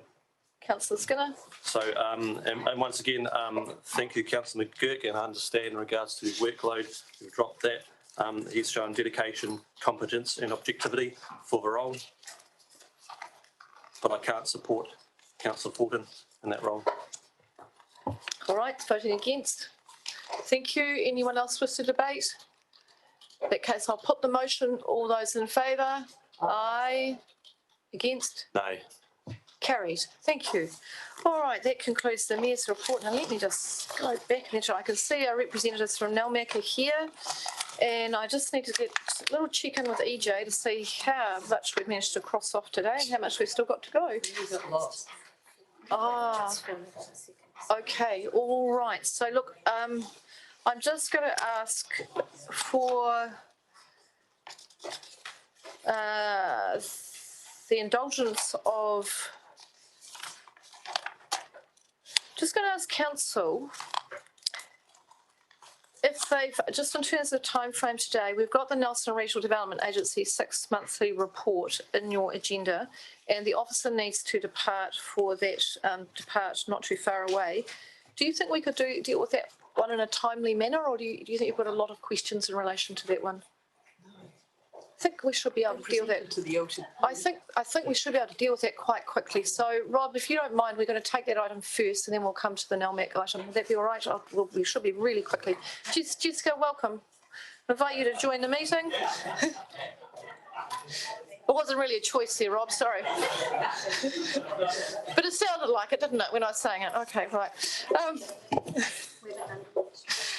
Jessica, welcome. We're taking your report as read. We have heard from the Regional Development Agency not that long ago. We're on page 287 of the agenda. So Jessica, I'll invite you to present your report, just maybe a very quick summary, and if there are any changes that you need to make us aware of, then you can do so. Thank you. Kia ora. Kia ora, everybody. Through the chair, no changes to be made. I'm just presenting a report today, given that the NRDA have presented recently to the Joint Committee, and the new CE, the Chief Executive, has just started this week, so we're just giving her a bit of time to get up to speed before she comes and presents to Council. In terms of the report, NRDA is largely meeting their performance objectives of the Statement of Intent. The first 6 months of the year focused on the NRDA leading the delivery of Project Kokiri and being adaptive and flexible in their response to that. It's been an expanded scope of work for the NRDA, and we've seen a greater level of collaboration with other key stakeholders such as the Chamber of Commerce, and other central government agencies, as the NRDA has also picked up a bit of additional funding from other central government agencies such as the Ministry of Social Development. And yeah, I think the other key point to note is that we have seen an increase in their involvement in strategic economic development thinking. So through the leadership of Project Kokiri, they have started to engage with ministers. We saw in January the delivery of the Regional Economic Development Briefing, and they are now almost ready to deliver a draft economic development strategy, which will set out the objectives for the next phase of Project Kokiri. So it's been good to see them stepping up into that space, which the additional funding that both councils, NCC and TDC, provided enabled that to happen. Jess, thank you very much for that process. It's really helpful in the update. Any questions for Jess? Councillor Courtney. Thank you, Madam Mayor. Thank you, Jessica, for your report. Jessica, I'm looking at the last 289, page 289, at the third or fourth line down from the bottom there. You talk about establishment of a regional events fund. We do already have a Nelson Events Fund, don't we? Through the chair, yes. So this is in addition to our own Nelson City Council Events Fund. This goes across the top of the south, so we'll cover Nelson, Tasman and Marlborough, and it is through funding received from central government. Is it in place now? Yes, I think the advertisements have gone out and people are able to apply right now. And did the pressure, just once a little bit more, did some influence come from Tasman District Council for this, some direction? Were they seeking this, or did you see a need? Did the NRDA see a need for a regional?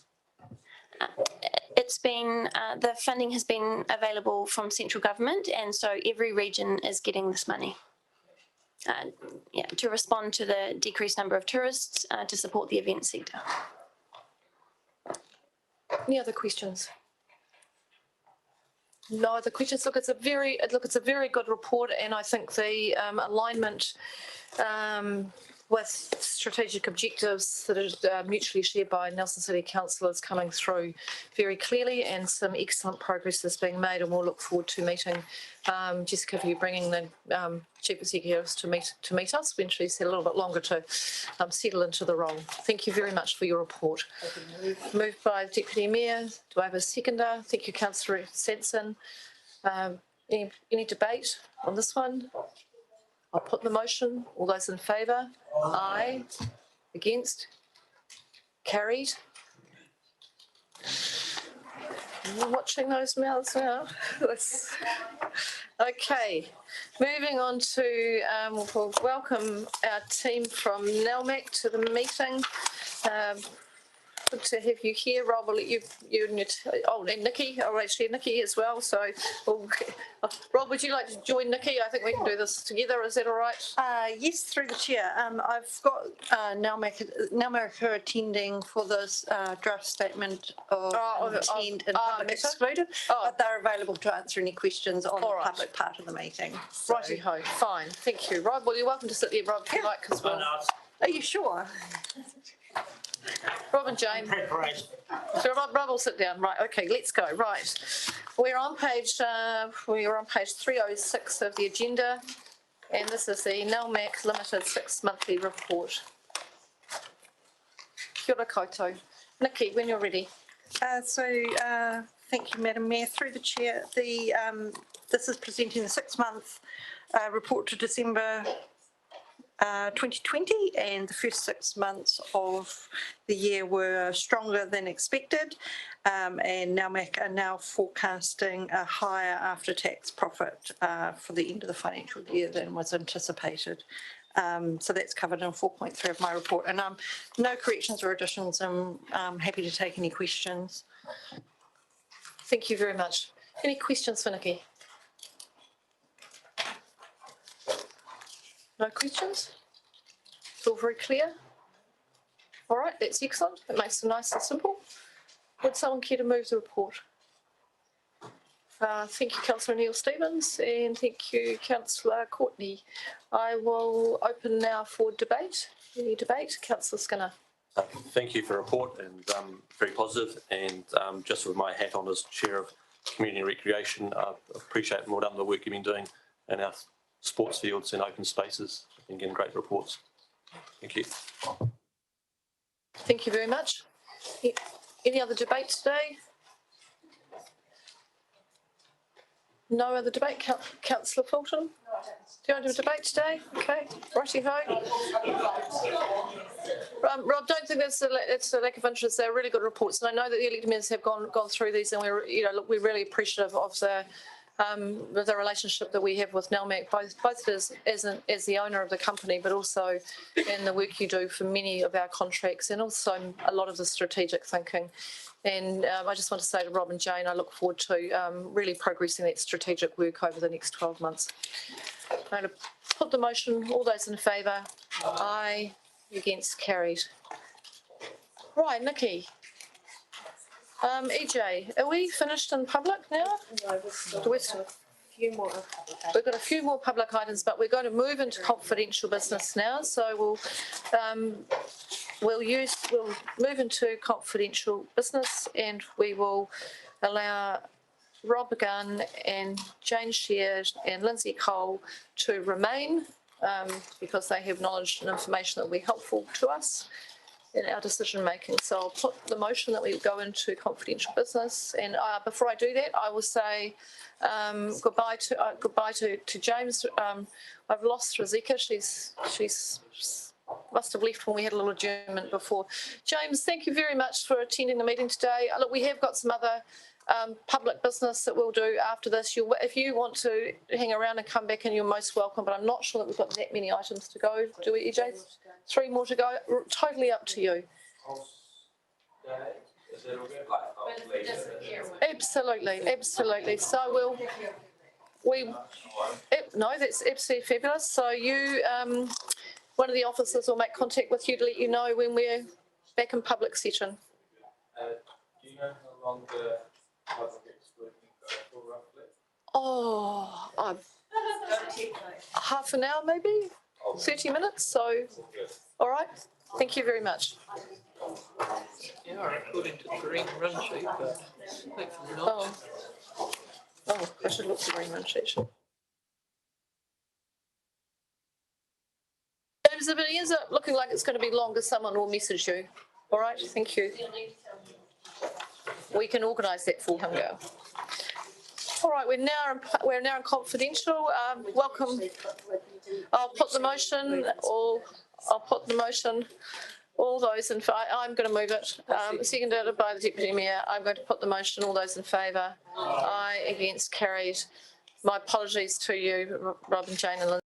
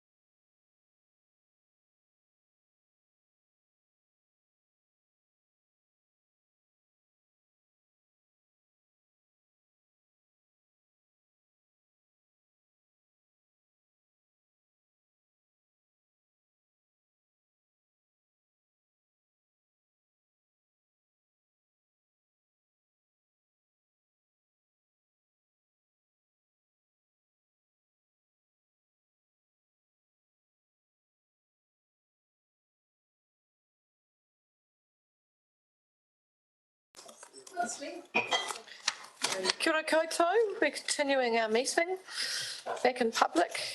Finished our confidential items for the day. Now I'm just going through from the front page of the agenda. So we're going to come back, and the first thing we're going to do is actually the marina.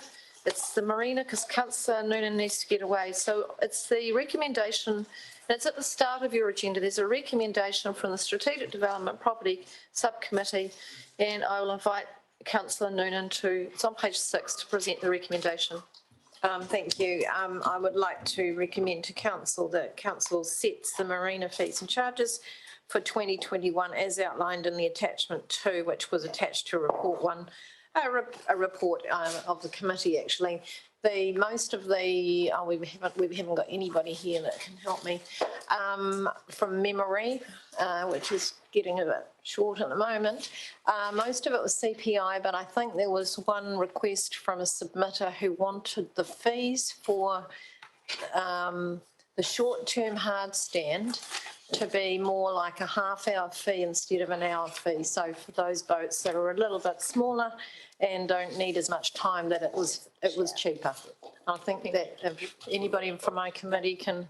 That was right. That was right. So that was the only recommended change which we adopted that I can recall. Excellent. Thank you very much. I'd like to move that. Seconded. Any questions for Councillor Noonan? Councillor Rainey? Oh, he seconded. Yep. Councillor Noonan, Councillor Bowborough. Okay, moved and seconded. I'll put the motion if there is no debate. All those in favour? Aye. Against? Carried. Thank you very much. Now we're going to go to the minutes at start and confirmation of the minutes. I've just asked for a change to the start of the minutes of the 11th of March.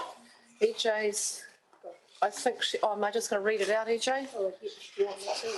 Can you just read that out for me? Is that all right? Because it's in front of you. That would be great. Okay, so a change to the little paragraph above the apologies. On page 14. So we will reword that to say, Civic House was unable to be accessed at the advertised meeting start time due to protest action blocking entry to the building. Time-bound items had to be considered, therefore the meeting convened via audiovisual link. In accordance Zoom, with in accordance with the epidemic preparedness notice. All right, just to explain why we were needing to use the provisions of that legislation. So EJ's had a look at that for me to go, you can use the legislation. It does not have to be for the purposes of a COVID-related incident. So she's satisfied that it could be used, and therefore we have met the requirements that we needed to have held a meeting. So you recall that we had to start the meeting, because if we don't start the meeting within 10 minutes of the advertised time, then the meeting lapses, and we had time-bound matters that day, which meant we had to have that meeting. So just that clarity. So with that correction, I'm happy to move the minutes. Do I have a seconder? Thank you, Councillor O'Neill-Stevens. Any questions? Any debate? No. I'll put the motion. All those in favour? Aye. Against? Carried. Then we'll come to the next set of minutes, which I think are a week later, the 18th of March. Are there any corrections or additions to make to those minutes? No, in that case, I will move that the minutes are a true and correct record. Seconded by Councillor Courtney. Thank you, Councillor Courtney. Any questions? Any debate? Okay, so I'll put the motion. All those in favour? Aye. Against? Carried. Thank you very much. That's the next item. If I'm going from the front, I just want to make sure we've done everything. We've done the Saxton Field Reserve Management Plan the other day, I think. Yep, it is. Rental relief, we've done that one. Civic House refurbishment business case, we've dealt with that matter, and actually just as a slight addendum to the Mayor's report, which is a little bit of an adjustment to standing orders with my mayoral prerogatives and chairs of the meeting. I just wanted to acknowledge and I meant to do this in my Mayor's report, but since we're passing the Civic House items, I'm crossing them off. I just want to acknowledge the Nelson Marlborough Region's Te Kahui Whaihanga New Zealand Institute of Architects Award for 2021 that was held last evening. finally emceed by Councillor Laurie. Thank you very much. The winner, if you had not caught up, of the Enduring Architecture section. It's a very prestigious section. Nelson Central City Civic House, which currently houses... Could I just have all of your attention, please? This is quite a serious matter.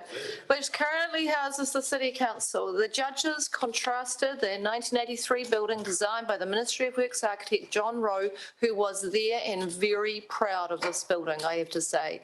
Very proud and noted how happy he was that we had decided the day before to invest in retaining and looking after an enduring architectural investment in Aotearoa.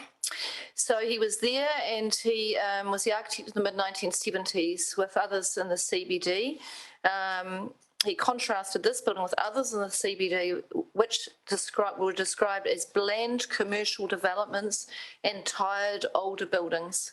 Civic House speaks a different language with character, honesty, and a unique identity. The robustness of its late brutalist forms may not win universal approval, but there is an integrity in its materiality that reveals a higher level of architectural consideration. Judges describe moments of almost sculptural expression. At 6 stories, the building's scale and bulk is uncompromising, yet also idealistic, hinting at a future where Nelson grows beyond its provincial roots. I'd also like to note that the Small Architecture Award was received for the Tuhunanui Lions Toilets block, which was designed by Jerome Toka Baron Architects. But I would just like to note, I will take no debate, no other comments, but I would just like to note that what a fine decision we made earlier in the week. And I hope when we come to next week that we will now, we will confirm that investment through the long-term plan and actually recognise the treasure that the city has with this absolutely outstanding and enduring architectural building. And I particularly note the hinting at the future. Well, this is the future, and we have aspirations that go beyond our provincial roots, and we couldn't be in a better building to fulfil those aspirations. Right, moving on to the next item. The next item is invite Robin to come to the meeting. And this is our last item for the day. Kia ora, Robin, you've been backwards and forwards into this council chamber, I think probably 10 times. I've noticed you come in the door. Robin has been busy, you'll be pleased to know, preparing your next agenda that has already arrived in your inbox, if you have not already noted. So, starting for next week. So, Deborah and Robin, we are now at the page 236 of your agenda. This is the selection, appointment and remuneration policy for external appointees on council committees and subcommittees. So welcome to our meeting. Robin, are there any, or Deborah, are there any additional items you just want to focus on, anything you want to proceed before we get into questions? Kia ora. There was just one minor amendment to the header of the policy on page 241. We did have the review date at May 2023, and in fact it should read August 2022. According to the, you will have seen in the policy, we review that at the end of the triennium and set any increase in salaries and any other minor changes that you might want at that time. Thank you, Robin. Could you able to just direct us to the page number? Do you have that there? Page 241. 241, thank you very much. Sorry, Madam Mayor, was it the review date that we're changing? Review date. And it was something August? August 2022. Thank you. Thank you very much. All right. Questions, Councillor Brand. Thank you. Through the chair. On page 241, while you're there, 3.3, there's no mention of the Strategic Development and Property Subcommittee. Is that just an oversight? No, through the chair, that's just giving examples of what a single purpose committee is. You'll also possibly note that we have the Chief Executive Employment Committee in there as well. We've included that. We don't see any expectation that there will be an external member appointed to that committee, but it's included in there so it's clear that it could be a committee or a subcommittee that is a single purpose committee. Under the Act, it doesn't really define that a subcommittee is a single purpose or a committee is a governing committee. It's just as an order of explanation for you. Okay, thank you. And then on page 245, 5.5, reference to the independent appointee, and as an example, the Finance Risk and Audit has its own by policy about having an independent person as the chair, and same, I think, with the forestry policy. So when we're talking about blending these two to one, have we taken into account those other policies and any fallout or consequences it means for those? Are you referring to the terms of reference for for the setup where it talks about in the Finance Risk and Audit that a chair is an independent? Sure. So the terms of reference reflect what the previous two committee and subcommittee policies stated. And so what we've done here is combine the two policies. The terms of reference will all be updated following council resolution on this. Okay, so that is aware that there is a flow-on effect. Yeah. No, that's cool. And then in 8.1, it says here about the review of the external appointees' experiences and efficiency in your role, and it talks about who's going to do that, and it refers to the mayor, the relevant chair, and the chief executive. At this morning's meeting and this afternoon's, when we talked about, I'm trying to make sure I've got the right, I'm just covering all bases by saying both. When we talked about the person being appointed, and Pania mentioned it going through the iwi process and the robust process, so they put the best person forward. Why is there no mention that the iwi appointed member would be reviewed by the iwi alongside the CE, the mayor, and the relevant chair? Good point. Through the chair, I think that this is, the appointment is to the committee, so it is to the governance side of things. So I think it probably would be up to the committee chair, mayor and deputy mayor, depending on, and the chief executive, to do that review, to review the feedback. I don't think there's any reason why there could not be feedback requested by iwi though. I just feel, based on the conversation and the dialogue that took place today, that it is an oversight that we should correct in this wording, and that we have that respect to iwi, who have appointed that person and put them through a robust process, that they have initiated, that they are included in that review of that person's performance on that, alongside the CE, the mayor, or the appropriate chair. And then let's just deal with that one now. So I think Councillor Brand has got a very good point. So I'm just trying to think about the process that would happen. So there'll be a strengths-based practice model developed for the review. So that's the process. Then the feedback will come through to the mayor, the relevant chair, and the chief executive. But if I'm thinking about the case of the appointments that we're talking about, that then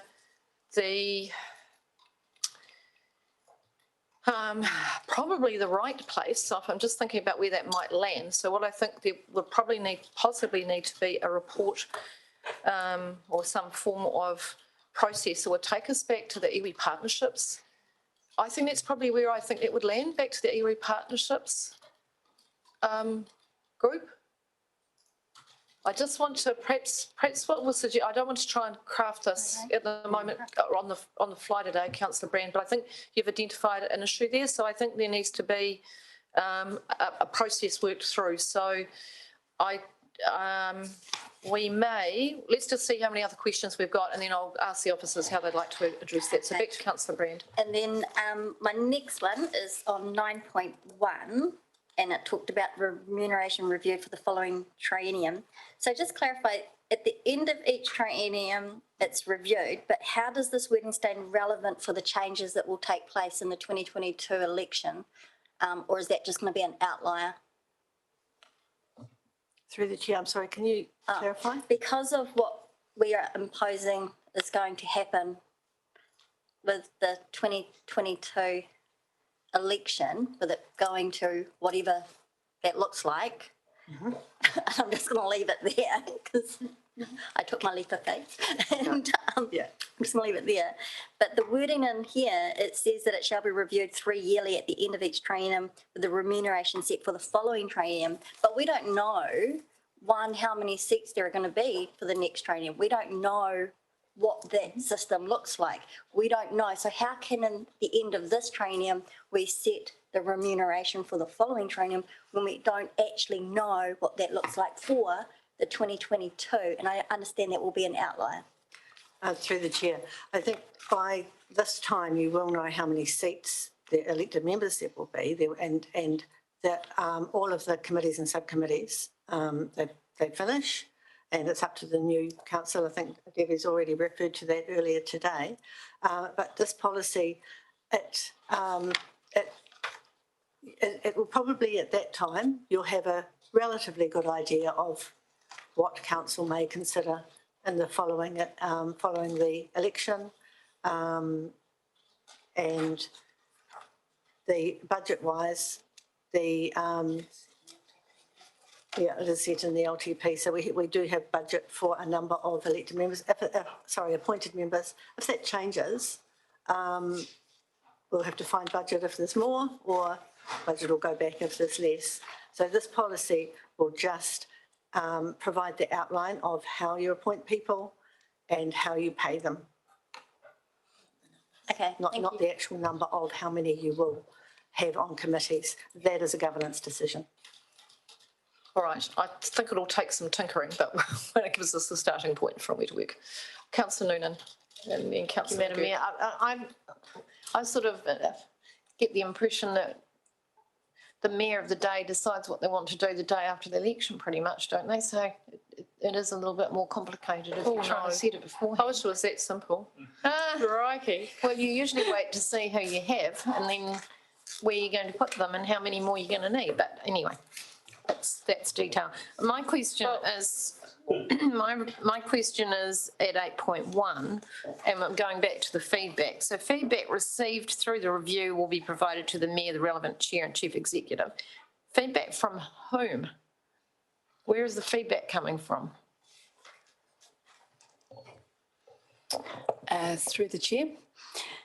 So we've made reference there that we're hoping to take on a strengths-based model which has been developed by Equip within Local Government New Zealand more recently, so it's a newer model that they're working on. And the idea is that both the appointee, so the appointed member, and the chair in particular have the opportunity to provide feedback about their experiences in terms of information sharing. Have they understood what was expected of them? So it's that type of questioning. Okay. So all of that feedback then gets pulled in. Okay. And fed back to the people. Before? Have we used it already or not? Here, I don't believe so. I think the review process has operated slightly differently. We've been invited to essentially test this model with LGNZ before they implement it at a national level as their best practice. Okay, thank you. And the other question I've got relates to 5.5, where you talk about subcommittee chairs would be placed in a higher than those placed on it. In other words, the subcommittee chairs end up with a bit more work than the normal member, but that is not the reflection of what we have here. We've got subcommittee members who work really, really hard and don't get any more than the base salary. So, or the base remuneration, should I call it. So it just seems a little out of step with what we are doing ourselves. Through the chair, that's historical. This is what we are remunerating our external appointees currently. Okay. You can reconsider that if you wish. It would, I think, if you did wish to look at that and change any of the remuneration, I think we'd have to perhaps leave it to lie and review this at another date. Oh, yeah, I was just raising it because it's a different model to what the elected members are, that's all. I just wanted to raise it. I might be the only one that's concerned about it, but I know that our deputies and our subcommittee our deputies certainly work very hard, but no, I just wanted to raise it as a potential, so I'm not going to. Before I go to Councillor McGurk, I just passed through just some queries around in terms of the remuneration, in terms of the roles. If you were to have, so just in terms of if somebody was to now be have 5 or 6 roles, the same person, then I think we do need to, maybe that is a fanciful outcome, but I do think there would be, in terms of sort of a parity, I would be uncomfortable if we ended up with an independent member of council earning more than the base salary of elected members. So have we turned our mind to that, and just in terms of the policy, Robin? No, not currently. Okay, so I think really there should be some sort of cap, some sort of cap that should, that we would need to discuss around what that looked like. I'm sorry that that may not have got fed back to you, and that maybe at my end. I'm sorry. I just thought that's something that we probably do need to contemplate. Councillor McGurk. That was exactly my point. I was just looking at the draft policy, the remuneration, chapter 5, or part 5 or whatever it is, 244 and through to 245. It's completely silent. Talks about what you'll pay for the various committees, but the cumulative effect, if you're in the very fortunate position where we're highly skilled who can do all the roles, but just it does actually, it's silent. We don't know if it's a cumulative or it's a part payment, so I think that needs to be addressed. Yes, I think it does need to be addressed, and apologies for not having raised that before the meeting. It's just as we've had quite a bit to get through, some of these reports didn't perhaps get the reading time that I would have liked. Councillor Sanson, and then, is that everyone? I think so. Thanks, Madam Mayor. I think my question is more around how this policy is going to apply this term, and what kind of timing we are looking at for the review of external appointees' performance. So how is the policy going to apply this term? Well, I guess I'm just curious as to, do we have a time frame around when we're going to be reviewing external appointee performance this triennium? Oh, yeah, sure. Through you as Chair, Madam Mayor. I can take that one. We'd actually hoped, to be quite honest, that would have been launched, but we are still waiting on some information from our contact at LGNZ just to fill that process out. But we would hope to initiate that and those conversations with the right people as soon as possible once we've had that through. And then is that information available for elected members, or is on, like the feedback or the results of the, review or not?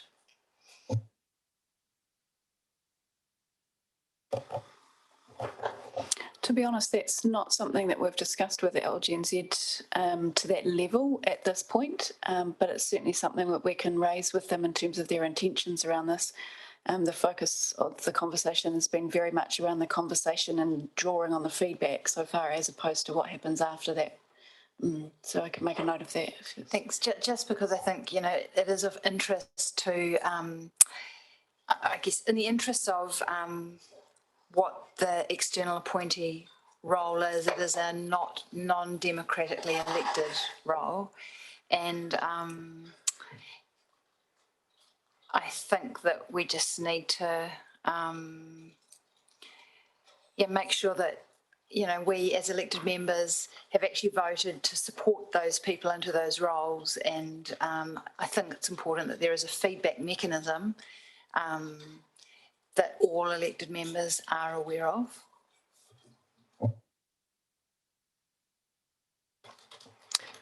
Through the chair, I would think that the feedback is, as stated in 8.1, goes to the mayor, deputy mayor, chief executive, and I would expect that you would get feedback from that through perhaps the mayor's report or through your own meetings or something like that. Okay, yeah, I mean, that seems appropriate and that's fine, but just as long as there is some mechanism. Thanks.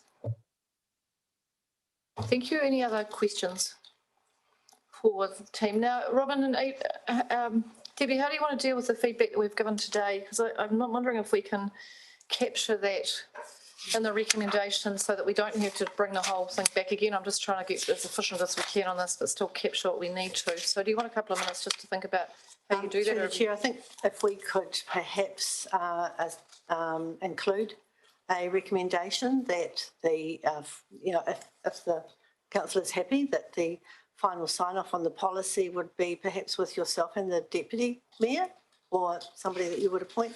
The three things I've taken a note of is with regards to remuneration, looking at a cap, and we would align that with the base councillor salary. Adding in 8.2, with respect to the representation of Māori appointment, that we would have a feedback aligning with the iwi Council Partnership Group. And I think was there one more? That's about, are they the two factors? Oh, and also that they report. Just the process. I think we just need to clarify, as a part of clarify the process for the review. I think we need to, because I do think we need to talk to LNZ because there are council essentially privacy issues as well in relation to that. So I suppose it's just how you go about doing that as it comes to individuals. Councillor Sensen. Confidential. Yeah. So I'm happy with, final sign off going to the mayor and, the mayor and the deputy mayor, but I would appreciate maybe a kind of an interim step where the policy that we are all kind of signing up to, if we approve this today, actually gets circulated before sign off by the mayor and the deputy mayor, just so that we can eyeballs on it one more time. Otherwise, I just don't feel like I could support this today. I just think it's really important that we know what we're actually putting our name to. I think it's a perfectly reasonable request. This is setting policy context around some really critical appointments that we've just established today. And I want to make sure that all elected members are supporting those appointments. It's really important. We've got existing appointments and they need to know that they're supported by, by this group of elected members. I think the focus is one of good practice. So I just want to make sure that we've gone back and really thought about how that would work as we go through. So what I would suggest is that we will still sign it off, but we'll just note in the minutes that what we'll do is we'll circulate, that'll be circulated through. It'll have to be by email, email feedback, and if there's anything you want to raise, then we can work our way through that. If we run into some sort of stalemate, which I don't think we're going to, then we'll bring it back through to council, but I wouldn't think so. Thanks, I really appreciate that. Not in relation to that, so we're just going to note in the minute. Okay, so the additional wording in the resolution are going to be, what have we got? Just need,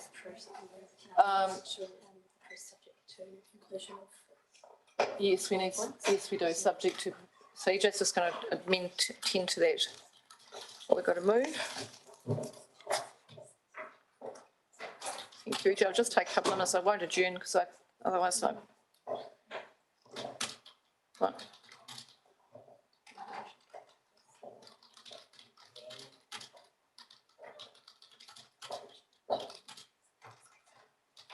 Yes, I know that.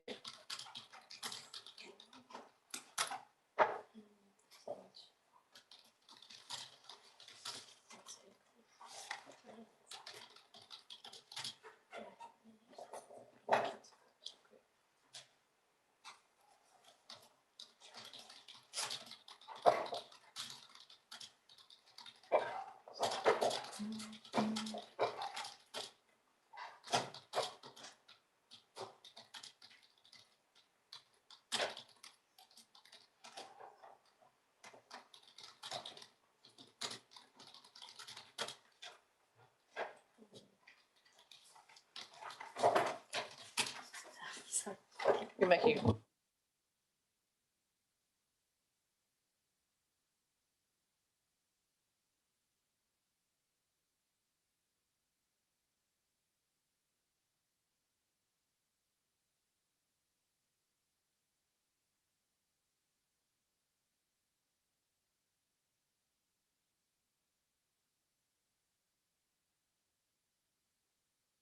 Just getting the macrons on, won't be long. Well, EJ, tell you what we'll do is, EJ, is that all right, James? EJ's got a few minutes, so what we're going to do is, EJ will just work on that. And James, I want to acknowledge James. James has been with us all day, he's been waited while we've been confidential, and he'd like to say a few words. So James, kia ora, welcome. Just press the microphone button and away you go. Thank you, through the chair. I just wanted to say that I may not agree with the lack of public consultation in which government or council has received in regards to the Māori wards. However, whilst council was in public exclusion, I got the chance to see the Māori flag flying outside council alongside the New Zealand and the Nelson flag. And when I saw that, I saw and felt a sense of equality and of unity for Māori in Nelson. And I just wanted to say that I look forward to seeing further representation of more minority communities in Nelson. And I personally, I definitely don't, I might speak on behalf of Youth Council, I might not, but I personally would like to see this as a permanent upgrade to Civic House. Hey. Kia ora, James. That's really nice words. Thank you very much. And you and I had a conversation about the process of the legislation at lunchtime. I understand your views around that. I think that there was a time to there's a really difficult timeline to get ready for a local government election, and I think if that decision hadn't been made then it probably would have been too difficult for us to work through the processes to get that changed for this year. So thank you very much. It's nice to have you here. Really appreciate your commitment. The intention is the flag will be there. I think it's a powerful message. And it's a reminder to us also that, I've really had to think about this one. My views have gone, round in circles on this one. And I mean, actually, this is a good reminder to us that it's every day. Every day we need to continue to make sure that we're taking those steps and working together. I'm hoping we can get another flagpole, because from time to time we like to put other flags up there.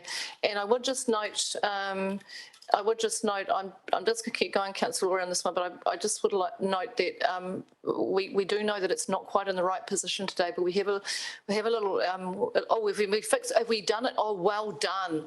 This team's amazing. This team is just amazing. So we had a little technical hitch, but it's been sorted out. So thank you very much. Thanks so much. Right. Are you happy with this wording? Let's have this wording up. Oh, that looks good. I'm sure it'll be good, EJ. You just pop it up. Let's have a look at it on the screen.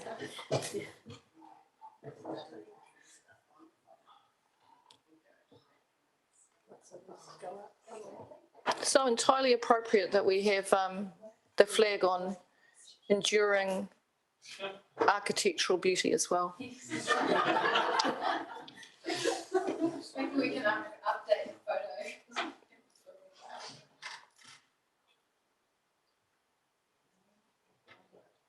Right, what have we got here?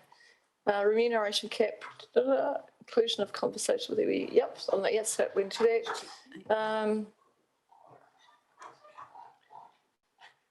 Through the chair, could we suggest that the remuneration cap be perhaps no larger than elected member base salary? We had a discussion, perhaps we could limit it to the 25,000 from the AOG. Yes, okay. Yeah. Base salary, is that right? Okay, that's fine. Okay, I think it captures everything we discussed. We're happy with that? Oh, Councillor Stevens. It's called councillor base salary. We're aligning that with the Remuneration Authority and how that. Oh, you still councillor. I don't actually know what my base salary is. So just a clarification on that councillor base salary. So that's the 39,000 something, not the minimum amount that councillors. Yeah, that's correct. Okay. All right, fantastic, excellent work. Someone care to move what's on the screen? It's excellent, thank you, Councillor Brand. Gosh, James, you've been here so long, I'd like you to be able to second things, but you can't. Councillor McGurk, thank you, seconded. Any questions, any debate? Got to put the motion, all those in favour? Aye. Against? Carried. That concludes a very effective day, and we've got karakia to close, so don't all depart.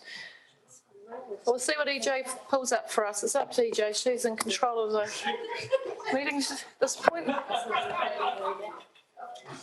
Oh. Here we go. All right, tuia. Tuia ki runga, tuia ki raro, tuia ki roto, tuia ki waho, tuia ki te, ka rongo te po, ka rongo te ao.